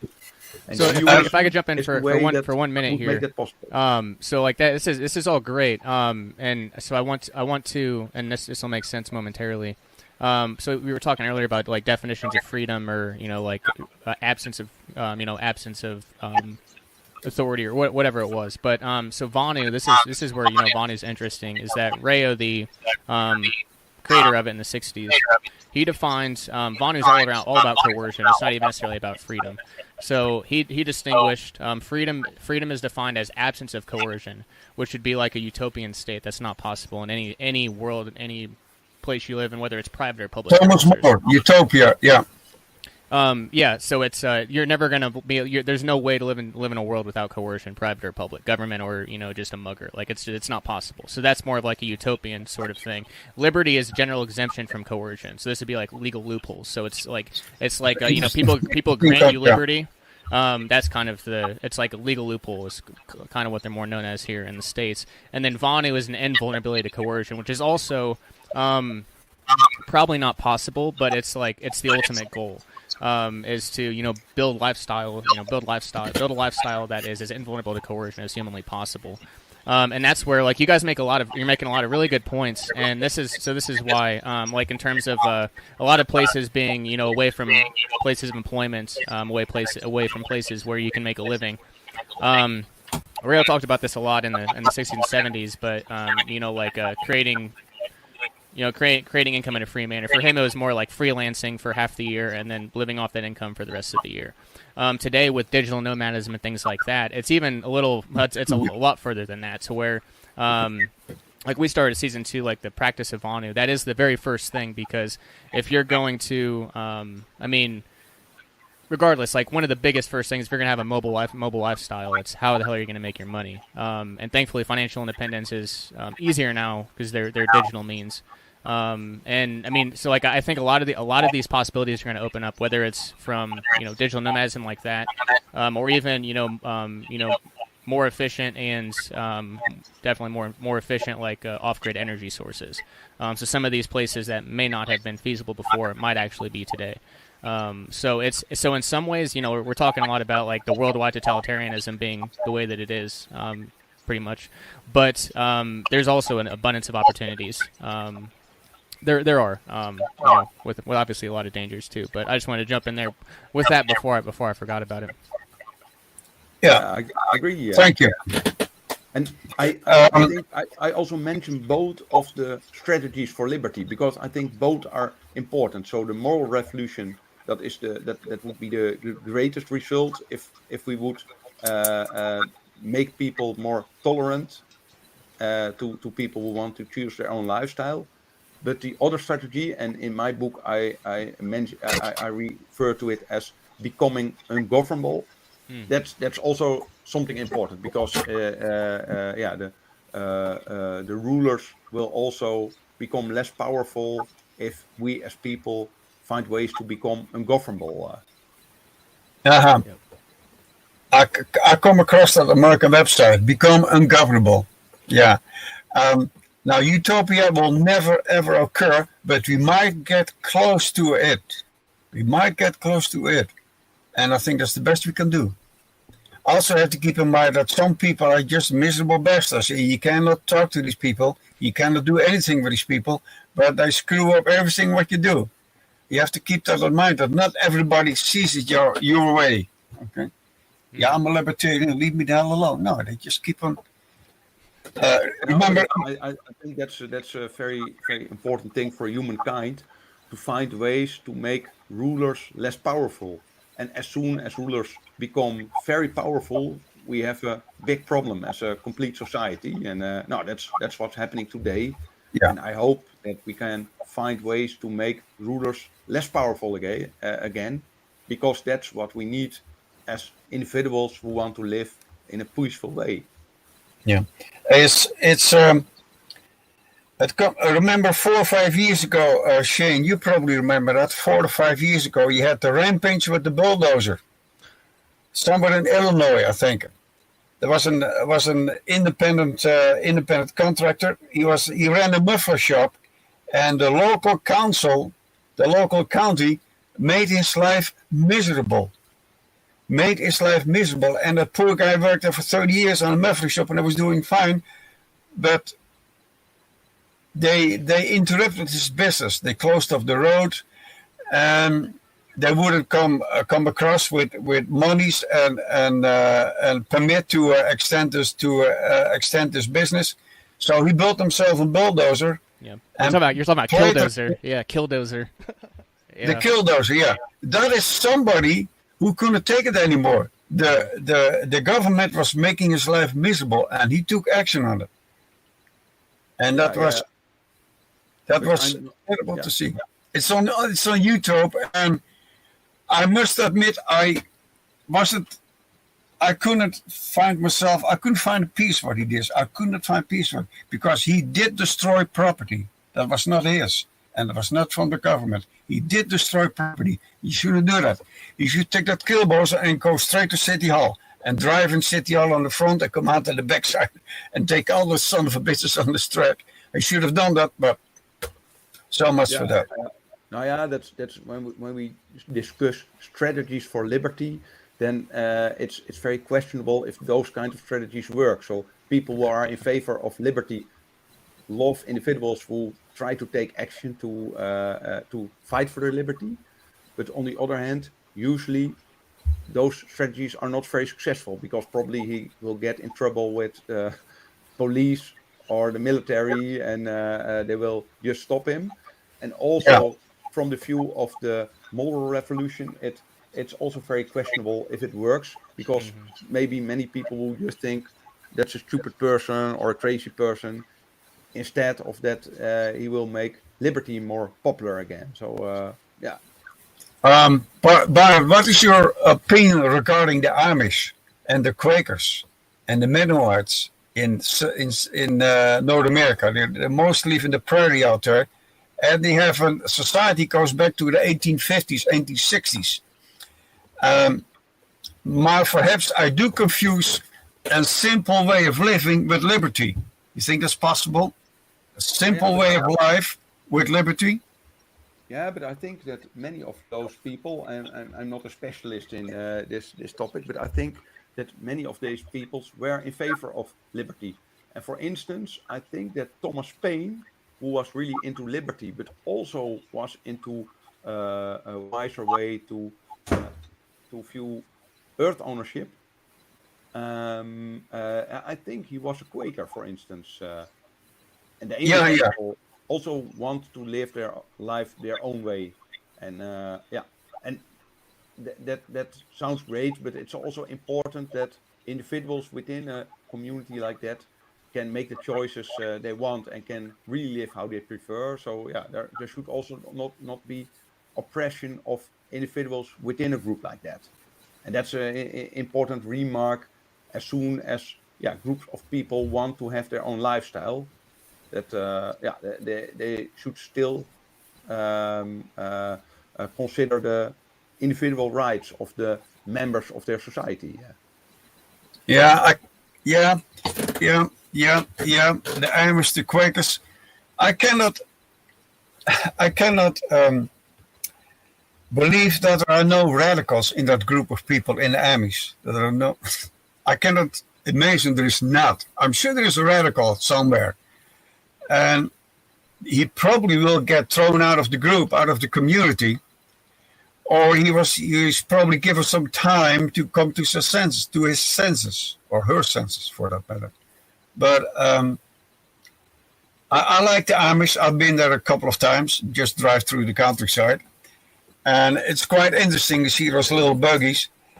And but these people understand each other, and they understand emotions, because when a young man turns 18, when a boy turns 18, he gets 2 years the time to do what he wants, okay, within restrictions. But he gets 2 years time to do what he wants, go wild. And after those 2 years, it's over and out, and now you come back to the fold and you behave yourself.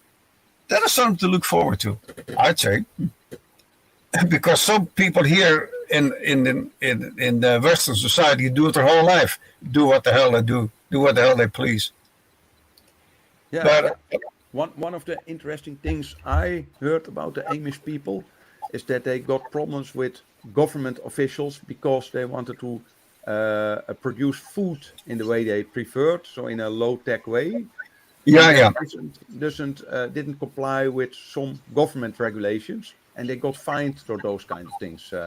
I think that's a typical example of people who want to do their things their own way, and where they should be left alone. I usually call it. We have some Amish around here, but they're like there's fake Amish and real Amish, and they're more like the commercial Amish. So I think there's even spectrums. I'm guessing there might even be more, quote unquote radical Amish, I guess. There must be, but you never hear about these people. That's why they continue to exist. Yeah, it's because people don't know about them. Yeah. There is a concept of raw milk. The government doesn't like raw milk. You cannot have it. You cannot produce it. You cannot sell it. But the Amish do. Yeah, and we got to get special permits and inspections and all that. Because we get local raw milk here, but it's a licensed place. Yeah, but you mean it's available for people can buy raw milk? Yeah, it can't be, if it leaves the property, it has to be pasteurized. That's stipulations to it. But and most. So you talk about the milk. You talk about the milk bar. You go inside and have a glass of raw milk. No, you can buy gallons, but if they take it off the property, like they can't go sell it at like a booth. They have to sell the raw milk out of their licensed location, which is their house. Oh yeah. Oh, interesting. And I don't know about, but perhaps you know that. Is it possible to obtain in this country raw milk? Yeah, even in Lelystad. No shit. Yeah, sure. Non-pasteurized milk? Yeah, I will explain you where to go. Where to Okay, all right. I'll get it for later. But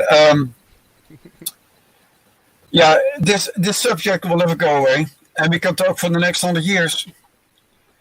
But I still think there is a role to be played by the government to come up with a law or to make it all possible. Like I said earlier, in some parts of Italy, Sicily, you can get yourself an old building and some land for $1, and you're home free.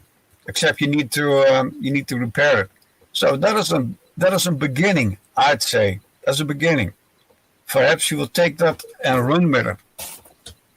Yeah. But I think you should read the contract very carefully. But maybe there's in the contract that you can buy the property very cheap, but then need to hire some companies from a list, some local companies who may be friends with the government, who you should hire in order to make your building nice again. Interesting concept. I haven't looked into that per se. I just picked up the newspaper article because about 5-6 years ago I began here in Holland, because in the 60s and the 70s we had lots of Italian laborers came from Italy.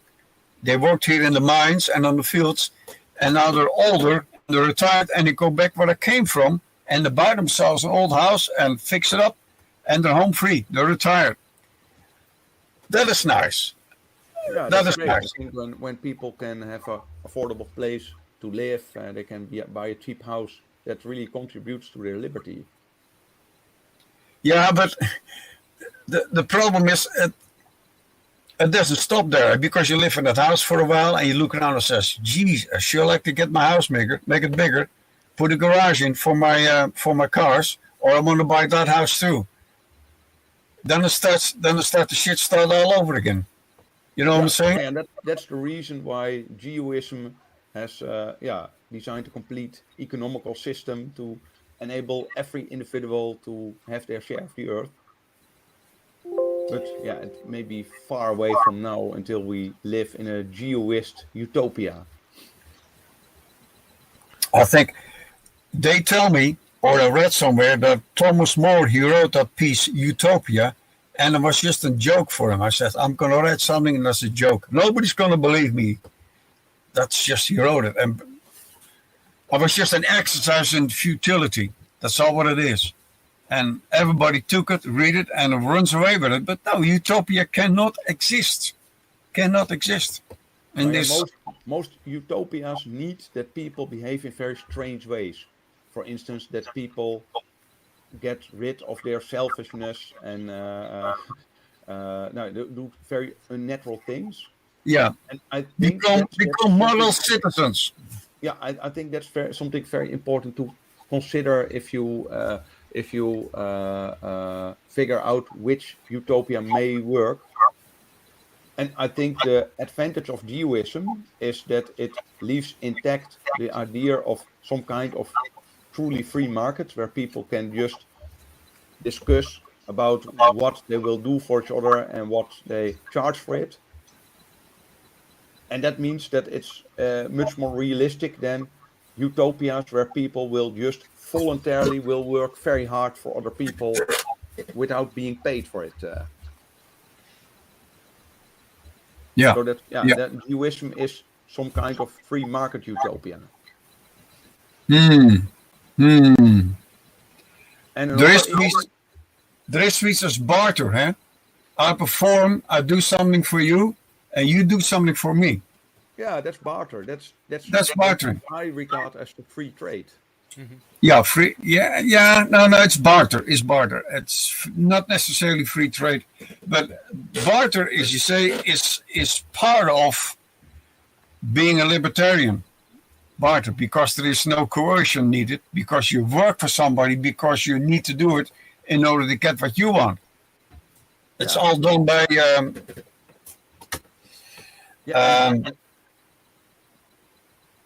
Sorry.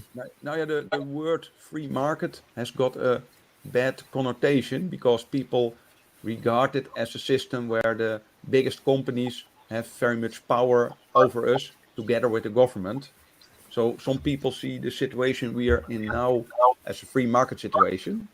Yeah. But I think that a real free market is a free market where the balance between the power balance between people and companies and the government has been restored, and the way how we own the earth is the key factor for that.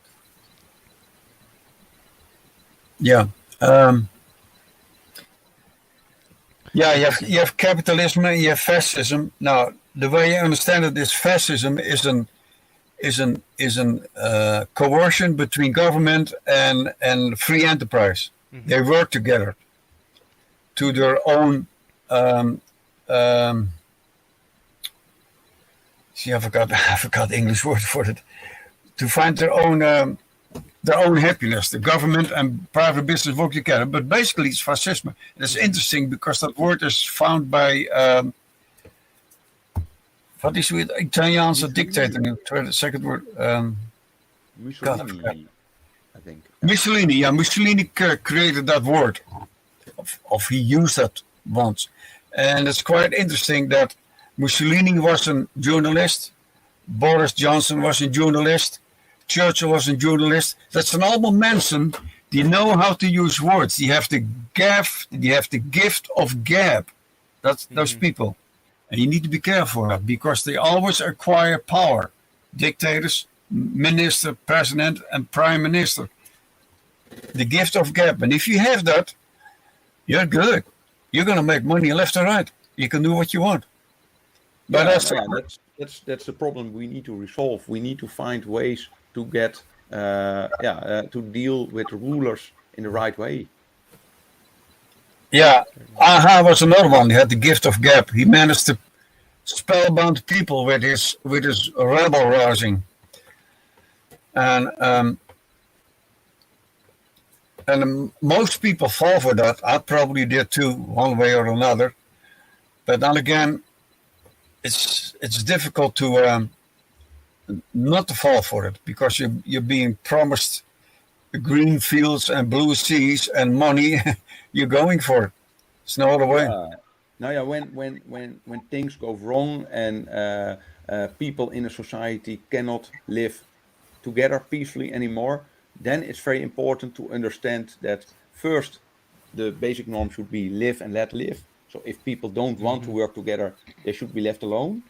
And second, that people who want to be left alone, that they should have their share of the earth. Because if you leave people alone, but you don't give them some land where they can live on, you take away their homes, you take away their farms, you don't allow them to run a business, then they don't have a real alternative. So that's the reason why liberty and earth ownership are extremely strongly connected. Yeah, I would definitely agree. But gentlemen, we've been going for about an hour and 20 minutes, and I do want to respect your time because it's mid-afternoon for me, but it's getting late over there. So I don't know. I'm not a night owl myself. Living on a homestead, living on a homestead. I'm pretty much 22:30 in the evening. Yeah, up early and it's to bed early too. So you need to take care for your sheep and your chickens. Yeah, and it's just kind of a cycle now. It doesn't. I mean, it is what it is. But it's better. I used to. I was in my younger years. I would stay up all night and have just a really, really messed up. Not too long ago. Not too long ago. It feels like a long time ago, but. Yeah. Yeah. Anyway, it's been amazing chatting. I guess I'll give you guys one more opportunity. Any closing thoughts for the listeners? And obviously keep in mind, any feedback or advice on. Sailing or living in a van, or any closing advice for someone who is interested in these radical lifestyles. Maybe they're living it right now. Words of wisdom, whatever. And I guess we'll go with you first, Maarten, since started with Barend. Yeah. Well, something comes to mind that is respect yourself and respect your neighbor. That's all there is to it, I find. Cheers. What do you say, Barend? Beautiful words. Now, I think when you want to live on a boat, it's important to distinguish between both strategies. Alternative lifestyle. Alternative lifestyle is a better way. Yeah, when you want to have an alternative lifestyle in general, I think the first option is hiding. So, for instance, when you have a boat that's very small, you can just put it in a secret place and you don't get too much attention. But the second option should also be considered, and that's the option of being accepted. And one example that I should still mention for in the Netherlands is people who live on old historical vessels. So in the Netherlands, more governments accept people who want to live on a boat if the boats are historically interesting. And that's a trick to be accepted and still have the option to live how you prefer. And I think that's also something that people can seek who want to live in liberty. Yeah, but that requires work. If you live aboard an old vessel, an old house, it requires work to keep it going, to keep it presentable, to keep it useful. And when you get older, that's not always an option. Yeah, and I also agree that it's not true liberty, because I think anyone who wants to live on a boat should have the option to find a place to put the boat when it's a very beautiful old boat, but also when it's a very ugly boat or when it's rusty. Also, people who want to live on an ugly boat should have a place to put their boat. Live aboard an eyesore? I don't know. Yeah, your boat looks great, Maarten. Thank you. Let's put an end to this. Shane, thank you very much for the invitation, and I'm sorry for the trouble we had to get connected. But with thanks to Barend, I managed to get it going again. Oh, no problem at all. No problem at all. Thanks so much for your time, Maarten. Barend, same to you, my friend. It's been great connecting and I still miss America. You know that, of course, huh? I used to live for 27 years, I'm a Yankee by now. That's very Yankee with an accent. Yeah. Yeah. My old man was born and raised in Ohio. Wow. Okay. Yeah. Not far from me at all. Not at all. Yeah. Columbus, Ohio. Yeah. Gotcha. Yeah, I'm a Yankee. Okay. Great. Very good. I love him. Sorry. It was a pleasure to speak with you. Great. And good luck with your podcast and everything you do to promote liberty and to enable other people to find ways to live in liberty. Hey, cheers, man. Exactly. I appreciate that a lot. And I appreciate you guys coming on to share. And like I said in the beginning, you guys are we're done now. I'm just going to do a quick closeout. So if you want to go to bed or whatever, or you can hang around for a few minutes if you like. But like I said at the beginning, if anyone isn't any self-liberators are interested in coming on and talking about their lifestyle, send me an email at shane@liberatedattack.com or DM wherever it's convenient. And again, if you aren't much into the audio or video sort of stuff, then feel free to just send that to me in an article, and I can put that in audio format myself.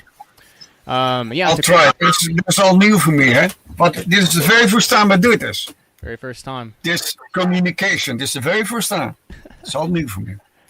So very good. I need to make some notes. I need to find some material in order to carry on a conversation. It's going to be a while. But I'll talk for further information. I'll speak to Barend regarding if you're going to repeat this again. Sure. All right. Sounds good. Sounds great. Sounds good. Okay. No, great. No, have a nice day, and thank you both. Cheers, guys. Have a good one. Thank you, gentlemen. I'm gonna. Okay. All right, and thank you so much to Barend and Maarten for coming on and sharing. What a valuable discussion. I did not, there were a couple listener questions, more on kind of nuts and bolts maintenance sort of things, but I didn't think that would work very well into. I don't think that's where Maarten's head is at right now. It's more maintenance. I think he's trying to minimize maintenance, which might have been valuable to ask anyway. But it was definitely more of a philosophical, abstract conversation. I wasn't expecting to. I guess I didn't make the connection before about geoism and Georgism, which I guess I'm slightly familiar with. I'm pretty sure. I read Human Action twice by Mises, and I'm pretty sure. Every single economic argument he could try to destroy, he pretty much did. So I'm sure I read something on it. But yeah, I don't recall I don't recall much about it. But yeah, what a great discussion, and some great tips and tricks and things to look into for the folks in Europe or for those who are maybe considering traveling across the pond. Yeah, like I said, in the near future, you'll be able to find Barend's book on liberty and earth ownership on the Liberty Under Attack Publications website. On the catalog, it's libertyunderattack.com. On that note, for our full catalog of freedom and liberation-focused books, audiobooks, and bundles, for privacy tools like ghost phones or ghost paths, or for wellness items from Aura's Apothecary, or my newest release, The Pain Liberator, Miracle Muscle Pain Reliever Spray, just visit libertyunderattack.com. Liberty Attack Publications, share your story, find your freedom. And to finally, please do consider checking out the website, vonupodcast.com. That's VONU podcast.com. For free audiobooks, full podcast archives, teasers from upcoming Vonu zine releases, comical advertisements, promos, and much more. And I'll point out, if you ever are looking for any topic, a guest, Vonu definition, whatever it might be, there is a search bar right at the top to make it very easy to find whatever you're searching for. I guess that's it. Thanks so much again to Maarten and Barend for coming on, and thank you for tuning in. Until next time.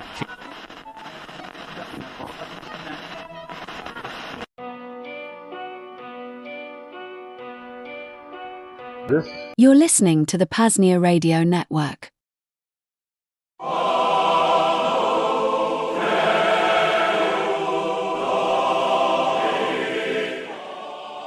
Billy Mays here with the PAZNIA Department of Tourism announcement. Vonuence 7, our premier yearly gathering of liberation, is happening once again, this time September 21st through the 28th. All vetted self-liberators are encouraged to attend. Join us in our Church of Self-Liberation for another celebration of living free, despite the despicable and ever-growing stains of coercion in the servile society. As far as what to expect, it's always spontaneous, and even more so this year with the consulate fire. But the Agora and the Second Realm never fail to bring wonder, enrichment, and restoration to the lives of freedom pioneers. The goal is for the embassy to be ready by then, and for Vonuence 7 to be a sort of ceremonial opening of the embassy. Regardless, we will have porta potties, an outdoor shower, and a pond for bathroom concerns. And of course, plenty of room to tent camp, park your van. I'll be there with free samples of OxyClean. Surely an event you don't want to miss. Again, September 21st through the 28th. If you need help getting vetted, it's usually not that hard. Just email coordinator@PAZNIA.com, coordinator@PAZNIA.com, or message coordinator Rayo somewhere else, like Simple X. Hope to see you at Vonufest this year, my friends. Billy Mays signing off.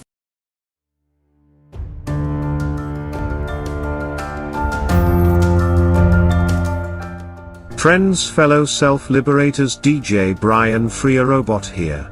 Listen, content creation in the modern day is easy, but getting your videos or podcasts in front of the eyes or ears of your audience is ever difficult. Not only from a growth and algorithm standpoint, but there are other hurdles today, such as censorship, arbitrary bans, and other roadblocks put in place by centralized platforms like fascist Tube. And while there are alternatives today, from Rumble to Odyssey and many others, it's extremely time-consuming uploading the same episode to, say, a half a dozen platforms. Not to mention, if you're making income from the platform, this deplatforming can be a real hit to the wallet, too. If you're listening to the PAZNIA Radio Network, it's safe to say you're probably already familiar with these concerns, or potentially, maybe even a content creator yourself that has run into banned videos or flat-out deplatforming. Thankfully, the solution is out there, and it's called Content Safe. Content Safe is a venture founded by longtime friends of PAZNIA, Matthew Raymer and Daryl Becker.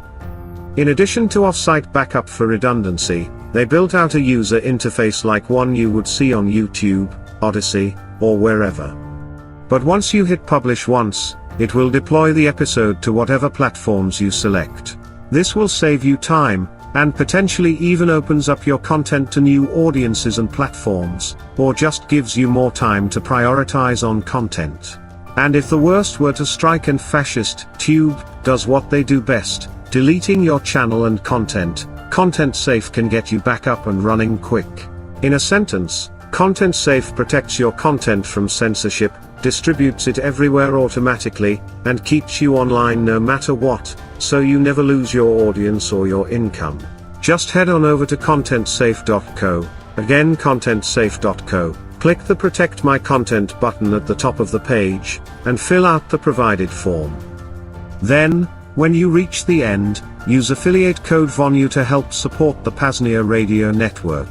Again, contentsafe.co is the website, the affiliate code is VONU. Act now and make sure your hard work is protected or insured. Thanks for your time today. Now, back to the deprogramming.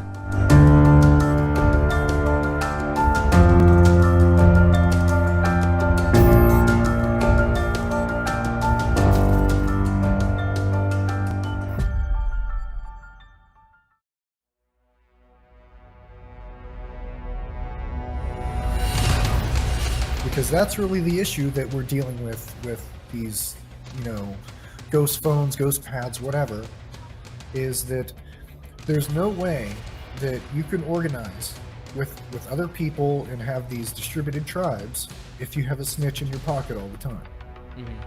People are literally wearing wires all the time. They have a snitch in their pocket and they're trying to do clandestine things. That's never going to work.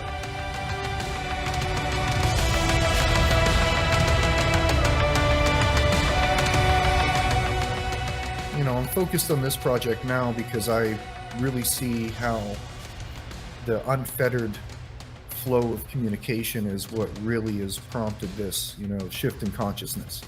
And that if this can't continue this way and people can't communicate freely with each other, then all the distributed networks that have formed aren't going to be very effective, and they're not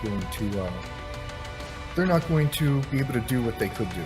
If you can't communicate, especially when you're basically part of a dispersed tribe at this point, if you can't communicate without being monitored, it basically hamstrings anything, anything going forward. Step up your privacy and order a ghost phone today. Just visit libertyunderattack.com/ghostphone, again libertyunderattack.com/ghostphone. And make sure to keep a lookout for more ghost pads, privacy tools, freedom boxes, and more. libertyunderattack.com is the website. Liberty Under Attack Publications. Share your story, find your freedom.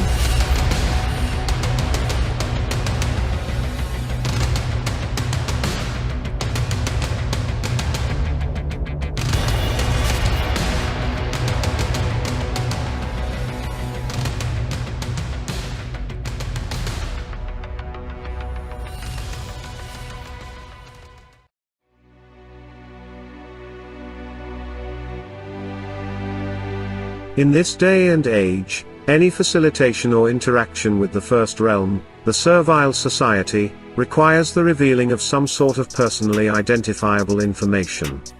Whether renting a place, buying a house, or buying cigarettes, one is faced with the burden of taxes, regulatory burdens, and in the case of the latter, a doxing of themselves to any random corporate employee that asks.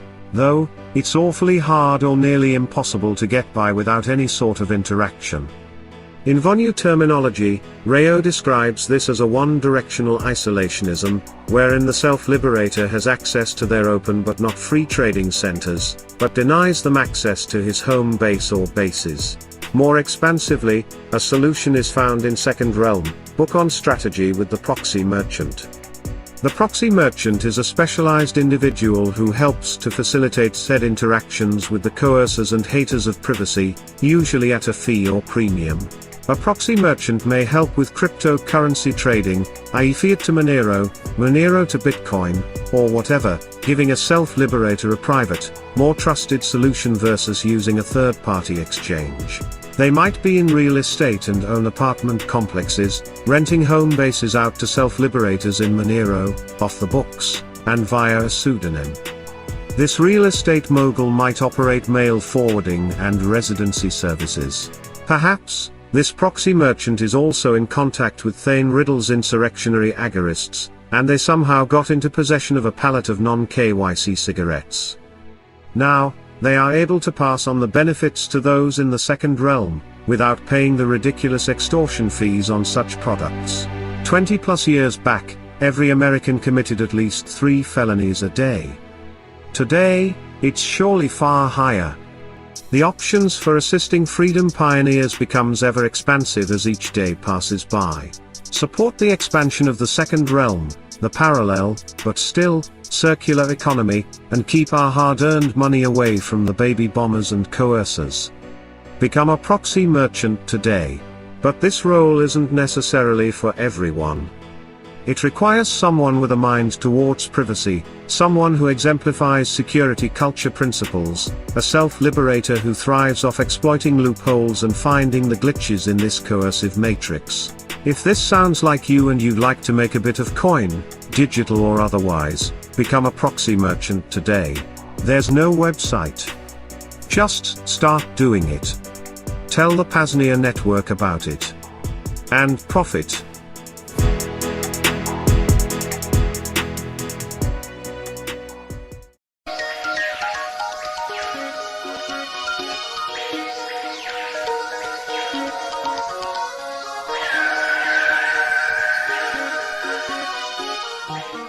Supposedly, a CNN reporter found Osama bin Laden, took a television camera crew with him, went into Osama bin Laden's hideout, interviewed him and his top leadership, and he came out and told everybody, within 3 weeks, Osama bin Laden is going to attack the United States and Israel.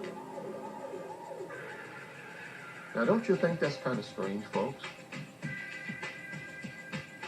You see, because the largest intelligence apparatus in the world, with the biggest budget in the history of the world, has been looking for Osama bin Laden for years and years and years, and can't find him. Some doofus jerk-off reporter with a camera crew waltzes right into his hideout and interviews him. And I'm telling you, be prepared for a major attack. But it won't be Osama bin Laden. It will be those behind the New World Order. I wonder what Osama bin Laden's targets are supposed to be. And if they don't, if this doesn't materialize in the next 2 or 3 weeks, it will eventually materialize because they haven't succeeded in getting the guns out of the hands of the American people, nor have they succeeded in taking our freedoms away. And so I can tell you with a certainty, they must do something terrible in order to stop this backlash and regain the sympathy of the mass herds of sheeple out there.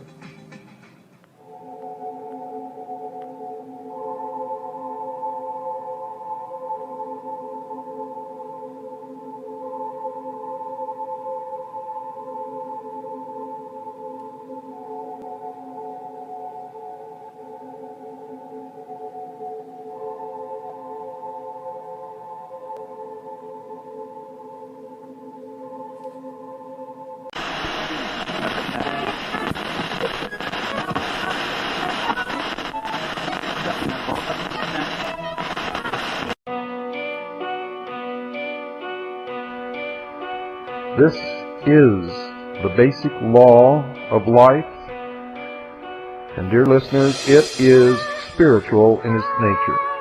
If man failed to do everything in his power to protect his life, as a result of such neglect lost his life,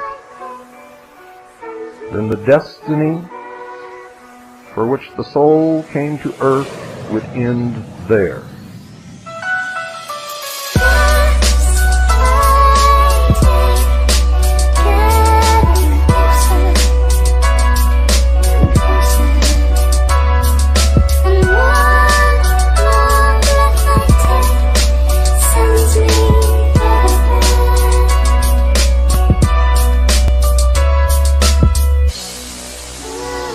Without life, a body or medium to function through spiritual attainment would be impossible, ladies and gentlemen. Spirituality would then be forfeited. You see, if man's life was threatened without cause on his part, and he failed to do everything in his power to prevent death, he would then be guilty of 3 actual crimes. He would first of all permit the enemy to commit murder. Next, he would be committing suicide by failing to protect the most precious possession given to man by his Creator. And worst of all, he would end whatever his destiny might be, the purpose for which body, mind, and life had been given to him. And I believe it's to learn something. In one respect, man is forced to be a warring, not a murdering creature. And I might inject here that the 10 Commandments does not say, in its original form, thou shalt not kill. It says, ladies and gentlemen, and you can check this, if you wish, go to the original Hebrew and Greek, it says, thou shalt not murder. So in one respect, man is forced to be a warring, not a murdering creature. From his birth, the law of self-preservation forces him to be on guard against every inimical force attempting to destroy him by one means or another. He must be on the alert to prevent man, natural forces, or his own carnal desires to betray him into acts of degradation. Man is a warring creature. But his war, I tell you, his war is an honorable one. It is one of protection. First himself, so that he may protect those he is responsible for, but in doing so must not take unfair advantage of others, nor be guilty of unrighteousness.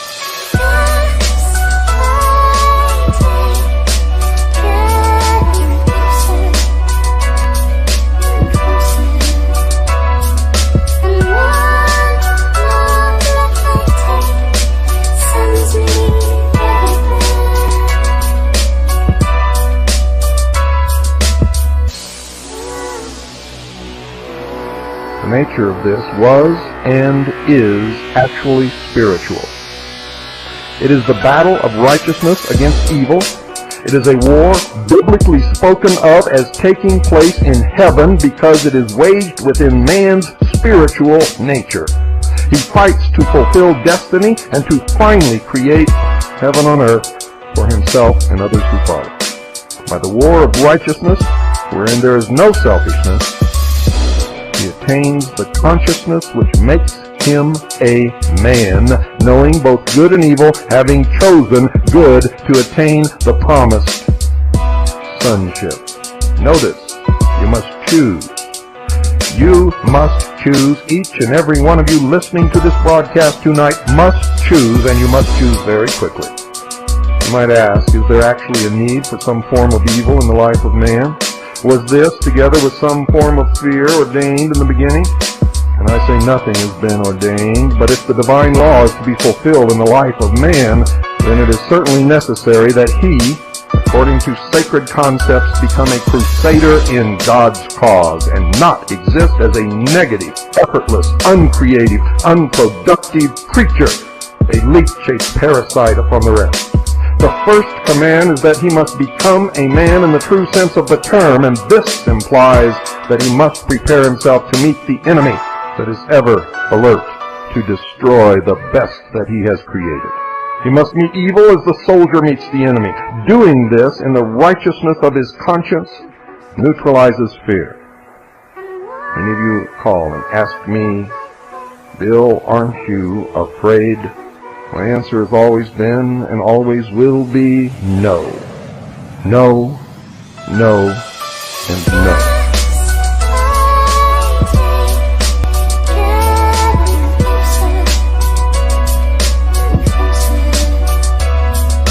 For I know from where I have come, and I know where I am going. I know who I am, and I know that I possess a soul. I fear the actions of no man. I fear the judgment of no man. I fear only the judgment of my God. And I know that if I am doing what is right, I need not ever fear that judgment. And therefore, I am not afraid.